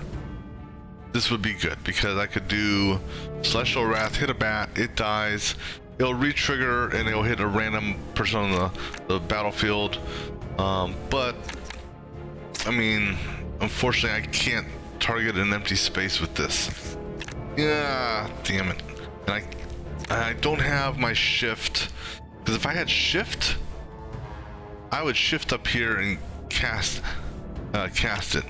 But I don't have my shift either. So the only thing I can do is this. So we'll go ahead and smite you. and see what RNG does for who gets smited. Either you're gonna die or you'll get taken down some. Oh no. Hold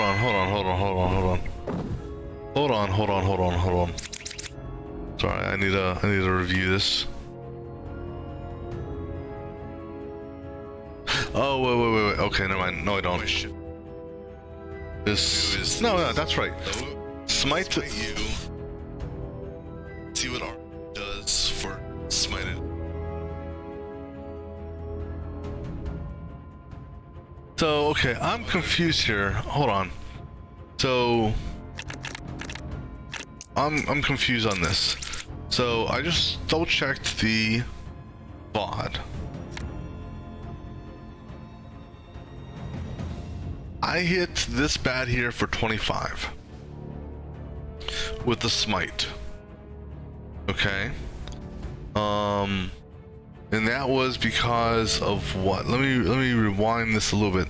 Because even at 22, which is the base damage of the card was. Let me watch this a little bit closer. Okay, so the bat's at 43. And the smite she has is... Okay. Okay. So yeah. Come on. Okay, so smite does 22. Why did it do? Because I don't see her having any might. So I'm not sure why it actually did 25 against the bat. I don't get that. Because the bat doesn't have anything special that would cause extra damage. Didn't have a vulnerable on it. So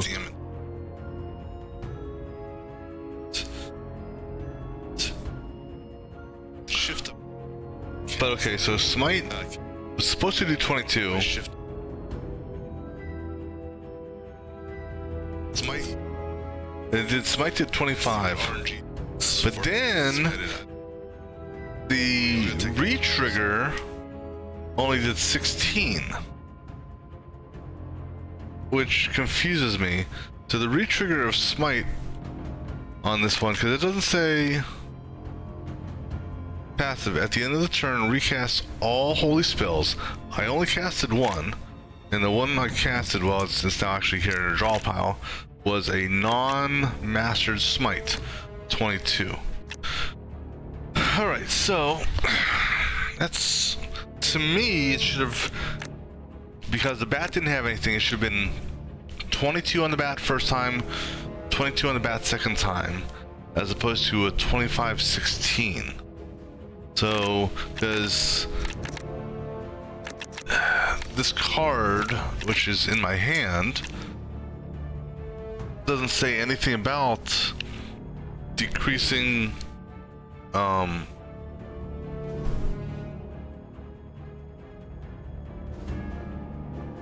let me double check something here.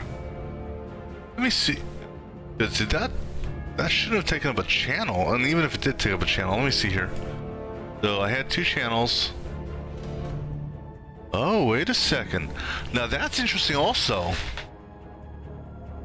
She started at 3 channels. She casts smite. That drops down to 2. Then divine form kicks off again, which technically ate up another channel.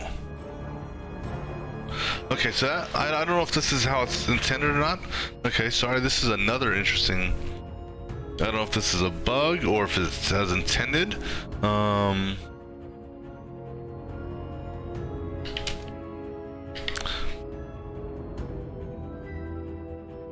Okay. Alright, so divine form, its text says, one step. Okay, so divine form. So it's passive.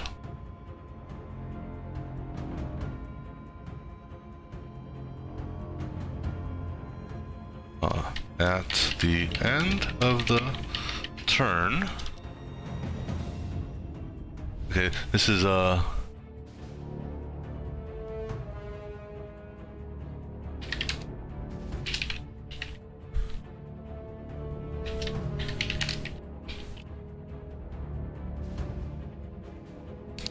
the end of the turn,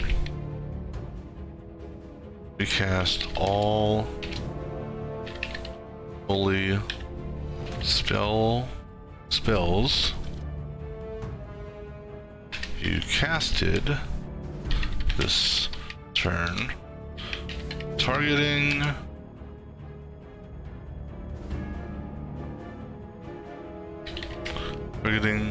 and yeah. Now we gotta check something else here.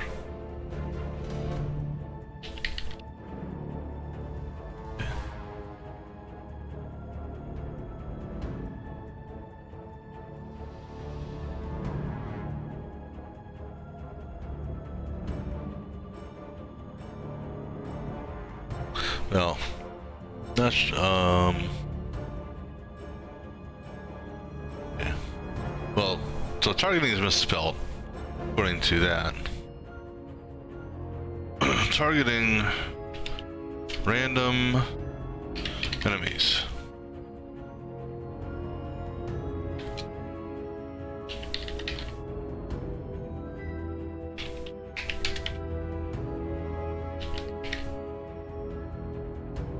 Okay. Right. Targeting is an advertising mechanism. No, not that, but still.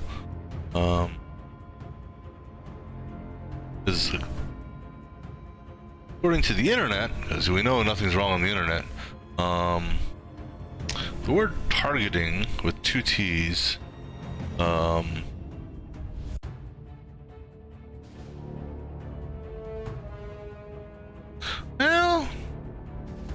you know what? That's tough to say.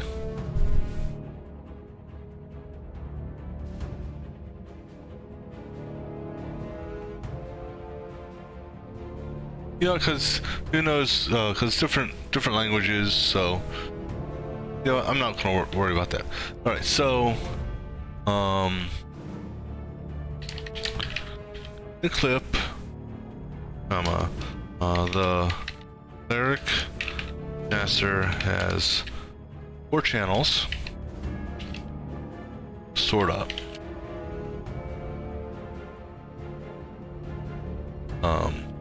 Which allows smite to be casted for free.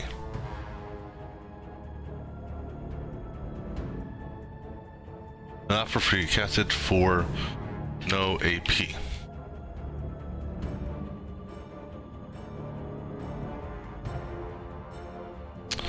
The cleric also has a mastered divine form in the hand.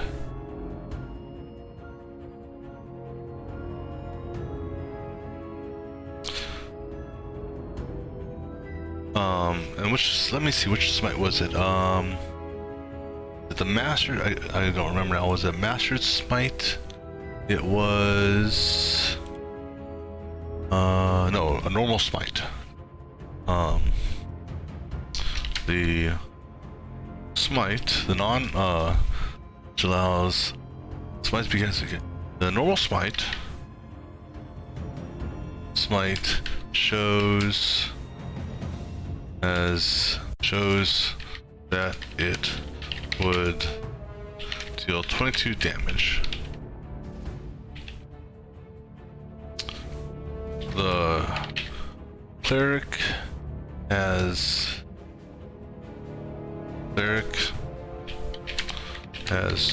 no crit or might,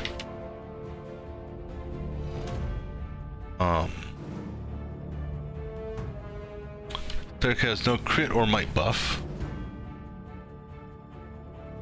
And the bat has no debuffs. So the damage done to the bat that should have been the base damage of the card, which was 22. However, the damage that occurred, the damage that took place, damage that was inflicted, was 25 some reason. Additionally, the cleric lost 1 channel as expected.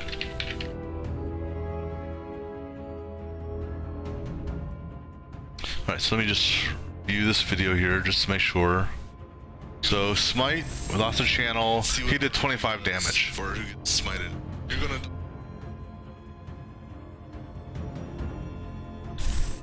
Oh no.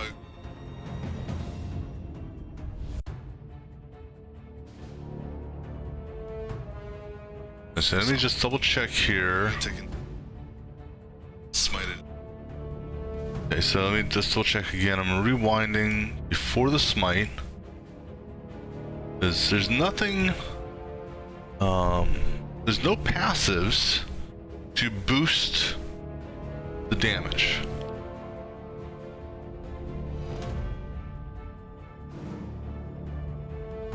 Right? No passives. So the bat had no passive debuffs, or had no debuffs. The cleric had no... The only thing the cleric had was a channel. Now what is this also? I'm sorry. Yeah, so no passive debuffs on the bat, no passive buffs on cleric other than the divine form. Okay. So go ahead back to here. Okay. At the end, the cleric's turn, a second smite, a second normal smite, a second smite hit the bat for 16 versus the base damage of the original card slash spell, which was 22. Additionally, another channel was lost.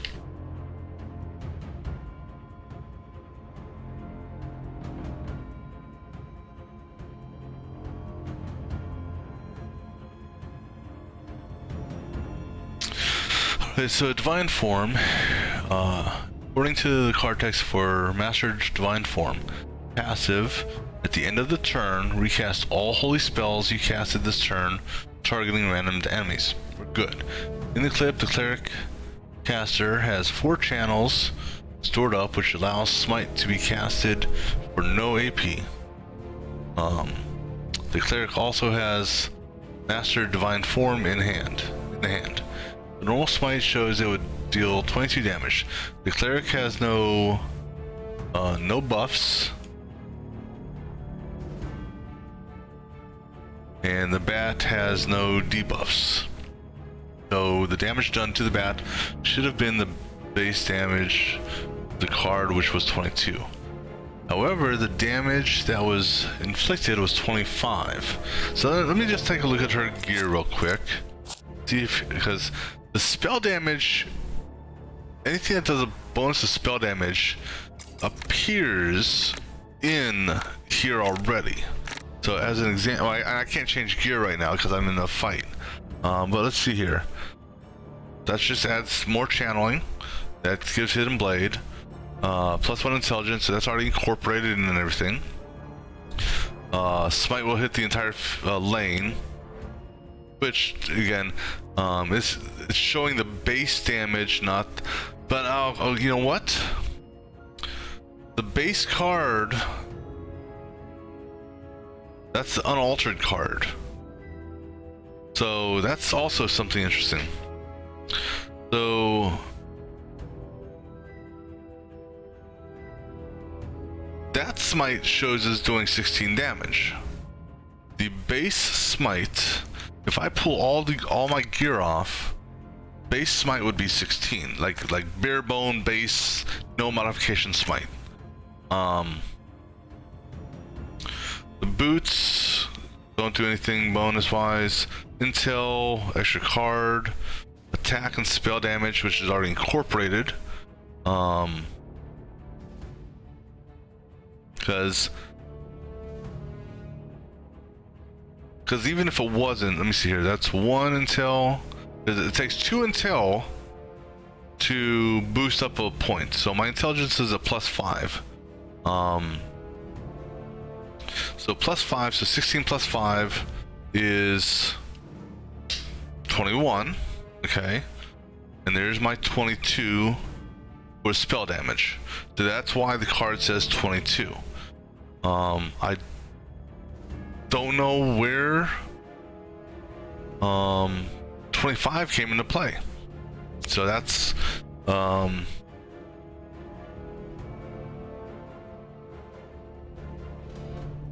16, which based on what I can tell is the original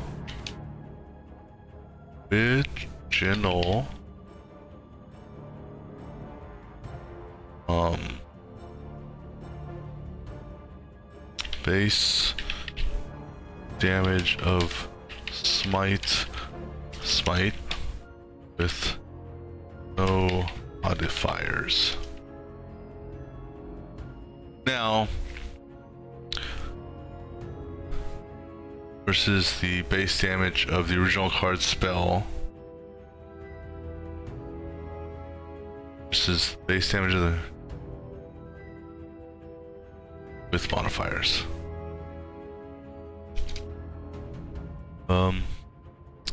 Hit the bat for 16, which based on what I can tell is the original base damage of smite with no modifiers versus the damage showing on the card versus the damage showing on the card.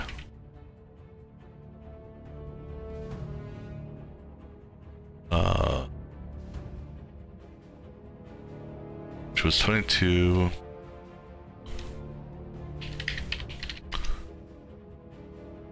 Including modifiers. Alright. Additionally, another channel was lost. Dropping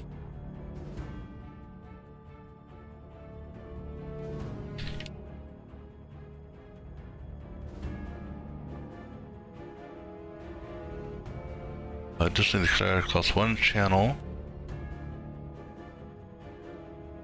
dropping the total from 3 to 2 expected. Additionally, another channel was lost, dropping channel total 2 to 1. All right, so let me go ahead and get this clip done up. So okay. Shift either. Who is this? Cat. So the is that you is this. Smite. See what are for smited.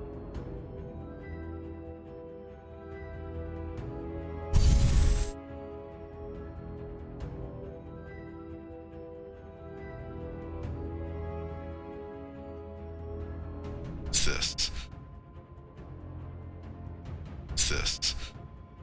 Smite you. Okay, so this is divine form. Okay, see what RP does for smited.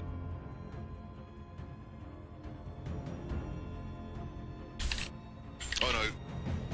Smite, not Smith. And it is divine form, right? Hold on. Come on. Go ahead and smite you. Divine form, yep. See what RP does for smite. Yeah, the developers of the game, or whoever's monitoring Discord, they're gonna really start to, it's like, man, just stop. Alright, so let me put this in here. Right. Okay, so let me go ahead and get back to the battlefield. Let me go ahead and do the F8 report on this. Sorry. Okay. Oh. Okay, good. Commit. And let me go ahead and get this in Discord.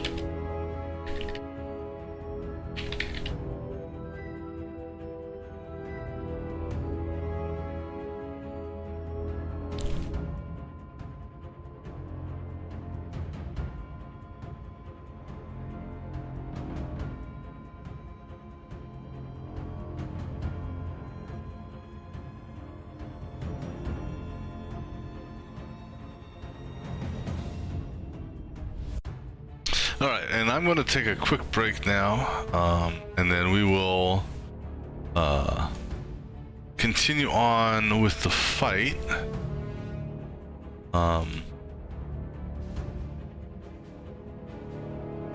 Here in a few minutes. Actually, wait, let me see here. These are the, actually, we'll finish these guys up real quick, because these are the last two. There's no more reinforcements coming in. I don't even remember if this was a reinforcement fight now, because I kind of lost track. So we'll go ahead and knock these guys out real quick. Shouldn't be that hard.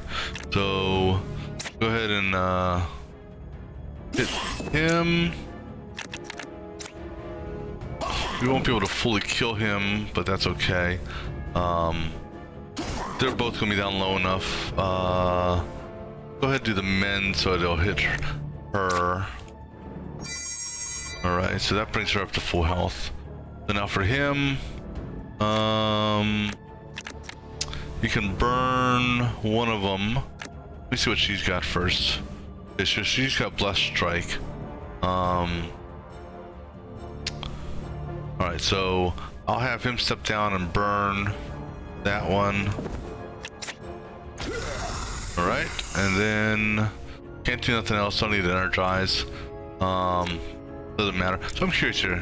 Okay, I didn't retain any. I just wanted to see if it would allow me to do that. And then for you, kill him. Alright, and then victory is mine. Alright. Hey, Crazy. How you doing, man?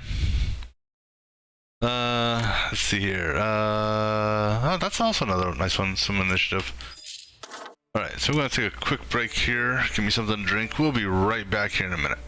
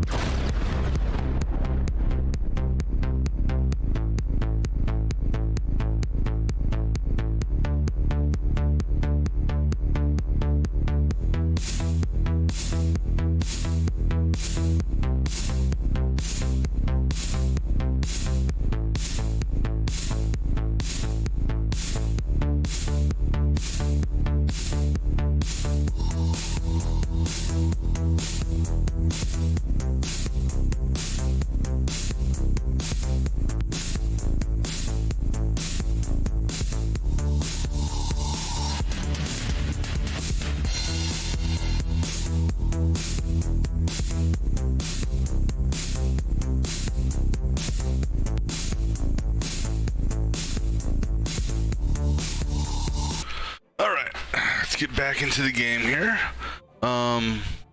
So we are almost at full health, everyone. So we've got really down 3 points on him. So I think what we're gonna do, okay, so now, okay, so in order to get to this event, we have to backtrack to here. So let's see what route is he gonna take. It's gonna take that route. I don't want to do that route. So we'll go here first. Actually, I can go, I guess, here. So we'll go here. Then this should bounce me.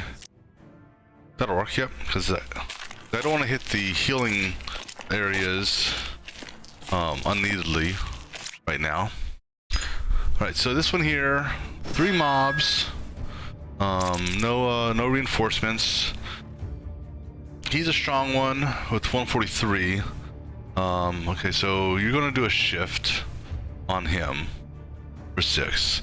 You're going to bleed the Mr. Wizard for 4. I mean, go hit him for 4 and bleed for 2 if he doesn't block. The bat should not attack on anything, because let me just validate. That's humanoid. Alright, so bat's going to attack Mr. Wizard as well. So I need to have at least a 7 defense on him. Let me see, what do you have for spells? He has no defense whatsoever. So, he also deals fragile to all targets in the lane. So I may actually want to have her move down. She has 1 defense available. So I could do what I could do when it comes time for her to go. Let me see here. I'd rather have him stay put because he can get off 2 magic missiles and a flaming grasp. So she only has this guy here. What we can do when it comes time for her to go is, hey, how's it going? You can have her do a mend, which will heal him. Then she can drop down here, do a retaliate, and then a righteous, and that will help out a little bit there. So then for him, we've got this, but that won't do a full kill. We got the opener, so we might be able to do a flash, pommel, and this, or that. Let's see what flash does. So also you are going to attack. These 2 are going to attack together. Doing good, just having fun playing a little the Gordian Quest here. Let's go ahead and do this. And what do we get for free? We got a parry for free. Okay, so we'll go ahead and put the parry up. So because that does 19, that technically does 20. We'll go ahead and do the pommel, and then we'll do this. Alright, so that knocks you down some. You'll get shifted, but you're gonna get hit with him, and you will get a bleed. So nothing I can do about that. Now for him, so between the 2, target him because he's the one with the least amount of health. So we'll do dual magic missiles.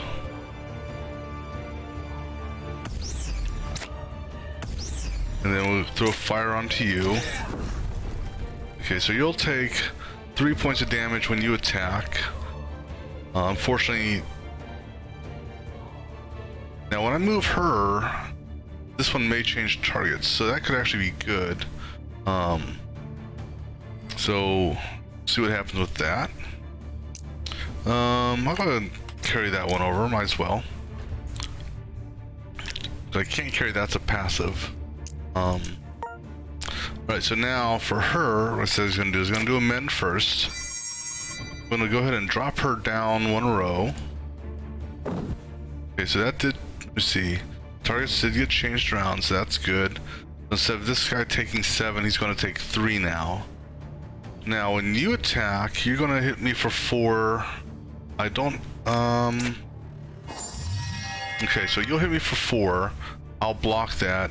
you're gonna come in and hit me for 3. You're gonna apply bleed, so at least I'll only get 1 set of bleed as opposed to a heavy stack of bleed. Go ahead and do this. Or do we... Well, I might as well just continue focusing on him. Alright. So now... It should be... Oh, that's actually good, because you got 10 guard now because you had a passive guard. So... You'll hit for 6, shift. You'll follow up for 3, but you shouldn't get bleed because none of the damage will break guard completely. Just check here. If receiver of your melee attack has guard, twice your damage gain. Now, what I don't know about this is, so that's 6, because that's not going to be twice the attack. Okay, so you'll hit for 6, block, you'll come up and finish up for 3, block, so you should have 1 left. Then the bat is going to attack him for 3. He'll bleed because no, he'll get frail because he can't block at all. Bat should not attack on any them. Then when he attacks, she'll block his initial attack, but he'll come and follow up for 3, and that should cause bleed. Let's see how it works out. Okay, I didn't take that into consideration. They attack. I was thinking they would attack with each other, but instead they followed up with him. Interesting. That actually turned out better. Well, better for everyone but him, because he actually took the brunt of that. Okay, so now, let's see, you're attacking him. You're gonna attack for a good amount there, and that's a frontline attack. So I can either move her up. She doesn't have any, well, she has a little bit of a block, so that may be an option. He's got magic missiles and a fire. He can also do fade to back. Alright, so let's continue focusing down. Let's see, with you, we'll do this, see what card we draw. That doesn't do me any good. So I'll go ahead and put a guard up.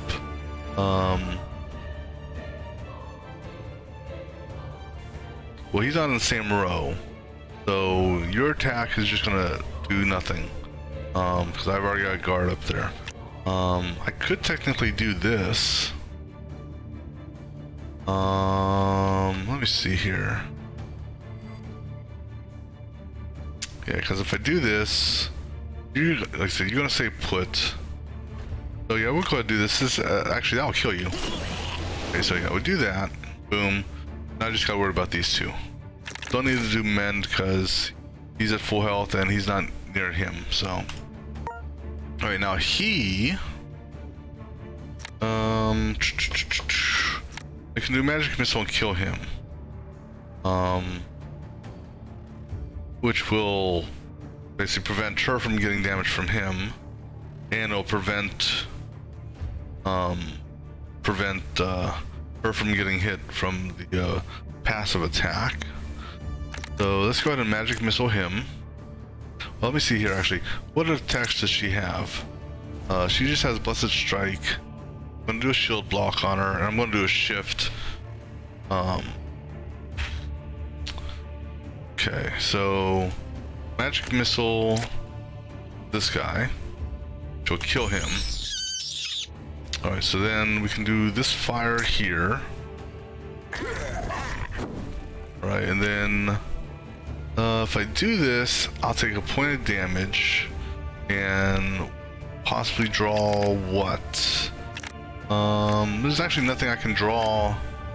The only thing I could draw that would be beneficial would be the lightning shard, really. So we're gonna go ahead and just leave it at that.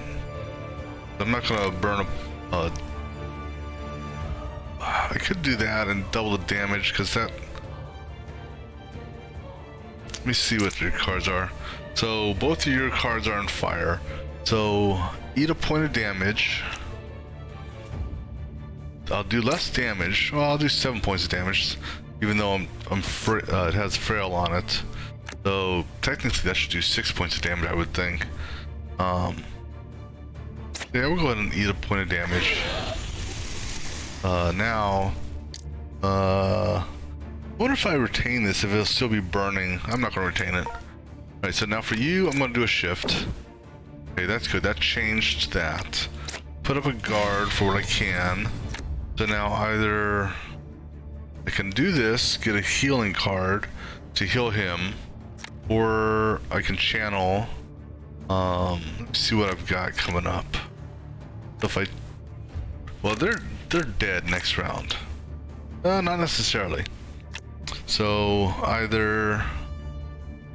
Well, no, they're gonna die next round. If at all, I can help it. I'm gonna do this, just so I can get a healing card. Do that. Get him up a couple points. Okay, so he did the knockback like I expected. Alright, so now...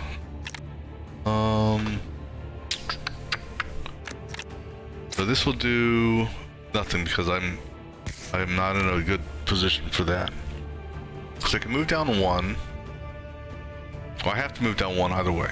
So move down 1, do a lunge, or... Well, actually, I can move down 1, do this, I'll get something for free. Maybe, hopefully the lunge or the slash. Let's do the opener, see what happens. And what do we get for free? Soul tether, so we give you an energize. I can't use that because I'm not in the right lane. So 19 or 17. I'd almost rather do this. So this guy is not in the front line. And let me see what he's got. He's got Ice Shard. That'll be 29, and Shield's not going to have any effect on you because he's only going to bump that up to 5. He can still cast it. But that's so. I do the Shocking Touch and the Ice Chill. Let's say I do that. So that would do 29, a little over 30 damage, let's say. So let's just say for the sake of argument it drops it to 55. She doesn't have much that she can use. So let's say I drop him down to 55. Maybe 45, 43-ish, 42-ish. I could possibly draw something here.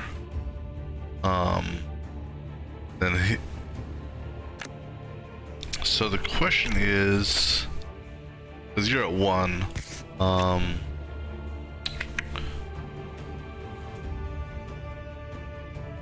do the quick, although I can do quick barrier, so that would mean you'd only take 7 points of damage.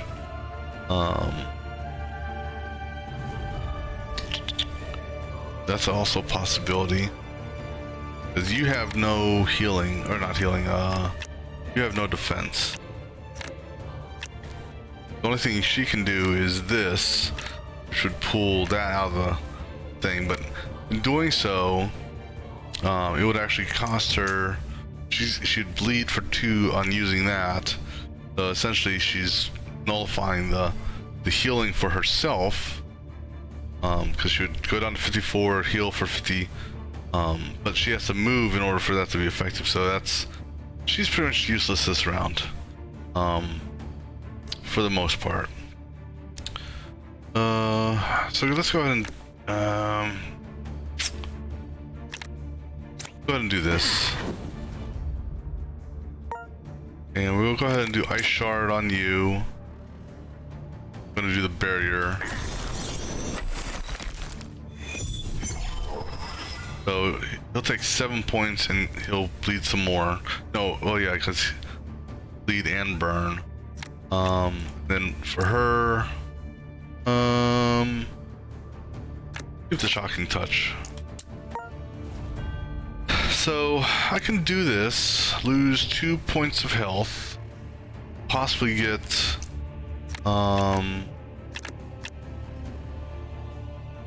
possibly get a smite or a press attack. So,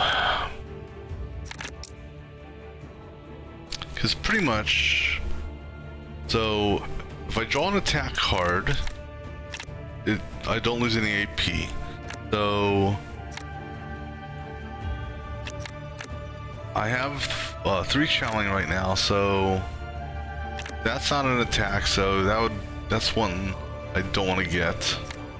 Or I couldn't use, I should say. This here would do me no good if I pick that up. I mean, it would carry over to the next round. Everything else I could technically use, except now if I got a defensive card, it really wouldn't do me any good either. Let's see what we get. I'll take the 2 points. Take the divine form, which unfortunately I don't have any holy spells here to use.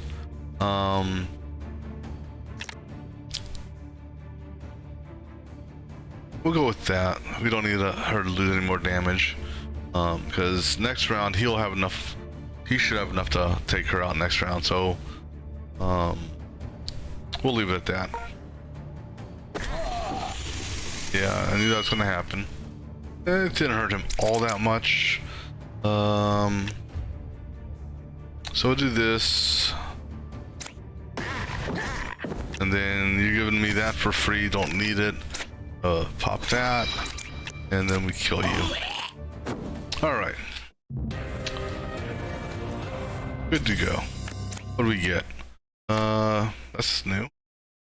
I've not seen this card before. Deal 11 damage, regain 2 hit points. Gain 1 crit when you move, yeah.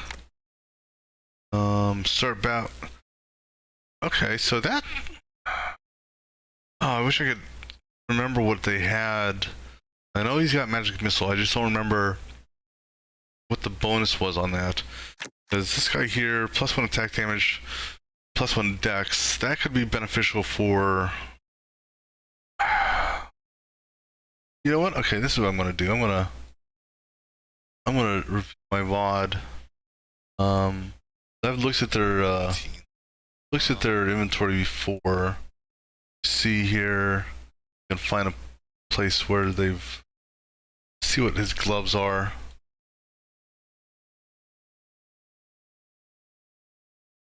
Just because it's a toss-up. It would be nice though if you could, if you could look at the inventory,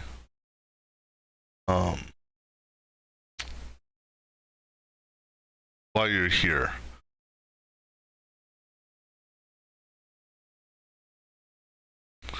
Sorry, so I'm just trying to look at this VOD real quick, see if I can see what gear. What gloves my Mr. Wizard has. Alright, so that's her. About Mr. Wizard.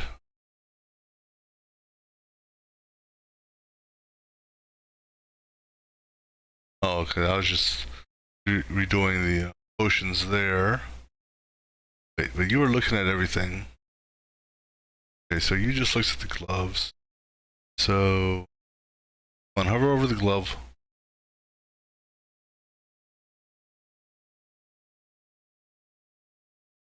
So right now I'm debating on the rift.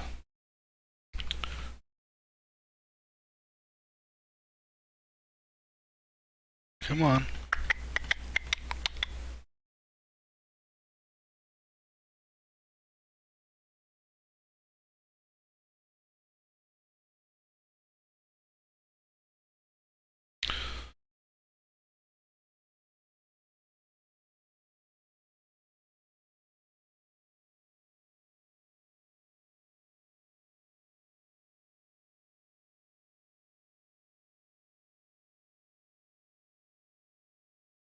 Okay. Oh, damn it. Stop.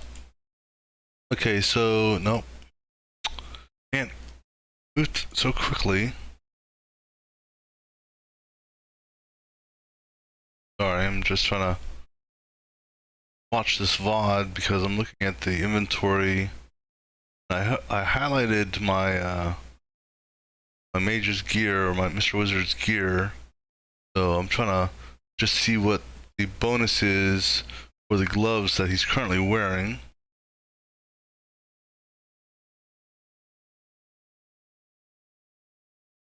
Okay, so actually these gloves here, so the gloves I currently have on Mr. Wizard gives him fire resistance and +1 strength to +1 to strength-based challenges.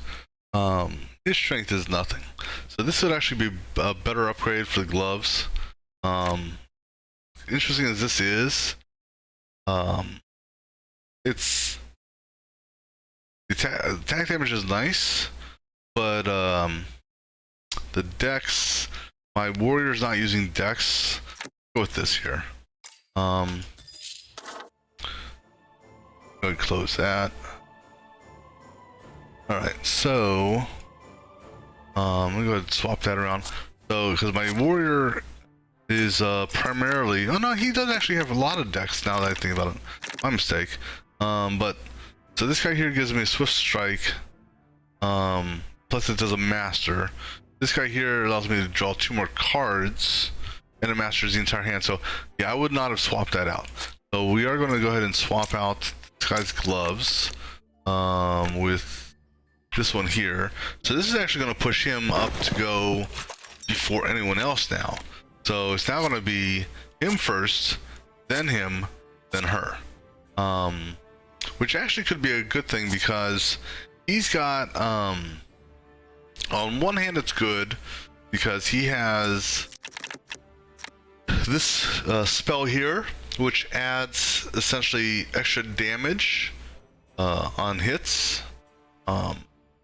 But on the flip side, if he gets this, he won't, won't get his channeling up to the second round. Whereas when he goes last in the initiative with respect to the 3 characters, depending on what the other 2 characters have, they can feed him channeling. So it's a, it's a 50-50 on which way is better, but we'll go with the extra initiative, plus give him a crit at start. So, like I said, he lost this, and he lost a dex. Well, he lost dex for challenges, which he shouldn't be being used for challenges anyhow. Not for dex. Dex challenges should be coming to him. Definitely not her. Alright, so health-wise, how are we looking? He's down a little bit, but he's still in a condition to fight. So now this is going to be 3. I have extra initiative. Enemies have 1 additional mastered skill. So this should be an interesting one. So we're going to basically travel down here. And then I need to travel up here. Because if I just clicked on it from here, it would take me up this path, I believe.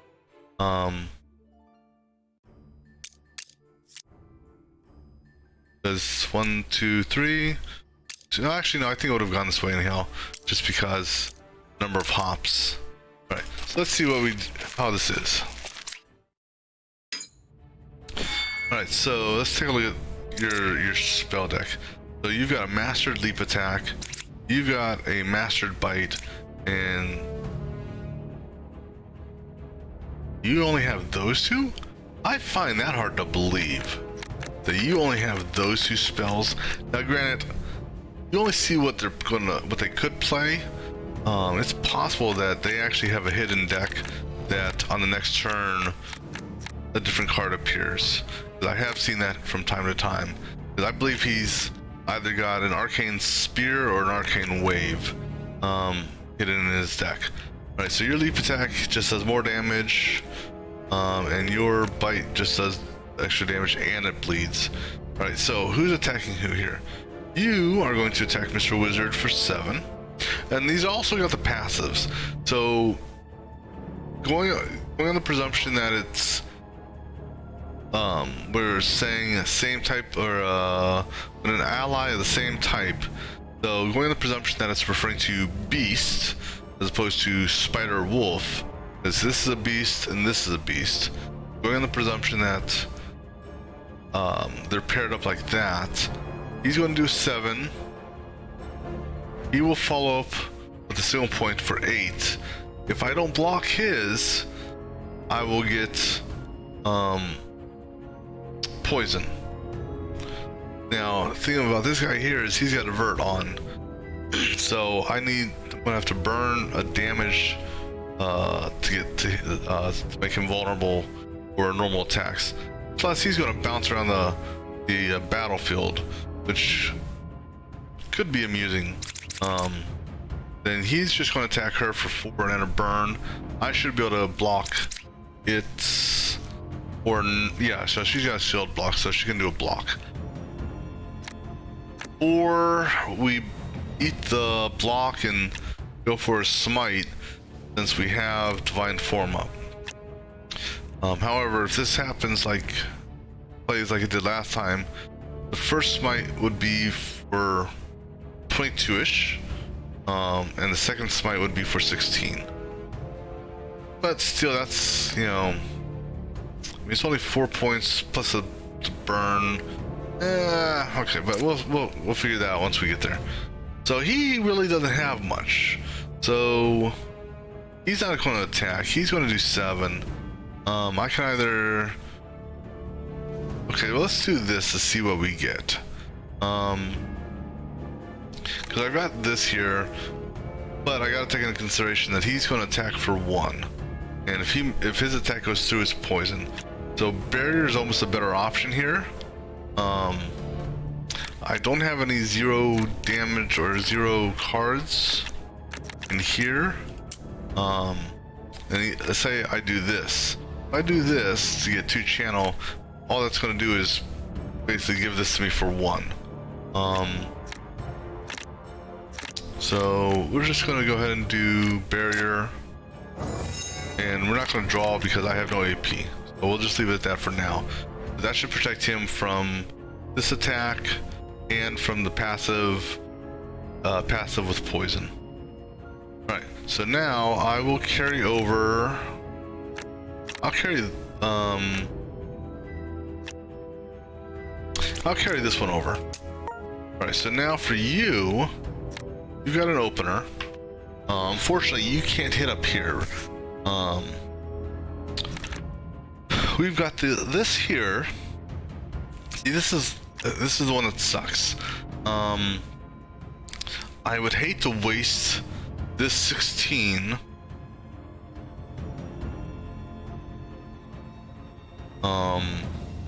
I'd hate to waste this 16 on him, because, you know, I kind of wish I could do that. That's 14. So I mean, what's going to happen here is I've got 2 openers. So one opener is going to give me one of these 4 cards for free. Hopefully, preferably either this one or this one. So no one's attacking you. So we're going to do opener, opener, and then pop this if it's not free. Which is the cheaper of the 2 openers? That one there, 14. So go ahead and do the 14 first. To break the avert. Okay, that gave us parry for free. Didn't need that. Okay, so what I can do I can either pop this now, which would make one of these 2 free when I do this. I think I'll do that because, yeah, so let's pop this now. All right, so now we're gonna do the second opener, which gave me this free. Cool. Which, that's nice. So that's gonna basically do, so that's parry, that's an attack. So 1, 2, 3, 4, 5, So that's 55 plus the one for that 66. So 66 damage. Right. Then I still have these that I can use, which will allow me to kill him and start hurting him. Now, what's going to be funny here is you're going to see this guy bounce around the board here.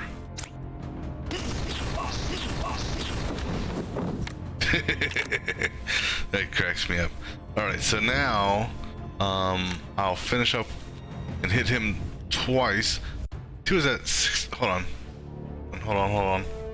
He was at 86. Okay, so nothing here.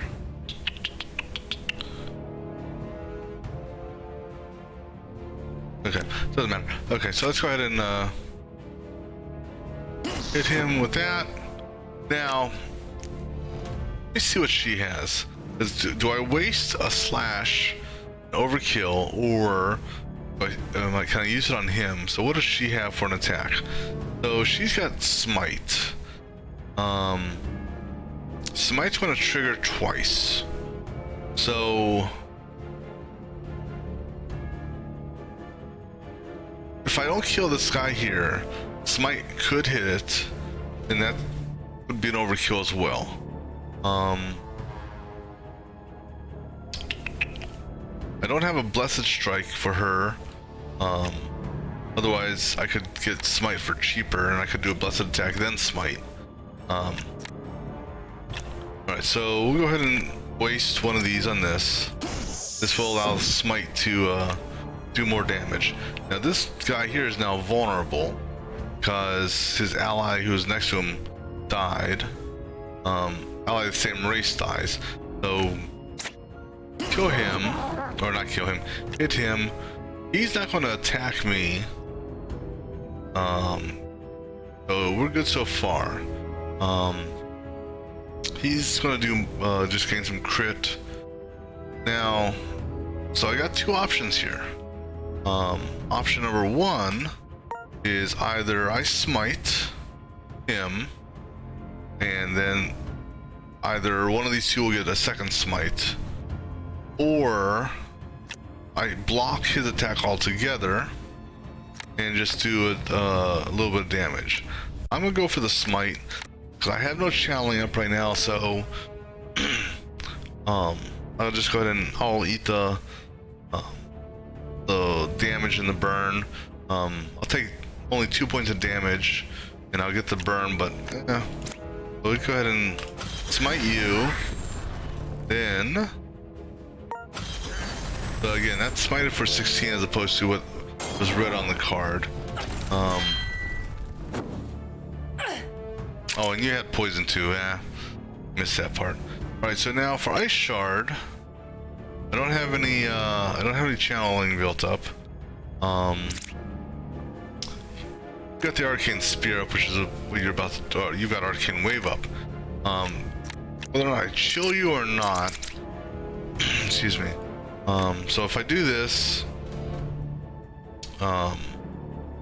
it'll do 29 damage to you.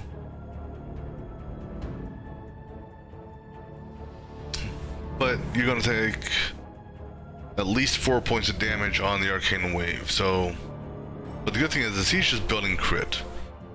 Bad thing is he's just building crit. That's a good bad.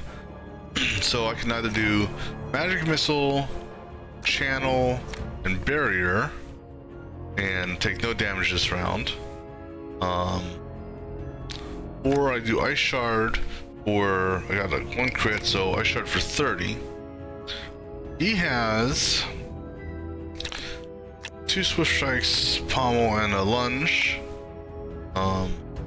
Not quite enough to take anyone out.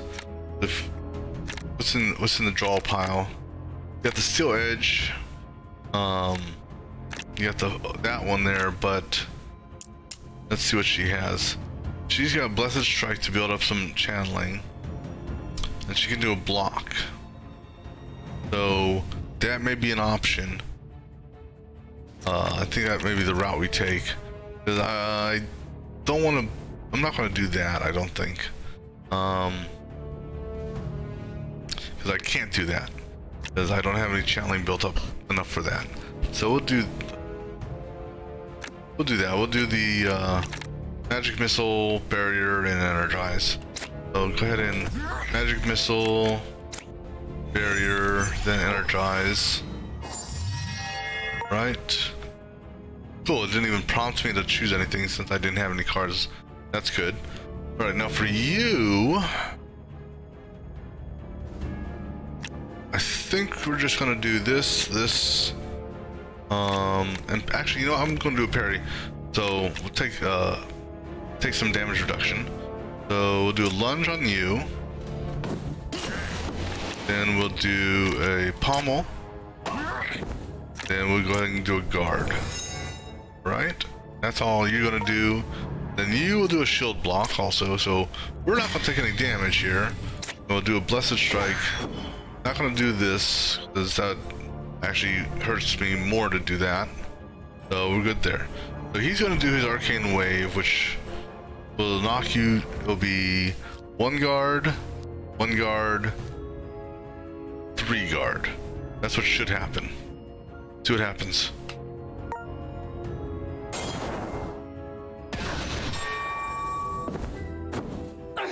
Well, that was interesting. Alright, hold up. Is the arcane wave, which is not showing anymore, does 12 split? I mean, the arcane wave and arcane spear already aren't fully working, so that did it hit him? Okay, so I gotta look at this real quick. Sorry, I gotta take a look at the clip real quick just to see, just to validate something here. So I'll do.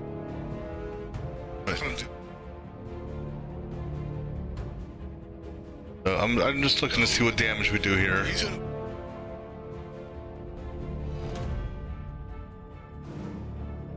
Rewind this a second.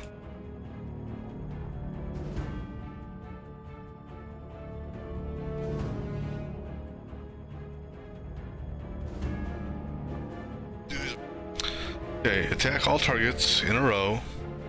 Oh, I don't know about that. So, splitting 12 damage among everyone. Okay. So I was at 5, 5, and 7 on guard. Let me just double check here. So 48, 61,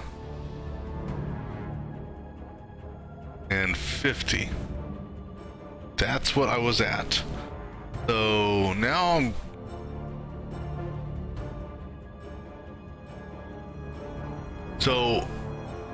I'm so confused on what's going on here with this. Because it should have. Because 12 divided by 3 is 4.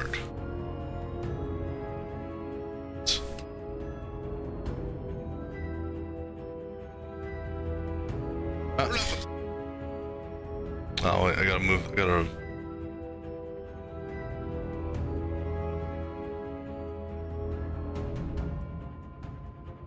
Okay, I gotta move this over just a hair. A little bit more.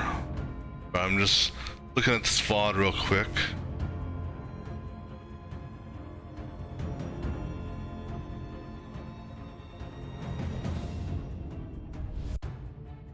So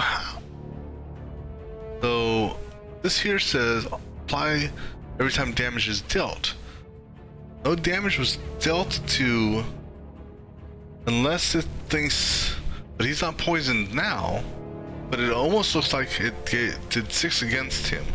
So what I'm looking here at the VOD is right before the spell. I mean, I'm literally taking it frame by frame. And I see that as soon as the attack hits, this guy here who had 5 dropped down to 3 guard. Or dropped down to 2 guard, meaning he only got hit by 3 as opposed to 4. Okay, so that leaves 9 left. Okay, because I was under the impression it was supposed to be split evenly, and it says split evenly. Okay, so then, so if this guy got hit by 3,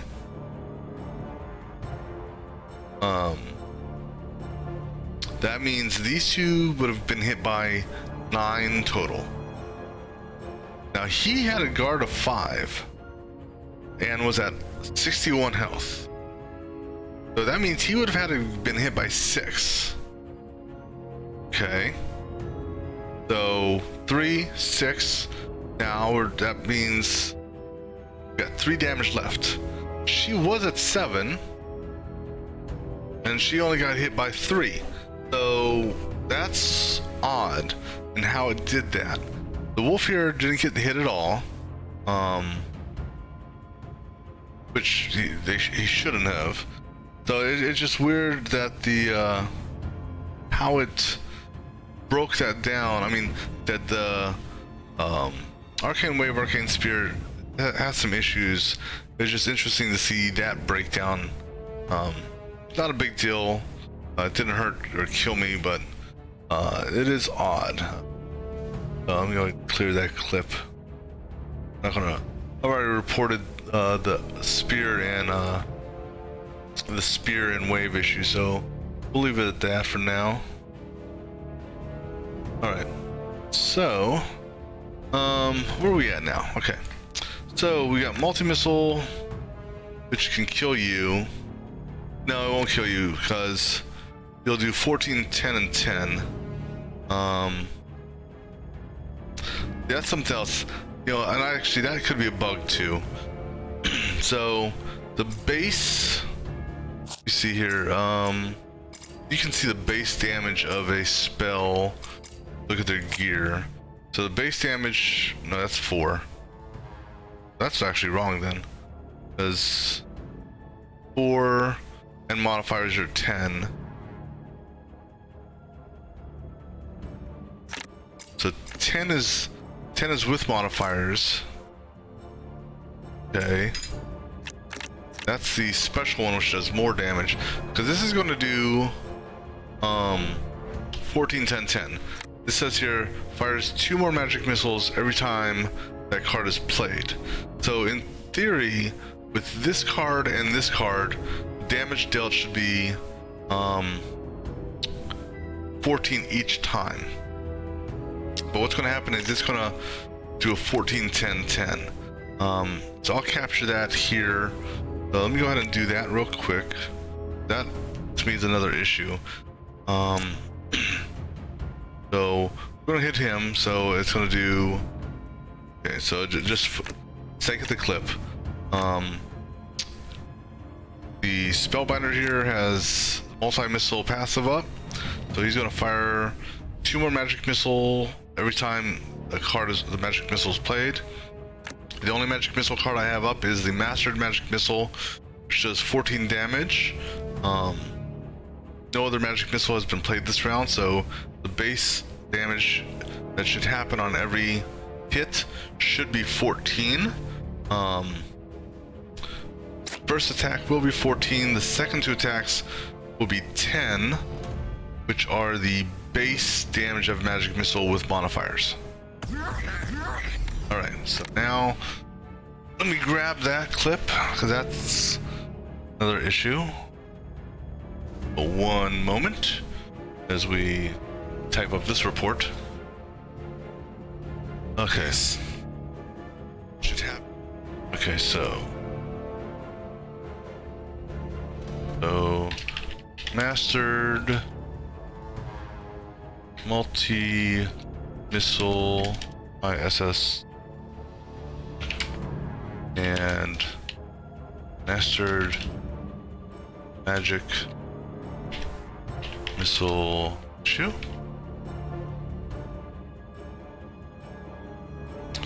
Alright, so multi-missile says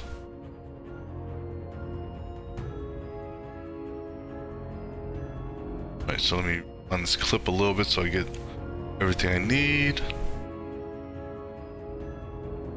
Okay, according to the card text for mastered, multi-missile,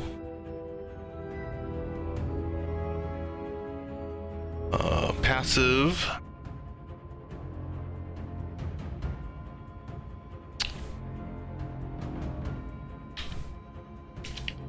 fires 2 more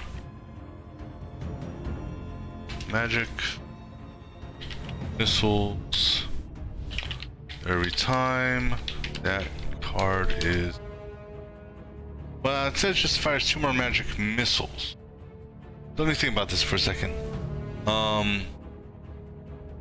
Doesn't say it fires. It should, you know what? Actually, I think this one may be legit.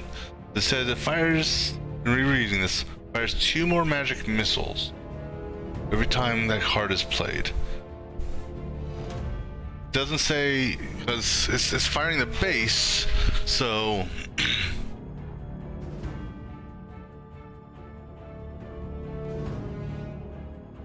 okay. So this is, I guess, more of a clarification one, because the base magic missile is 10 with modifiers. Actually, you know what? I think that's I think that's a valid one. So never mind. It's just the way the you know, I guess it depends on how you interpret it. That's okay though. Alright, so by the way, this guy's dead now. So I think, okay, so what's he's got see, that's overkill there. So we do that. Is that there will do 54 to him? Wait, no, that should do 57. Excuse me, 57 to him.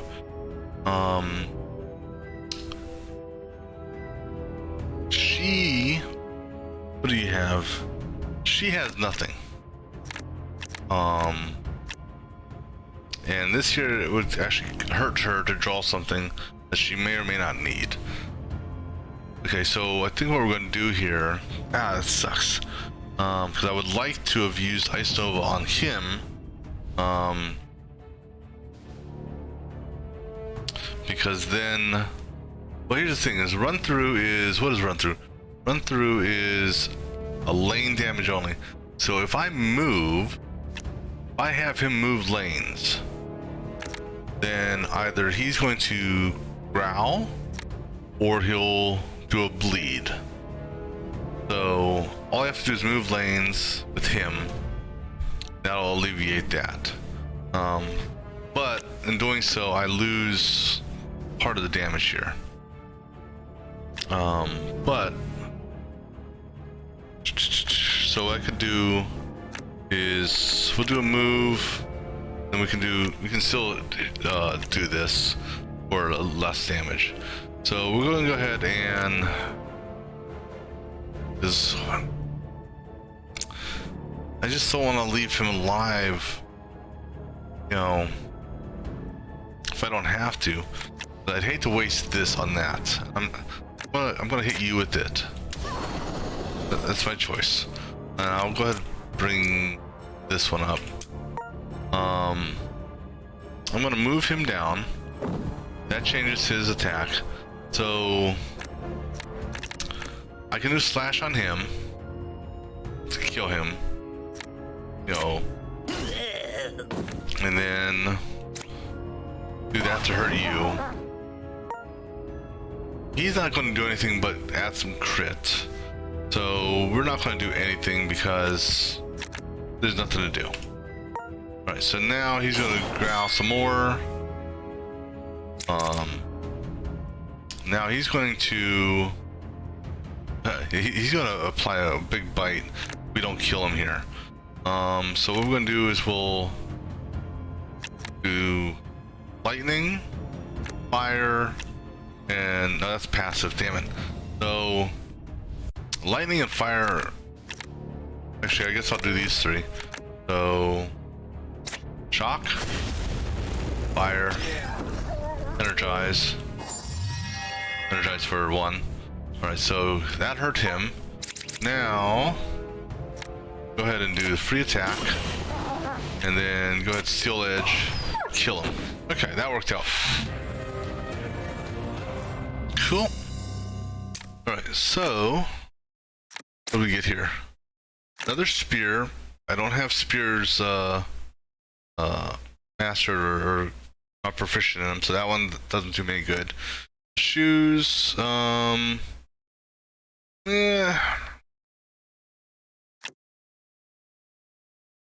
have arrows, so that's pretty much the only one to use. Because he has a pair of shoes. See how those shoes affect. So gain 1 agility when moving in the row, +5 to initiative. His initiative, I think, is high enough as it is. Gain, from what the response I got in Discord with regards to agility is that adds to, because I made the mistake, I put in the wrong damn, I put in the wrong channel.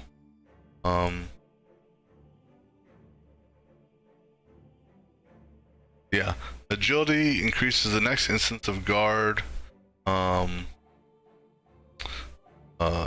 Increases the next instance of guard generated. So agility will increase. So if you have agility of 2, let's say, and you apply a guard of 2, then your overall guard should go to 4, based on what the dev responded to me in the chat. Get off this damn chat, or off that channel, back into the proper channel. Excuse me. Let me just see here.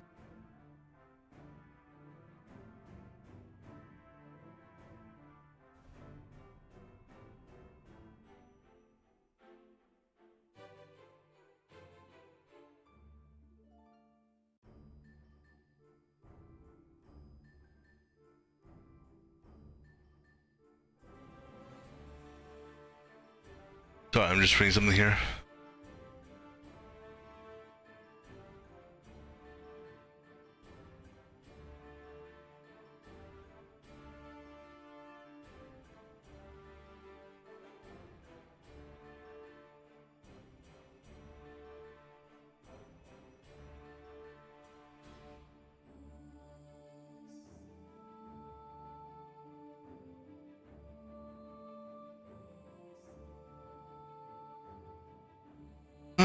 Sorry, I'm just scanning through something real quick.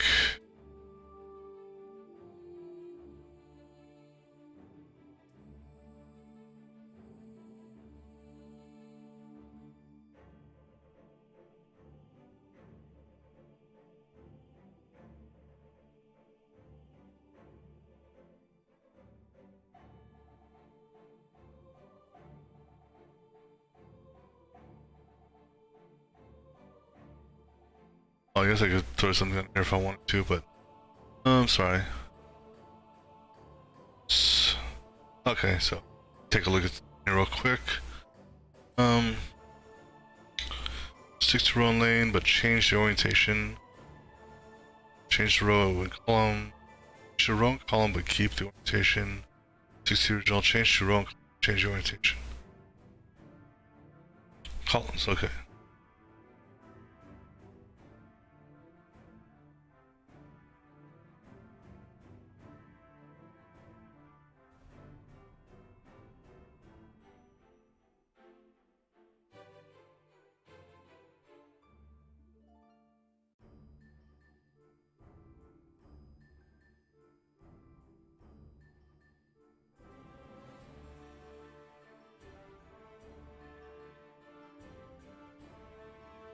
Okay. Okay, no, that makes sense. Alright, sorry. So what we're gonna do here, yeah, so I don't really need any more initiative, and he's not typically gonna be moving. So that there, so we're good with that. Alright, so let's press forward. Alright, so we've cleared everything on this level. Let's see what the next, because we can drop down, and depending on what we see, or how we feel, we can pop back up, get that heal, and go back down. Alright, so wow, another descendant. Okay. So 1, 2, 3, 4. Okay, so now this, so notice the triangles here. So no triangles, I guess basic lower end mobs, I'll say.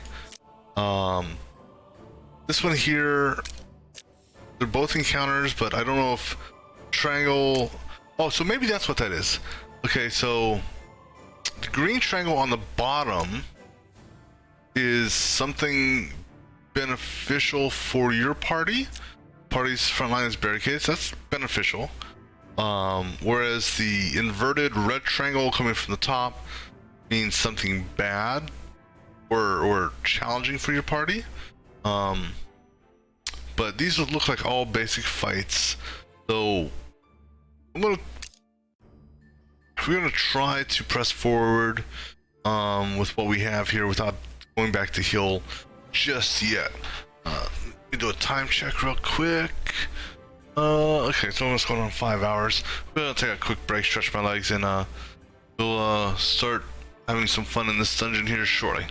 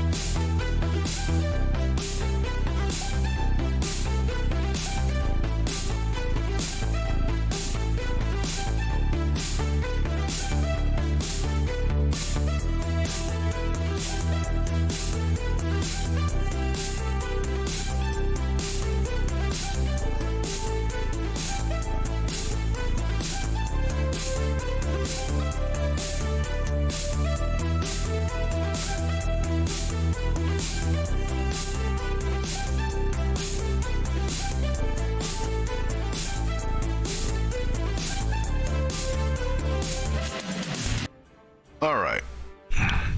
So we're basically, I think, supposed to go. We'll go across, up, here, and then there.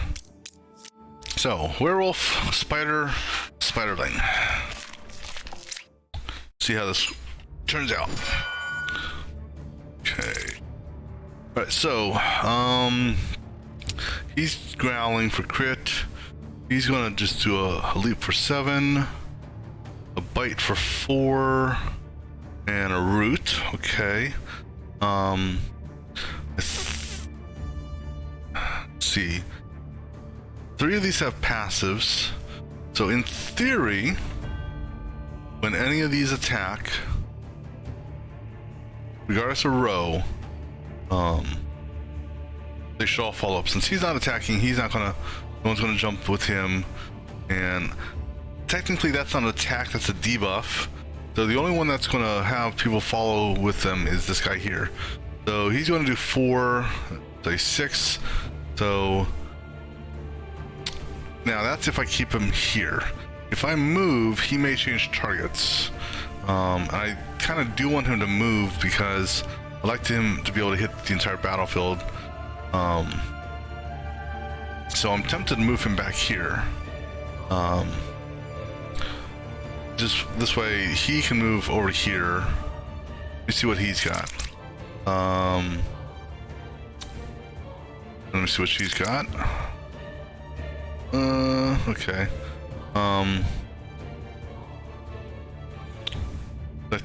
Because now also if I move him, which I'm tempted to do, it may change what what the wolf does. Because the other thing I want to be careful about, if I stack them in the same lane, this guy here can do a run through and hit everyone, doing 3 damage to each. So on one hand, I don't want to stack them in the same lane,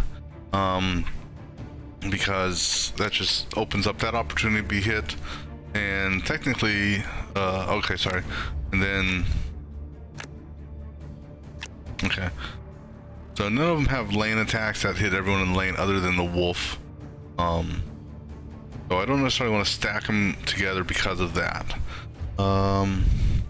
What we can do is this spider here, which is that one, there's a 66% chance of that this burn. Well, actually, what I would do is I would do this and then 2 burns that would hit the card. He has no defense, so he's going to get hit with 6. We're not going to move him just because I don't want to shuffle the board. So we'll go ahead and do that. Come on, hit him. Come on, there we go. Good, that card's on fire. Alright, so that'll hurt a little bit. Plus, he's still got some more damage he can take. But she doesn't have any offensive spells really that could kill him. So unfortunately, he's going to be getting hit. We will keep this carried over. Right now, for him, if we do this on this guy here, let's say, because let me see here. Let me think if I actually want to do that or not. Because if I do a lunge on him, basically these 2 swap positions, the attacks will stay the same. Then I would actually have to do a parry, which would block his. You are considered a beast, though. So now here's the other interesting question: is will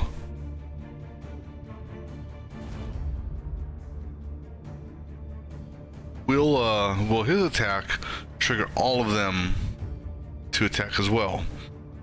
Because taking that into consideration, she's got a shield, so I can get her up to 9. Plus she's got this, which will get her up to 12. So if we take that in consideration, 7, 8, 9, 10. I think we're not gonna lunge. We won't do the lunge. We'll just go ahead and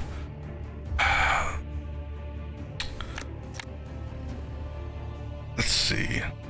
this will do 57, 67, and depending on what I get free, I could kill him possibly straight out. So we'll go ahead and do the flash cut on him, and we got parry for free. Not the best thing I wanted to get here since no one's attacking him. So I'm gonna go ahead and do offense, this guy here. That's gonna allow this guy here, so 19, so actually, I can, he's dead, because there's a whole bunch of stuff to kill him with. Go ahead and do this just so we get some extra might. I'll go ahead and do lunge on him. I'll go ahead and do this on him, and that. It's actually turned out better than expected. Then I'll go ahead and put the remaining slashes on him. Okay, that's good. It's also less stuff that's going to come in and attack her, and less items that are going to come in and attack him. All right, so I don't, like I said, I don't need a parry because no one is going to attack him. Right, now for her, I want to do shield block. So that'll give me 9. So 7, 8, 9. So actually, well, I mean that's free, so I might as well go ahead and use that too. That gives me thorns.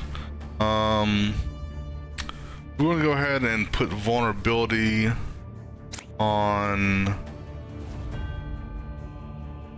him. This way we can take him out quicker. Okay, I expected that. Now oddly enough, so oddly enough, he's considered a beast and they're considered beasts, but you know, I would have expected the spiders to jump in on the fight there. Not complaining that didn't happen, because maybe there's a mechanic I'm not understanding with that. I would presume, you know, when it says like animals, it's like spiders join spiders, bats join bats, wolves join wolves. That's how it was for the most part, except for the bats. The bats would help each other out.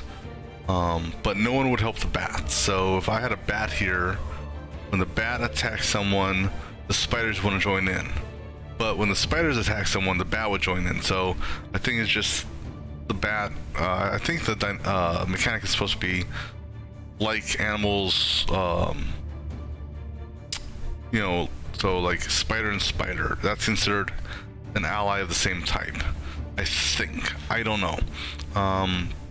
Alright, so anyhow, you're gonna do a root. Okay, so go ahead and root me more. And you're gonna do damage, and then when you do the damage, you're gonna attack as well. So we'll go ahead and put a guard up. Hold on, what's that? Oh, root. Okay, yeah. So we're gonna put a barrier up, and then we'll go ahead and flame you, or we can just add more flame onto this guy. Because we know that his card, actually his web is on fire. Yeah, web and poison. So I can just, same thing should happen here actually. But we'll stack the fire on this guy here. Reason being is when he casts his web, he's gonna die, for sure. And then we'll magic missile him.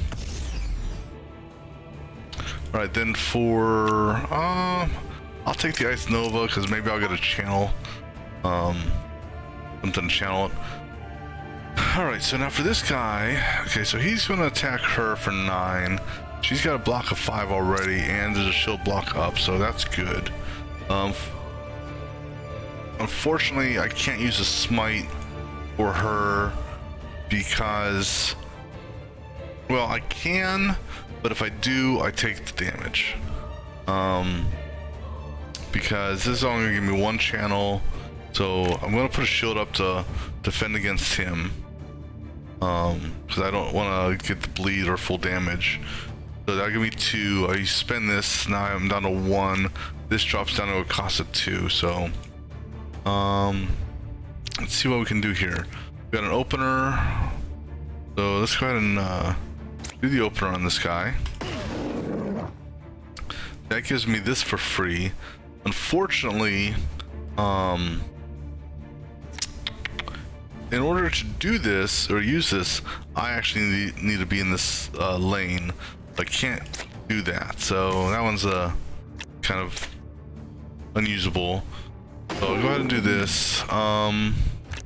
Same thing, I need to be in that lane. So hopefully I don't draw something good. Cross my fingers it's not Blade Fury. Okay, Mend. Actually, that's actually a good one to have, because then I can get a little healing in there. Alright, now for her, we're going to put in shield. Go ahead and do... Since he's actually knocked down pretty well as it is, let's just go ahead and follow up and with him. Alright, so now I don't have anything to pull from the pile here. Or, you know, because the only thing that would be in here would be a healing thing, so nothing to use for that. Alright, so now... Oh, she didn't... Oh, hold on. Okay, sorry, I just noticed that. I just noticed that.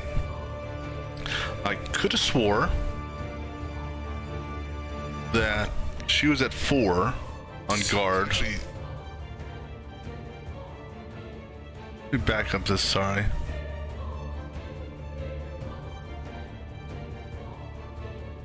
It's not Blade. Alright, so I'm just watching this clip real quick. Alright, so... Yeah, so she's at 5. So she's at 5. Oh, her guard oh, okay, okay. I see now, I see what happened. So her guard dropped. Okay, so guard resets at the start of your turn. Okay. So that's one thing that's kind of misleading, is the guard stayed up until her turn started, and then it dropped. That's a misleading thing there. Okay, so she's gonna she's gonna take damage now. So she's gonna take 2 points of damage plus 2 points of damage plus bleed. All right, so we'll see how that turns out. And then he's good on, he's protected there.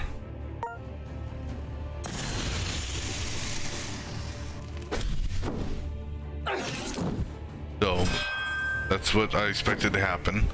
All right, so now you're going to attack him again. He doesn't have anything he can really do other than, you know, if he energizes, it takes it up to, see, energize won't pull this. If I go back, well, now granted, if I do this, he can't hit me. So he would have to turn and either do a root. So that's actually one way of doing it. Force him to do a root on me, because he can't hit backline. Well, he shouldn't be able to hit backline because I can't hit backline when I'm on front lane attack. I'm gonna do this. So he changed his attack, which is fine. I can now ice shard him, or I can kill him. But now here's the deal: is he can't hit him. So it'd almost be better for me to use this on this guy, and then he can attack and kill him, and she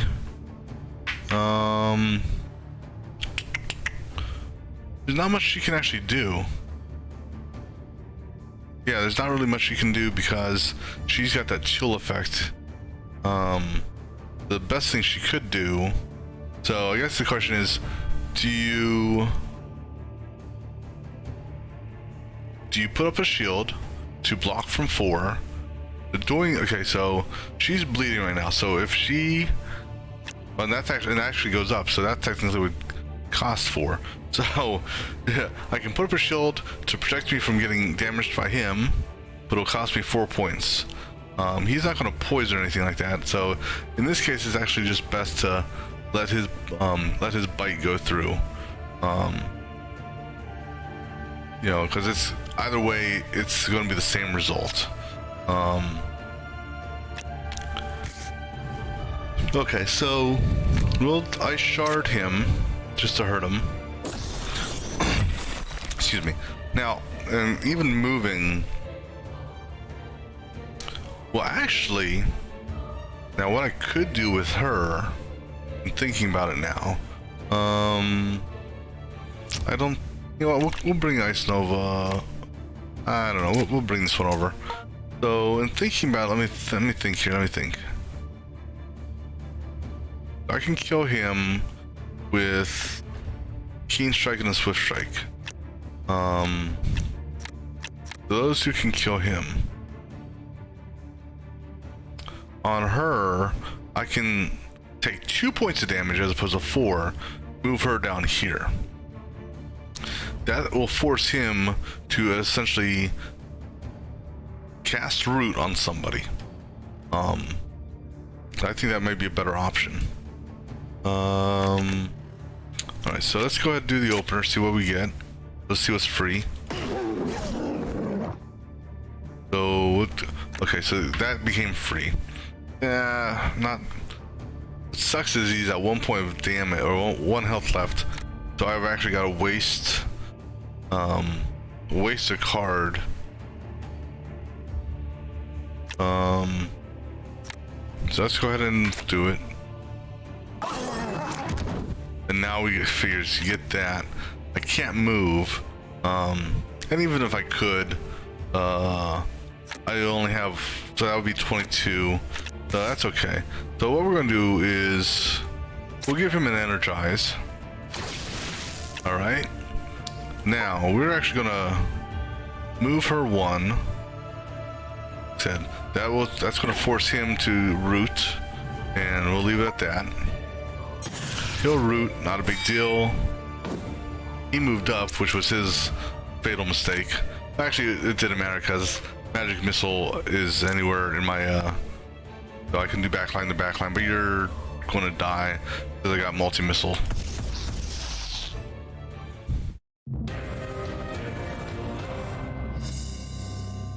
Alright. Okay. So that one's done. Health-wise, we're still doing okay. Let's go ahead up here. Alright, so not the best starting position for him because he can't hit anyone. So that one kind of sucks. He's going to go after warrior. He's going after the warrior. He's going after the warrior, and that's going after the barricade. So I think I'm going to do a jump over to here just to get him up to that attack position. And then I can either do magic missile or this. This almost seems like it would be better because of the shock, because I don't have multi-missile. So I think that's what I'm going to do. For him, he's got an opener, which is good. He's got this for free, which is good. And if I move him up here, next round, he'll have might. This here will give me something for free. It's either going to give me those two for free or this for free, which will, this here for free would be good because he would get 14 guard. Plus you gotta take into consideration these are all passive attacks, so for every one of these, so if you think about it, well, okay, well, we'll see how this works, but in theory, if this is working properly, 5, 7, 9, so 9, actually, let's do it this way, 5, 6, 7, so 7, 8, 9, 10, 11, 12, 13, 14, 15. He could be potentially hit by 15. So I gotta take that in consideration. He doesn't have extra guard. This is the best he can do. Now, with that being said, by him jumping up here, a couple of these may change targets to hit him. The other thing that's an unknown is whether or not the wolf will jump in on the attack. Now, based on what I've seen before, nothing has aided the bats, but the bats aid everything. So when the wolf goes to attack this thing here, they'll all go hog wild and all attack that. And then for her, what does she got? That's actually not bad start. So I can do, when it's her turn, she can do a righteous and an enhanced smite on the lane. And then, if we're lucky, it will hit again on the lane. Now that's one thing we have not seen yet, because I've only ever had one mob here. So we'll see how that works, to see if the second hit hits everyone in the lane a second time. So none of these guys are slippery, so none of them will move when I hit them, so that's good. All right, so that's what we're going to do. We're going to move him up to see what targets change. All right, so he's going after. Okay. So everyone said, you know what? Let's go after Mr. Wizard, except the wolf. That's kind of funny. I could, well, see, if I move back, then he loses armor. Then again, he doesn't need armor right now. He does. So, question is, do I throw up some armor to protect him a little bit? Because this potentially could hurt. Let me see. That's anywhere. That's. Oh, that's deal 2 to all. Oh wait, deal 2 damage and apply 2 fragile to all targets in the lane. So he's going to get hit as well, and that's the same one. So even if I move him back to the back row, it's not going to save him. So that's okay. So I guess we're going to we'll do the barrier. Get some protection in here. Alright, so this should be interesting.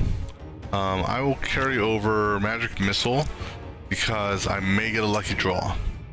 Alright, so now for this guy here, I'm gonna do this one first. Give everyone some might. Might as well go ahead and mend. That'll mend everyone. And now we'll go ahead and do the blitz on the frontline guy. Alright, what became free? Slash became free. Okay, so we go ahead and use this before I do anything else. Okay, so he got 14 guard, good. We'll go ahead and hit him with another slash, and hit him with another slash. Alright, so he should technically die off of smite. Well, actually, not even off of smite, off a righteous blow. So what we're gonna do here is we're gonna righteous blow, boom, he's dead. All right, so now this is one we haven't seen before. So my suspicion on what's gonna happen here, and this is okay, so she's got might, so that's gonna do 30% more damage. So this targeting, I believe, takes might into consideration. So the first hit was going to do 38. Now, in my mind, the second hit should do 22, but it's probably going to do 16 because that's the base. But the important thing is it going to hit both targets on both hits? Then again, it might go in and attack the wolf. We'll find out, as it may attack the wolf and that barricade. I don't know. I don't think it should attack that barricade because it's only ever attacked. Well, I don't know. Let's find out. So we're gonna smite these guys, and technically I can do another smite. Oh, this is gonna be good. Actually, now that I think about it. So now here's the thing is, okay, I'm down to 1 channel. It's going to drop me down to 0 channels and then no channels, or 0 is no channels. What's going to happen? Will 2 smites happen? Because I did cast 2. Let's see what happens here. Okay, so that's good. That's not... Okay. That was not supposed to happen. Okay, so hold on. So let me get a clip of that, because it was only supposed to hit the wolf twice, not 4 times. Okay, so okay. That was a good one, though. I mean, yeah. 2 smites happen. Did cast... Alright. Oh, this is gonna be good. Actually, no. Attack that barricade does. Okay. It's only ever attacked. Alright, so let me get my bug thing here. Pierre. Okay, so this is a different Master Divine form with mastered smite issue. That was yeah. The only so I'm wondering, you know, if there were 3, let's say I had 3 bats there, excuse me, and I did the double smite like that, would it have done 6 hits on the wolf? Because that's not, I mean, let me reread this card, okay? Let me just double check and reread the card here.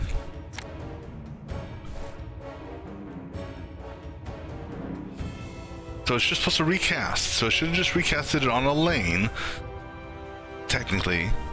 Well, see, unfortunately, we couldn't test the lane theory out because, well, there was no one left in the lane, so there's only 1 guy there.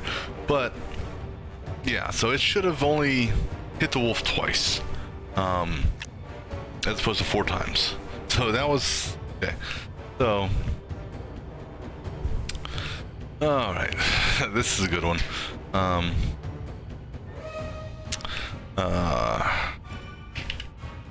Cleric had mastered Divine form in hand, along with mastered smite. Along with 2 master smites, along with 2 separate it can't even spell now. Separate mastered smite cards. No, one. Oh wait. Smite does not increase damage. Okay, along with different mastered divine form with mastered / non-mastered smite issue, along with a mastered smite and a non-mastered smite card.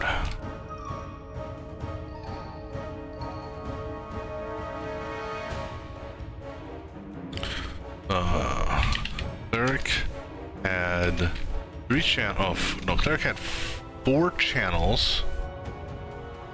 No, Cleric had 3 channels. I'm just looking here. Cleric had 3 channels and 1 AP.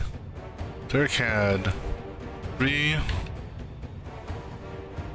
channel and 1 AP.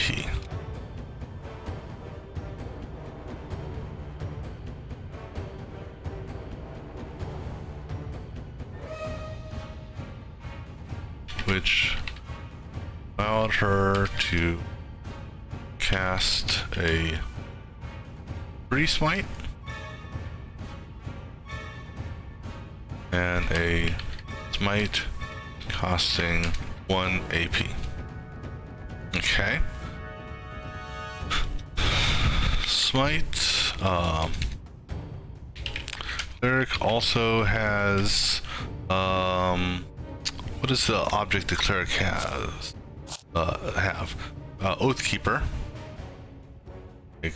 Cleric also has the Oathkeeper weapon, which changes smite so that it hits all enemies in a lane.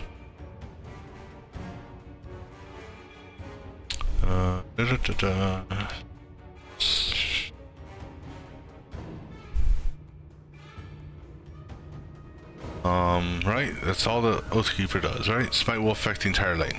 Okay.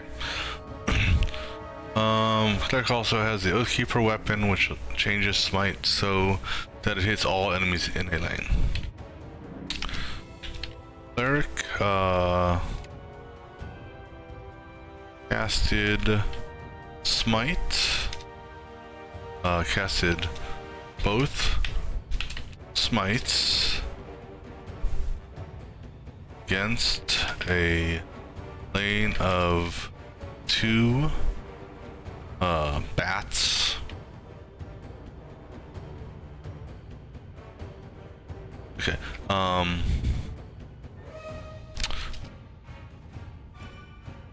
Okay. Enemies on the battlefield are a wolf in 1, 2, 3, 4, 5, row 5, lane 1. Wolf. Oh, a bat in row 5, lane 2, and another bat in row 6, lane 2. Cleric casted both smites against the bat in row 5, lane 2.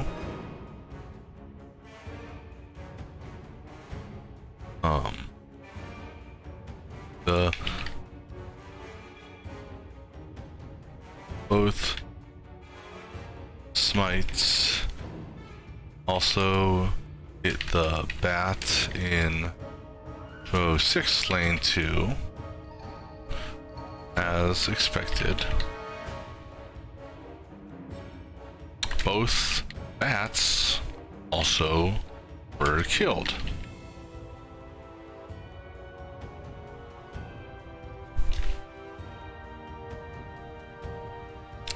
At the end of the turn, the wolf in R5 L1, not E, R5 L5 was hit with 4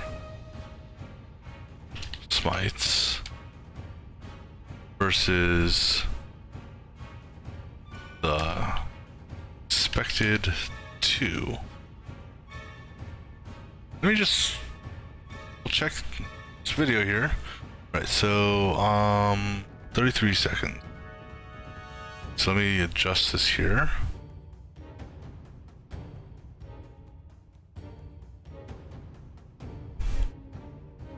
Let's find out.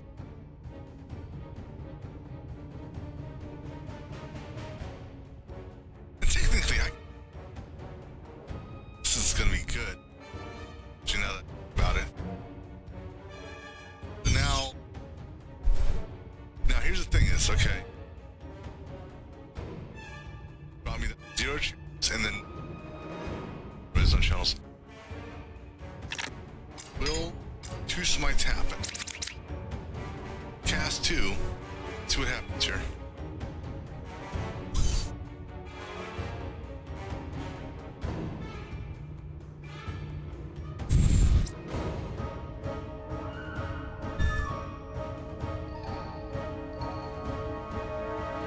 So let me Alright, so all channels were removed as well. But for each, okay, at the end, starts turn,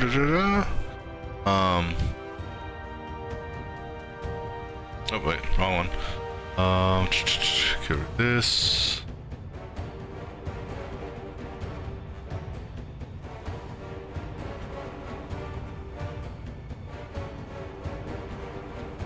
Oh, I hope I didn't look at this here. I hope that last bug report I put in didn't have that. Did I get that? Okay, cool. I don't know why that's there.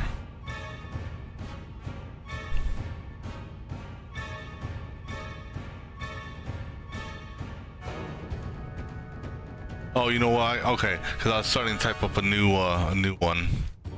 So that's where this came from.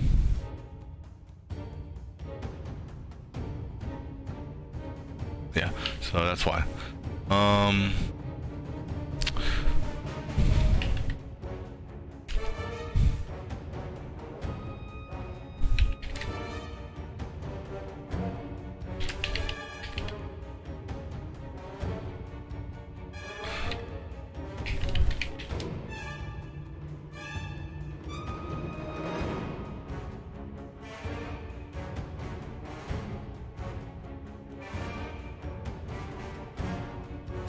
No channels left versus, but I would versus 1, right?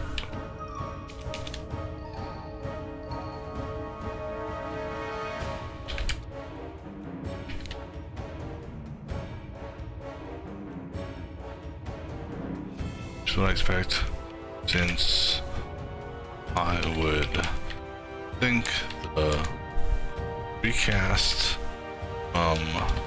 divine form would be channel free. Additionally, at the end of all the spells going off, the cleric had no channels left versus 1, which is what I would expect. So I would think the recast from divine form would be channel free. All right, and let me go ahead and get this clip built. This is a good one though. This is actually a bug in favor of the caster. Right.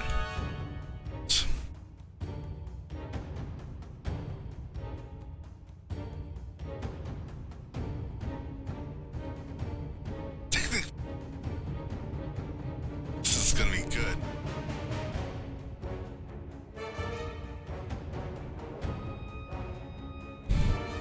It's okay. 0 chance, and then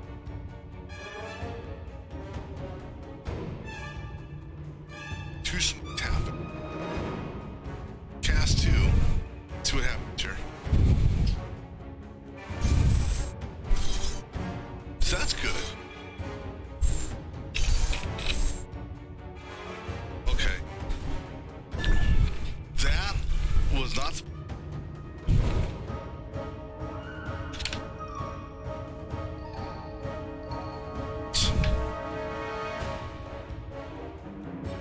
That's all right. Sorry, I'm just getting the clip published here, and I will be you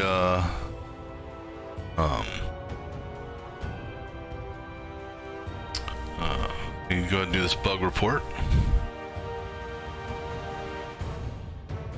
All right, so there, okay, right, F8.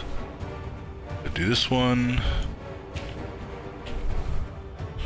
It right.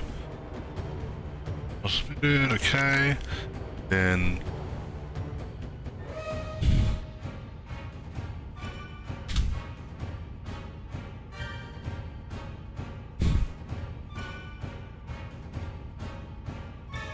okay. So let's get back to the fun now. That was a good one. I do like that one. All right, so okay, so the wolf is gonna die here. With magic missile. Oh, pardon me. Actually, before I do this, hold on. Hold on. Let me just do a quick check here about something. And okay, I just want to see if any of them had any mends up. All right, go ahead and kill them with a magic missile, and we'll be done with that. All right, good deal. That's just a common.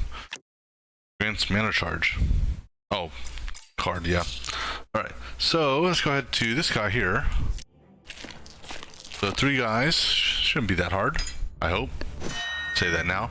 Okay, we're in a better position here, at least this time. We don't have to move to get anything. All right, so not the best starting hand for him. Soul Drain, so that's gonna be a 2.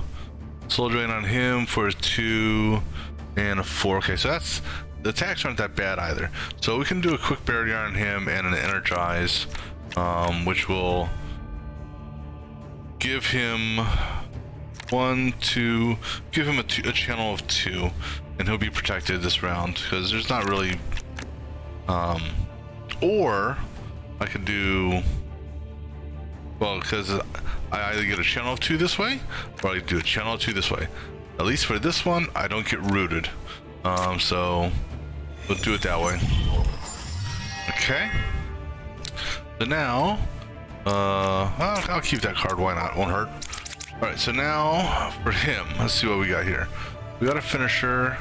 But these guys are too high to just kill him flat out. Unfortunately, I don't have any starters. And I don't have anything that's going to draw any cards. So I have. So you're going to get hit with 4. Okay, who's going in what order here? So you're going first. So I won't get slowed, but I will have 2 bleed hit or put on me because I don't only have. No. I can no. This is good. That'll guard both. Never mind.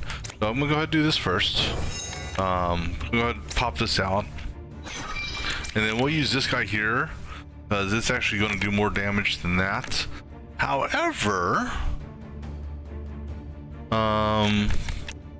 this technically would do more damage than that, right? That does 11. Technically 20. This one here does 21. So we'll go ahead and basically hurt you. So we go ahead and just knock some sense into you real quick. And then, nope, not that one. Then, alright, cool. So now, she really doesn't have much. The good thing here is no one's attacking her. So I can do, I can either do, so that's going to do 20. I can do this and get a shot of getting another attack card, because that only going 22. If she gets another attack card, it'll be more than 22. So plus she'll get crit from this, and it could be a free attack. So we'll see what we get here. Didn't need it. So unfortunately, so we'll go ahead and just follow up attack on this one, because that's not doing a lane. All right, so I think we're good here. All right.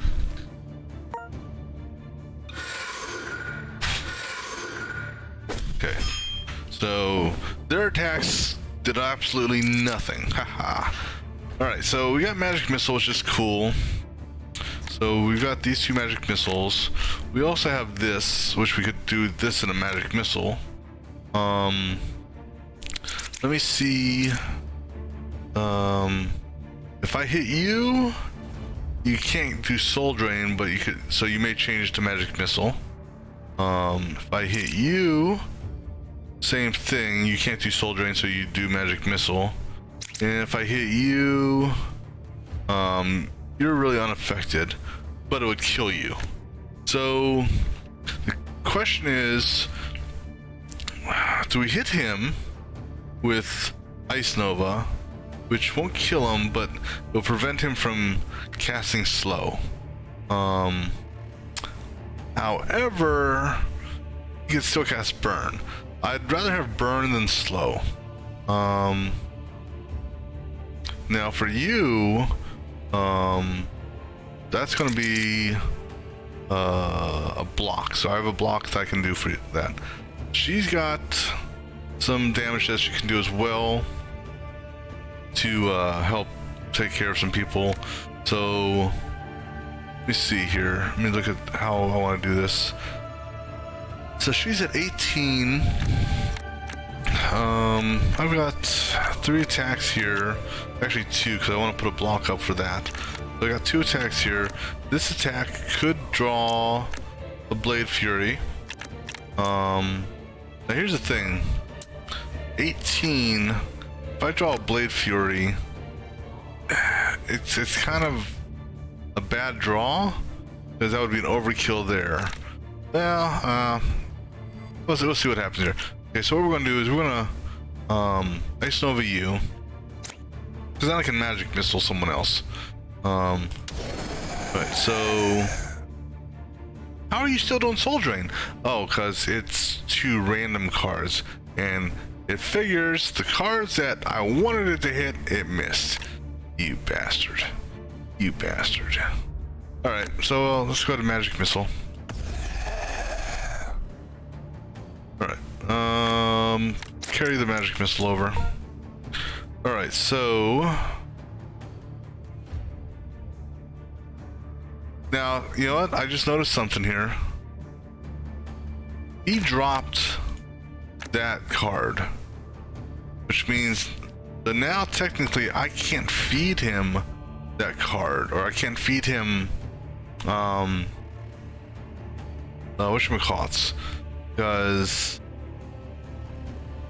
hell, it doesn't even show in my hand, but because that card gets discarded, that's kind of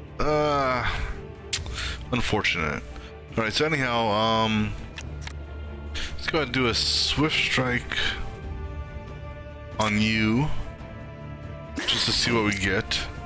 All right, I'm gonna go ahead and throw my parry up so I can do a block, and we'll go ahead and I'm not gonna do a Swift Strike. I don't want to draw another card, so I'll just kill you. All right, now I can either do a Smite, press the attack, but no one's attacking you, so that's the best option. Smite and press the attack, because I have no other attack. So but Smite, but press attack. Don't need to do that. He's gonna get slowed, unfortunately. Plus burn.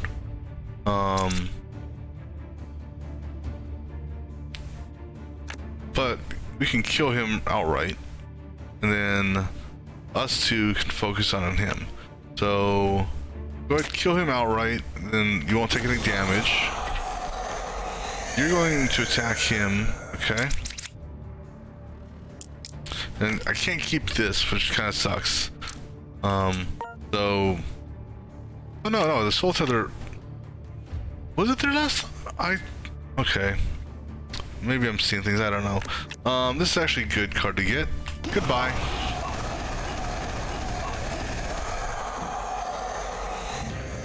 All right, good fight. And we got a common ring. All right, so now we're gonna come down here. We're good on health, so we can go ahead and come down here. All right, so 2 spiders and a wolf. He's growling, so he's not gonna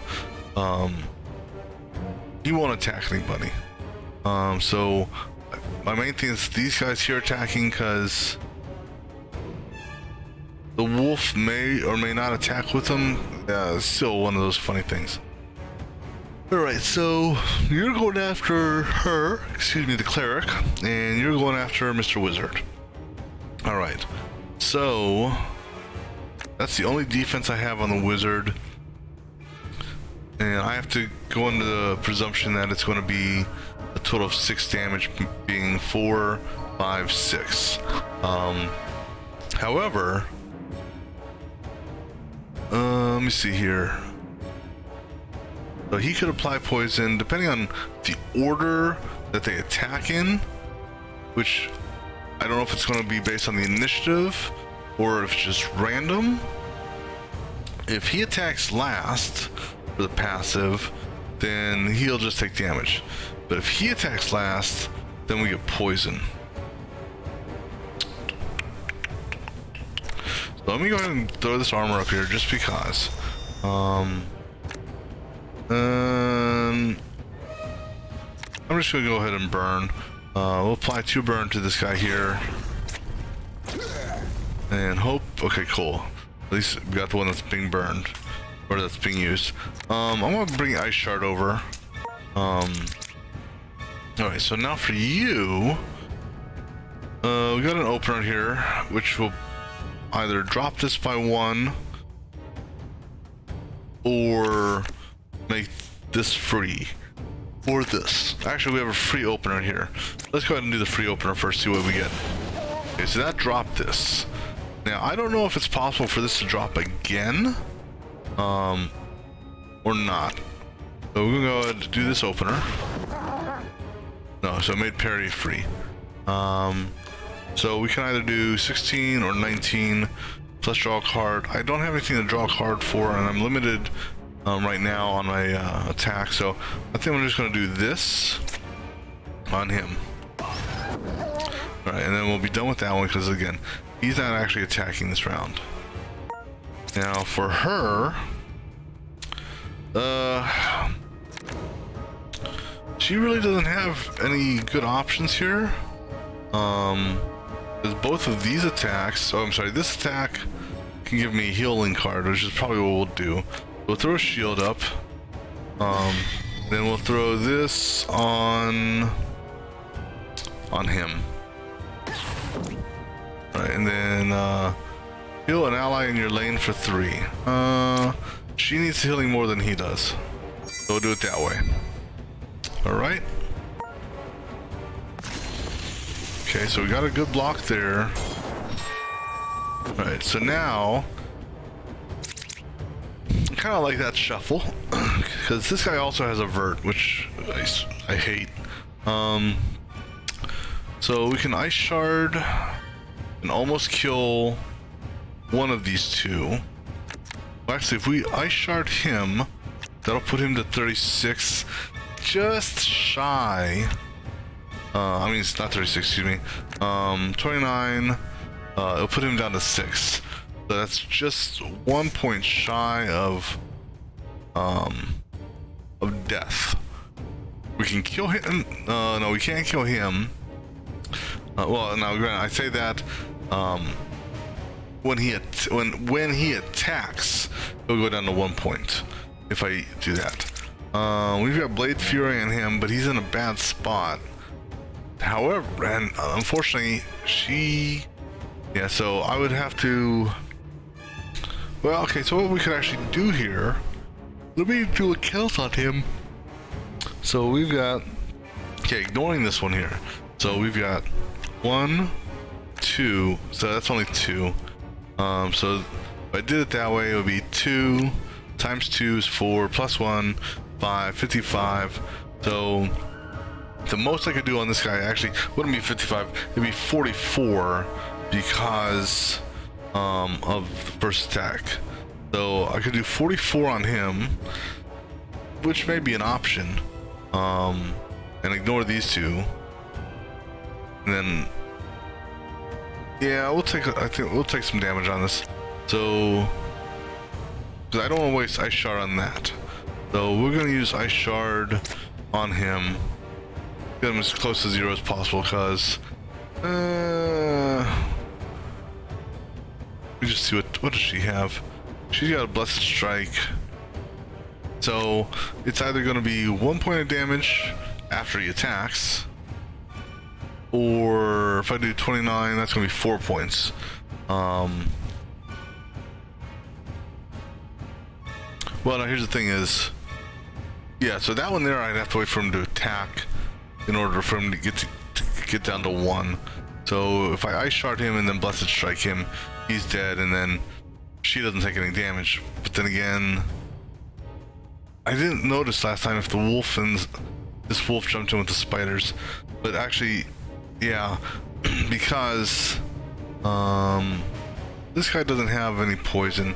But what we're going to do is we're going to go ahead and ice shard him, and then we're going to turn around and I'm going to keep energize. I'm going to take, let's see here, I'm going to move up 1. Oh, actually, this, you know what, this actually works.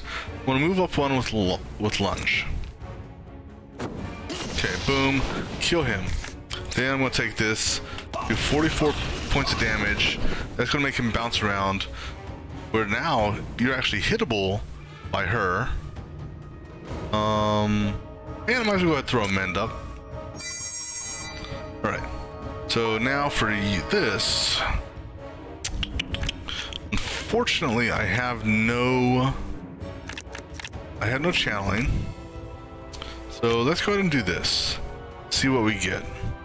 It's not really gonna matter if I do it now or do it later. Hold shield block. Okay, so that actually is gonna be more beneficial.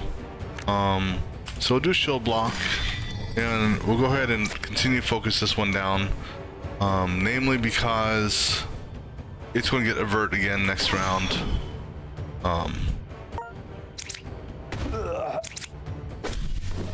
Okay. Alright, so now he got a real crappy hand, unfortunately. Best he can do, because you're going to attack him, go ahead and throw a barrier up. And I'll throw a second barrier up just because. And go ahead and energize. Alright, now for you, it's going to take 1 point shy, because, well, we have this as an option also.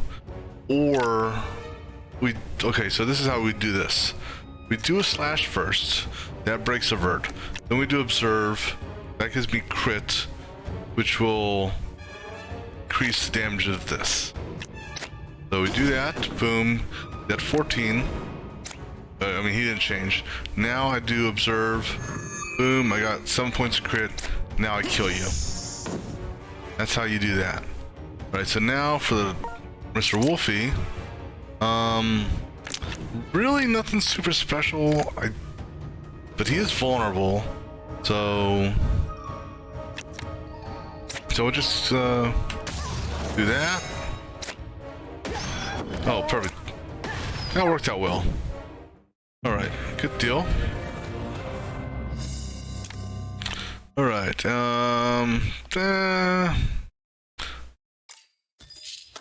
alright, so now we can go down to the next lower level. We're doing okay on health. Alright, so this is the obelisk that we will use to return up. This here is going to be something that will modify this. Maybe that one. Perhaps something on one of the other floors too, I don't know. Let's go ahead and do this one first. Okay, so pick an item. Okay, so trap. Alright. Come on, buddy. Come on, RNG. Oh no! I'm okay with him losing 6. Okay, so what did that do to this? This now, I get frontline barricades and higher initiative. I'm not worried about that area being occupied by undead. So let's go ahead and take this one out. Right. So, not a bad starting position. You just can't hit him. That's the only thing. So, let's see here. Think we'll do shocking and flame. So let me go ahead and let me see who's doing what here. You're coming at me, you're coming at him, and so everyone's getting attacked by someone. So we'll do this and then energize because I have no defense. And doing this, it wouldn't matter because I have no defense. There's no free defense. So let's go ahead and see. I'll keep it. Why not? It's not gonna hurt. All right, for you, I can do opener, which will give me something for free. That's a possibility. Because that'll hit both of them for 26. But I think I can do better and actually take one out. So let's focus. He's going to take more damage because he's got shock. So let's take that, use that to our advantage, and hit him. Okay, so that gave us this for free. Now we have another opener here. I definitely want to draw that. So if I do this, this will be free, possibly. Or, okay, so let's think about this. I'm at 2 right now. Once I use this, I'll be down to 1. That's either going to put this to 1 or that to 1. Let's see what we get. Okay, so that made this. But you know what? I'm fine with that. So we kill you, because he was going to die either way. And then, if we would have got this, you know, it would have. Oh, yeah, because. Oh no, I'm sorry. I'm sorry. I was looking at this here. This one never dropped, at all. Because it would need to drop twice. All right. So now, what is Mrs. Cleric have? She's got Divine, which is good. So I think it's pretty much going to be boom, boom, boom. She's going to get hit. So let's focus in on him, her, it, whatever. So go ahead and do this, that, and then that. All right. Because the attacks they're doing, they'll hit me anywhere on the battlefield, so there's no point in shifting anywhere. And then the random RNG hit him a second time, which is fine. Alright, so now he was smart and got out of the way of everyone. It doesn't matter because this guy has 0 attack. So what we're gonna do, we're actually gonna put a barrier up, and we'll go ahead and do a mana charge, and we're just gonna leave it at that.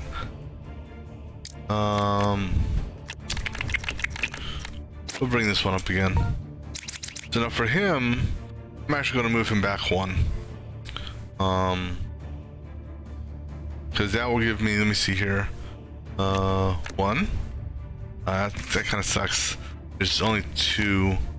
That's 55, right? No, 70, so yeah, it'd be 50. Because 6 being 1, 2, hold on. If that's, hold on. No, 2 times 3, yeah. So that'll be 55 if I move back here. What do you have? And you have no offense either. So let's go ahead and do that. Because that wild swing, there's no one in our lane. However, that would work actually. So we're gonna swap places, and then we'll go ahead and do this at 55 points of damage. May not be the best. I'll go ahead and do amend since we're here. Right now, she can take this, kill him, and turn around to amend as well. Perfect. Now what I could do, no, never mind.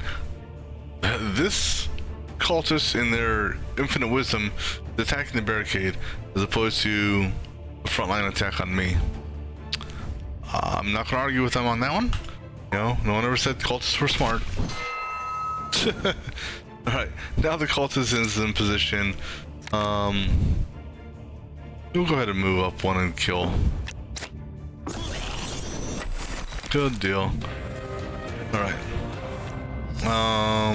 Haven't used that. I had it once, but I haven't used it. All right, so you leveled up. So let me see. What do we want to do? Mastery. So what is there? What of his would be good to master? See, this here, I'm still not. I don't think this is working properly.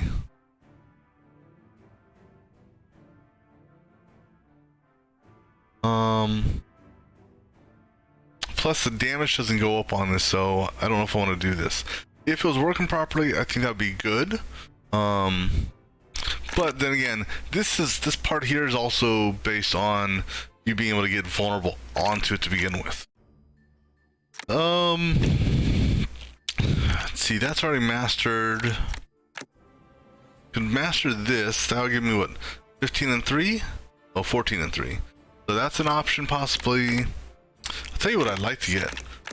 More of, where'd they go? Where'd we go? Oh, this here. As the free opener, I like that. Alright, but anyhow, so I think it's field aware is where we're at, right? Field aware, yeah. Everything above field aware.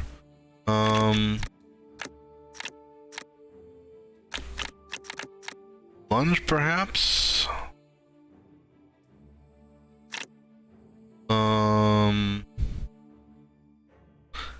Lunge. Keen strike. Another option is this guy here. Is it this one? Or this one? I don't know. I've not seen these two be, guard break or heavy sunder be effective yet. I'm gonna go with keen strike, I think. What's I that? What's okay, so this becomes what, 14 and 3, or actually let's go with lunge. That's a greater amount of damage. So we're gonna go ahead and do mastery. Oops. Mastery on lunge.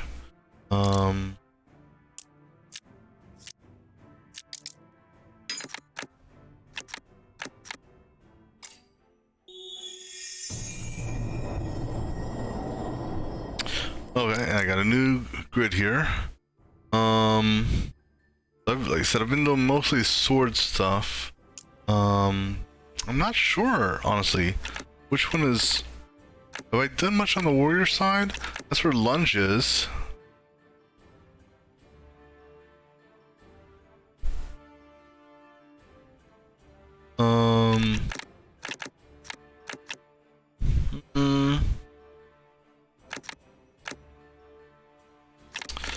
So let's see what's under leadership.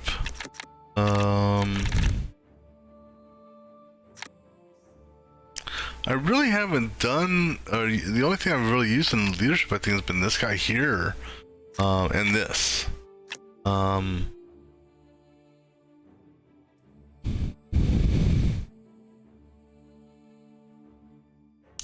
That would be interesting there. Yeah, because swordsmanship is what I've typically been using. So there's no swordsmanship in this. So I think the best option in this is either a lineup for mastery or a lineup for health. I'm gonna line up for health by putting it here, or I can align it for mastery by putting it here.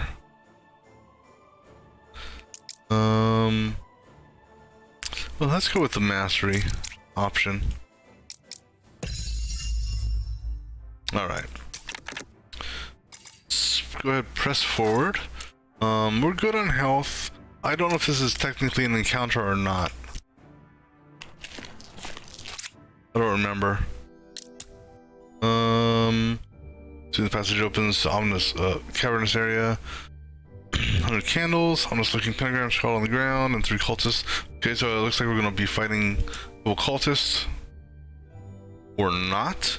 A massive rituals complete, a massive portal flashes to existence and a nightmare crawls through. A spider of gigantic proportions, eyes flashing with hunger, destruction, and vile intelligence. Hold on. A spider of gigantic proportions, eyes flashing with a hunger for destruction. Okay. Black Gem says, okay. Calls us to calmly as the spider rapidly consumes each of them, willingly. So I guess we're going to be fighting a big ass spider. So let me see here. So we can either A. Oh, we're going to attack. Because we need to get that. Whatchamacallit. The short window to gain the upper hand of some sort before the monstrous spider turns. Oh, let's attack while she's eating. Oh yeah. The question is it just gonna be? That's one. Oh my god. Well, this is gonna be a fun fight. I hope this doesn't turn to bite me in the ass. Well, fortunately, the damage. Oh, that's the only thing here is that spiderling summoning. Deals 13 damage to all enemies. Deal 2 less damage for each cell between you and the target. So this is a large target.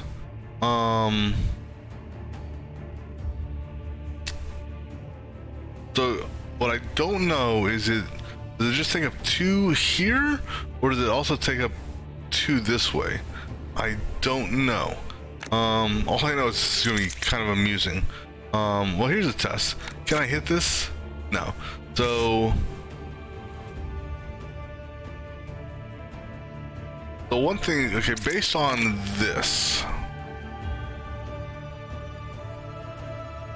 I want to be spread out. So like back row, front.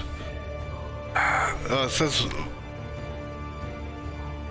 you know, and almost like here. So this is gonna be interesting how this is gonna work out. I can't do any damage right now, so that's gonna cost 2. I can't do this when I'm in the back lane, so. And here's the deal is, okay, so let's move here. Or I move here, then I do this. Let's do that. Now I can hit. Now let's do this. And got a barrier. Who are you going to attack? You are doing the ground slam. So let's go ahead and put a barrier up. And let's go ahead and put a burn in place. Or, because right now this is we need to get people in position. So let's go ahead and just do double guard. So that should hopefully protect you. I'll keep. I'm not going to be able to get a channel for the next one. All right. So now for you, I kind of wish I had. Well, let's see. What do you have? You got smite, which I mean, there's only one thing she can do. She has to move 3. Excuse me, or 2. She can move to here. So he needs to move here to get some separation between us. So that's what he's going to do. He's going to move here, and he's going to put his block up. Now, the problem here is she doesn't have any defense, so she's going to take the full brunt of this. So in moving here is, yeah, we got to be in this row here. Unfortunately, yeah, that's the only thing to do. So go ahead and take the 2 points and pray to whatever god you pray to. Not as bad as it could. Okay. Now, at least we're in a position where we can engage this creature. Alright, so you're going to do poison on 3 random cells. Based on the positions, it's telling me what cells. I think the poison doesn't, well, I don't know if the poison will take effect immediately or if it's at the end of the next turn. We'll find out here in a second. So we're gonna go ahead and do shock. The shock, go ahead and add some fire. and energize. All right, so now it's time to do some. This is when you need the whatchamacallit spell. So go ahead and do that. Go ahead. Now if I lunge, well, that's okay. By lunging, we'll swap places with her, so that's not an issue. Go ahead and lunge.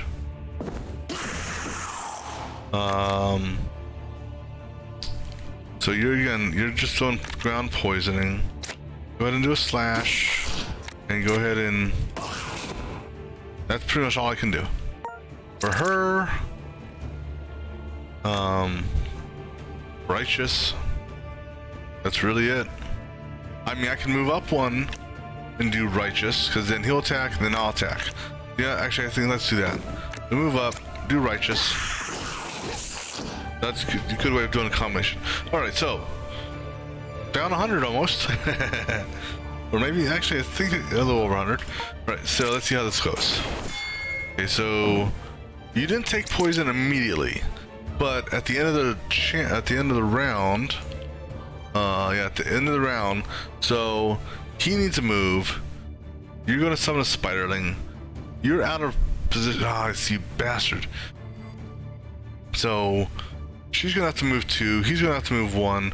He has to move. I'll give you credit. Good news here is, okay, so this is what we do. We move here once. We do this on him. Actually, you know, I didn't even have to move at all, honestly. Because both of these are pretty much cast anywhere. And he's... I don't know if... Is he taking up 9? I don't... I mean... Let me... Actually, you know what? Oh, hold on. So... It's a little confusing as to what his target box is. Alright, so how does that affect you? Oh, you've got plenty of AP, so that's not an issue. I'm not going to do this because I don't want to waste anything. I will carry this over to the next round. Alright, now for you need to move at least 1. Well, technically 2 would be preferable, but you need to move at least here. So let's do that now, get out of the way. So we can either A, do this, or which is more damage? That's 19, that's 42, or we do 20. Yeah, let's do it that way.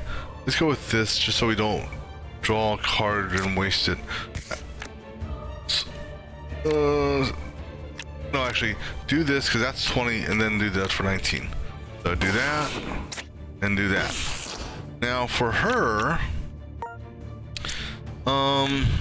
Oh, she's got smite available, too. Well, actually, right here is actually all I need to move, because I can hit that lane. So we move here, we press the attack, excuse me, and we throw a smite out. And oh, go ahead and throw that out too. We'll hold that. Okay, now we got a spiderling. Spiderling, what's the spiderling gonna do? He's just gonna bite, no poison. He's gonna do pull all enemies to the front row. Okay. I don't know how that's gonna work for this, if it's gonna spread them out or not. So, do we focus the spiderling, or do we focus mommy? So, because he's at 67. I wish I had the other multi-missile up right now. That'd be real nice. So I can do 25. Plus 14, so that'd be, say, 39. Or I can do 27, 27, 34, and add some burn. Because nothing's attacking you. Let's do the ice shard and the magic missile then. Let's try to burn this, you know, just whatever I can. Carry over magic missile. For you, good on that. What are we at if I do this right now? That's crappy though. Cause I have, that's unfortunately not so good. Cause even if so right now, that's one attack. That's it. Really? Yeah. So it's that times 3 plus 1. If I pop that, that'll give me 3. That'll be 4. 4 times 2 is 8. Plus 1. That'll at least give me. Let's do that. I'm gonna take the 4 points of damage. So go ahead and do this, and then turn this over. That'll at least good hit there. I could have taken him out completely, but I'm trying to focus him down. Well, now so now the question is, do you continue focusing or do you hurt him? Because I don't know here. Trying to think. What does she have? I think between the two of them, we can kill this. Because she has to move in order to hit that one. So let's do this. Let's take these slashes. Focus the baby down. Because maybe by killing the baby, she'll rethink what she's gonna do and spit out another baby. So let's go ahead and do. Let me do this one first. Come on. And then do that. Do that. Now, actually, she'll get hit with another thing as well here, because of the because I casted. It'd be nice if it showed you the order that you casted these in, or maybe it does. Because I casted this, this will be also casted against that one, right? And you are not doing that. So how's this gonna work? Okay, so.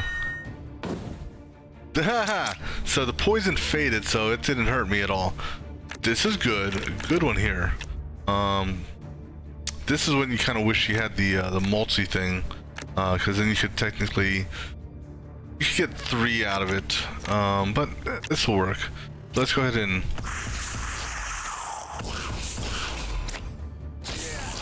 All right, good there. So what are you gonna do? You're going to ground slam. So in reality, I want to move him there and move her there. So, or I can put some parry up, and because there's really not much of an attack you can do. You can do 57, or you can kind of save yourself.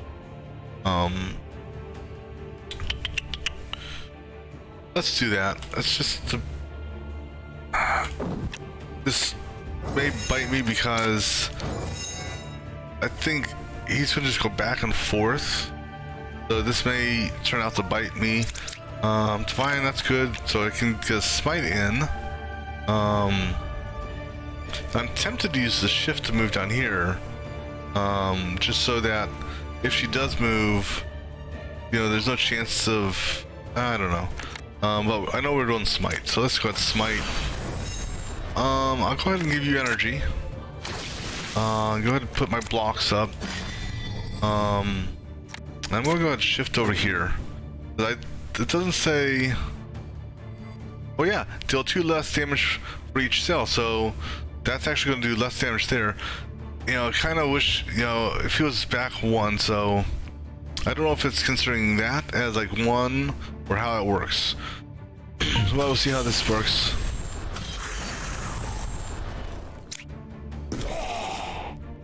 Okay, so there's an issue with the smite on that. but that's already been reported, so... Alright. You went the opposite direction, you bugger. I've got nothing I can do with you. So with that being said, I'm just gonna throw shields up. Because there's nothing really for him to do. Sucks because I have that right there.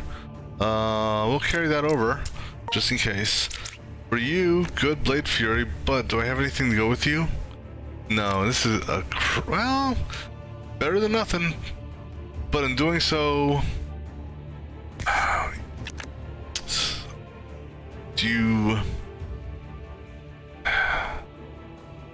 So what is this? 77, so that'll turn to 44. 44 and not take as much damage. Yeah, we'll go with that. Or 55. Alright. Now for her... well, good news, bad news. Good news is... she doesn't have any good attacks to use. She doesn't have enough for that. So we just throw the blocks up here, and when he does his ground pound thing, no one really takes any significant damage.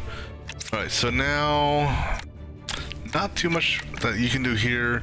You're gonna do poison. Well, that's a different one. Apply 4 poison, apply half to... oh, okay. Interesting. Now adjacent, I believe, is up, down, side to side. So, cat corner, I don't know. Let's go ahead and do a shock, flame. Cause that's a skill. There's no blocking it. I'll carry this over to the next round then. All right, so do that. See what we get for free. Soul. No, we got. See, this one here isn't really going to do me any good because no one's near him. So let's go ahead and use that.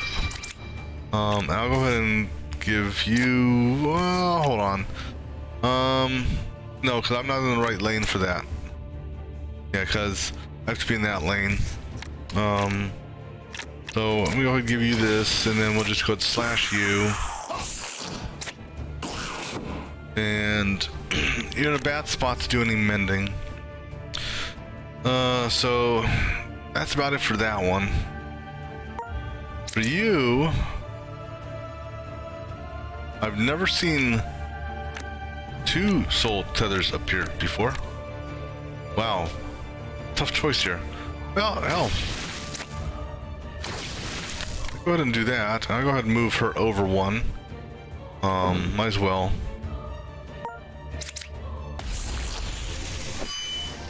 Okay, so... you got Bear. Okay, what are you doing? You're going to summon a spiderling. No big deal. Multi-missile, that's good. So we'll go ahead and multi-missile. You're already at full channel, so there's not much you can do. So I'm not gonna waste a channel on this because you're not attacking this side of the thing. Don't need to energize, don't need that, so I will carry over barrier. Alright, for you, right,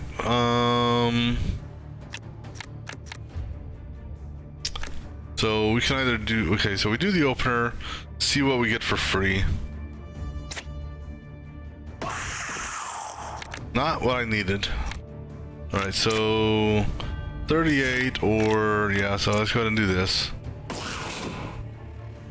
And, because I'm not gonna cast, like I said, he's at full charge right now, so we'll leave it alone. You need to move up 1, so fortunately that means you're gonna get hit by poison. No, that was only on the initial cast. So go ahead and move up 1. This will get your channel up, and since we're here, go ahead and do that. All right. Okay, so new spiderling's up. What are you doing? You're going to do another epidemic, okay. So I don't know if barrier would guard against that, because it's technically not doing damage. Let's see what this gives me. I mean, since he's not back row, he can't go back row. This can work for me, because it'll get away from the epidemic, I guess. And that'll work. So an ice shard, I can either do ice shard on him or ice shard on him. You know, at this point, I'm almost tempted to just say, focus the big guy down. What do you got? What do you have? So this here, I'm gonna need, okay, I'm in a good lane for that. Okay, have him do ice shard on that one. All right, don't need to do barrier, don't need to do that. I'm wondering what hindsight. No, because I may, you know what? Hindsight, I may have been able to get 2 casts out of that. Oh well.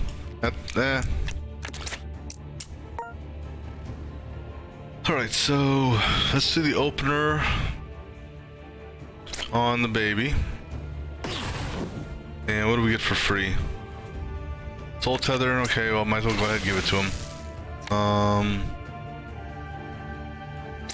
Go ahead and hit him. And then we're not going to do this one because I don't want to draw a card. So we'll go ahead and just kill the existing baby. Alright, so now you got Celestial, which is good. So it's going to hit you twice. That's going to be a good one there. You're going to do poison, but he's back row, so not worry about it. He's already at 4, so...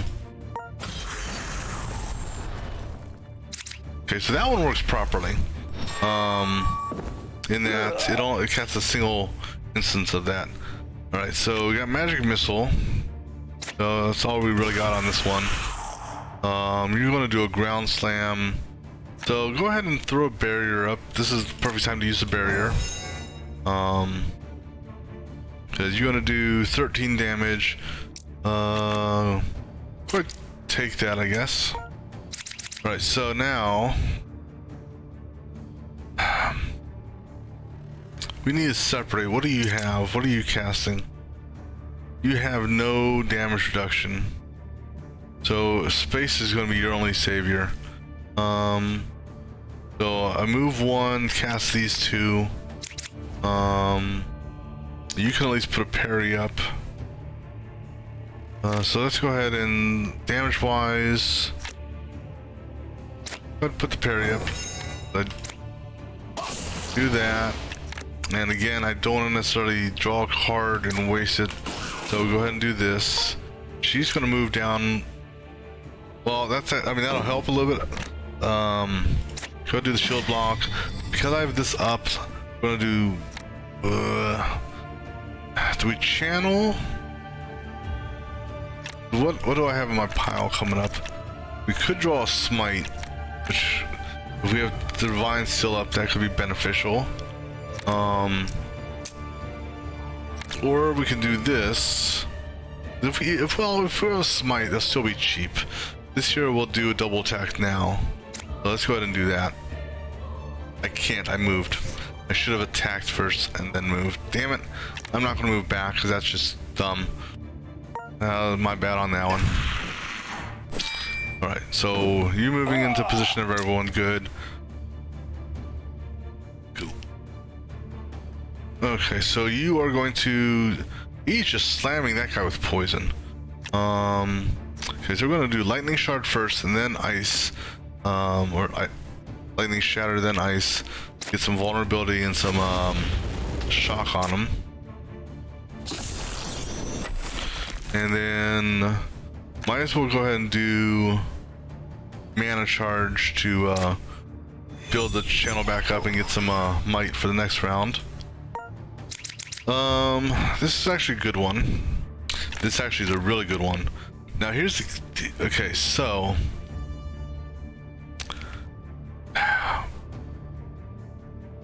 this could finish him. Actually, that will finish him. I was overthinking it. That's one dead bug. Good deal. Good job, guys. Woohoo! You know, I'll be honest with you, I was kind of expecting something a little bit more than a piece of redwood wand. Okay, well, here's something else. What do we got?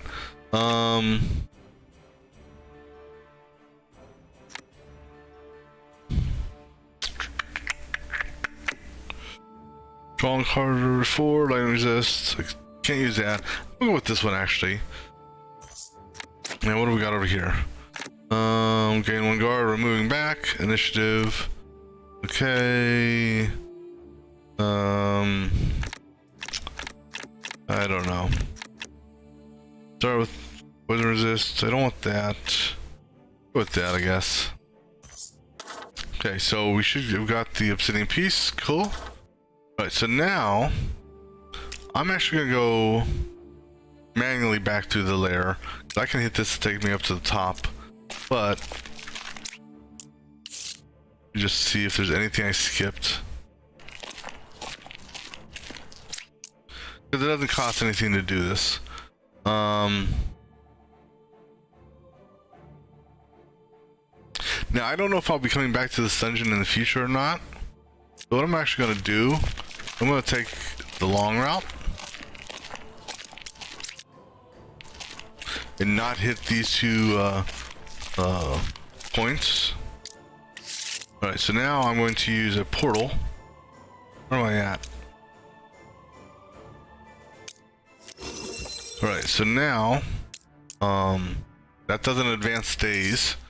So now I've got the 2 obsidian things which I need in order to get through what's the name's lair or whatnot. Let me go ahead and restock on this. Then we go ahead and heal. Okay, so I'm gonna go ahead and see what you have to say. Okay, cool. Close to finding the truth. Yes, we shall push forward. Alright. Regent. Okay, you found the regents. With these can chant a counterspell. By bringing both stones near the barrier, the harmonic frequencies of both stones should overpower and shatter the other. All that's left to do is destroy the Rush Lord himself. Piece of cake, right? So now we actually need to go back. Oh, the Rift Lord's over here now? He wasn't over here before. He was actually over here. That's weird. Not to say he can't move, but he was over here before. Because I thought it was ironic that the first one I went to is where he was. Let me see here. So we teleport there 1 day, 2 days, 3 days, 4 days. So it's a 4-day trip. So it's more, you know, so I get there before he does that. Let me see here. Plus that's gonna be a dungeon crawl. I think what we'll do is we'll probably do that tomorrow. I think we'll we'll call this here for the day, and then that's what we can do is work on that dungeon crawl tomorrow. So until then.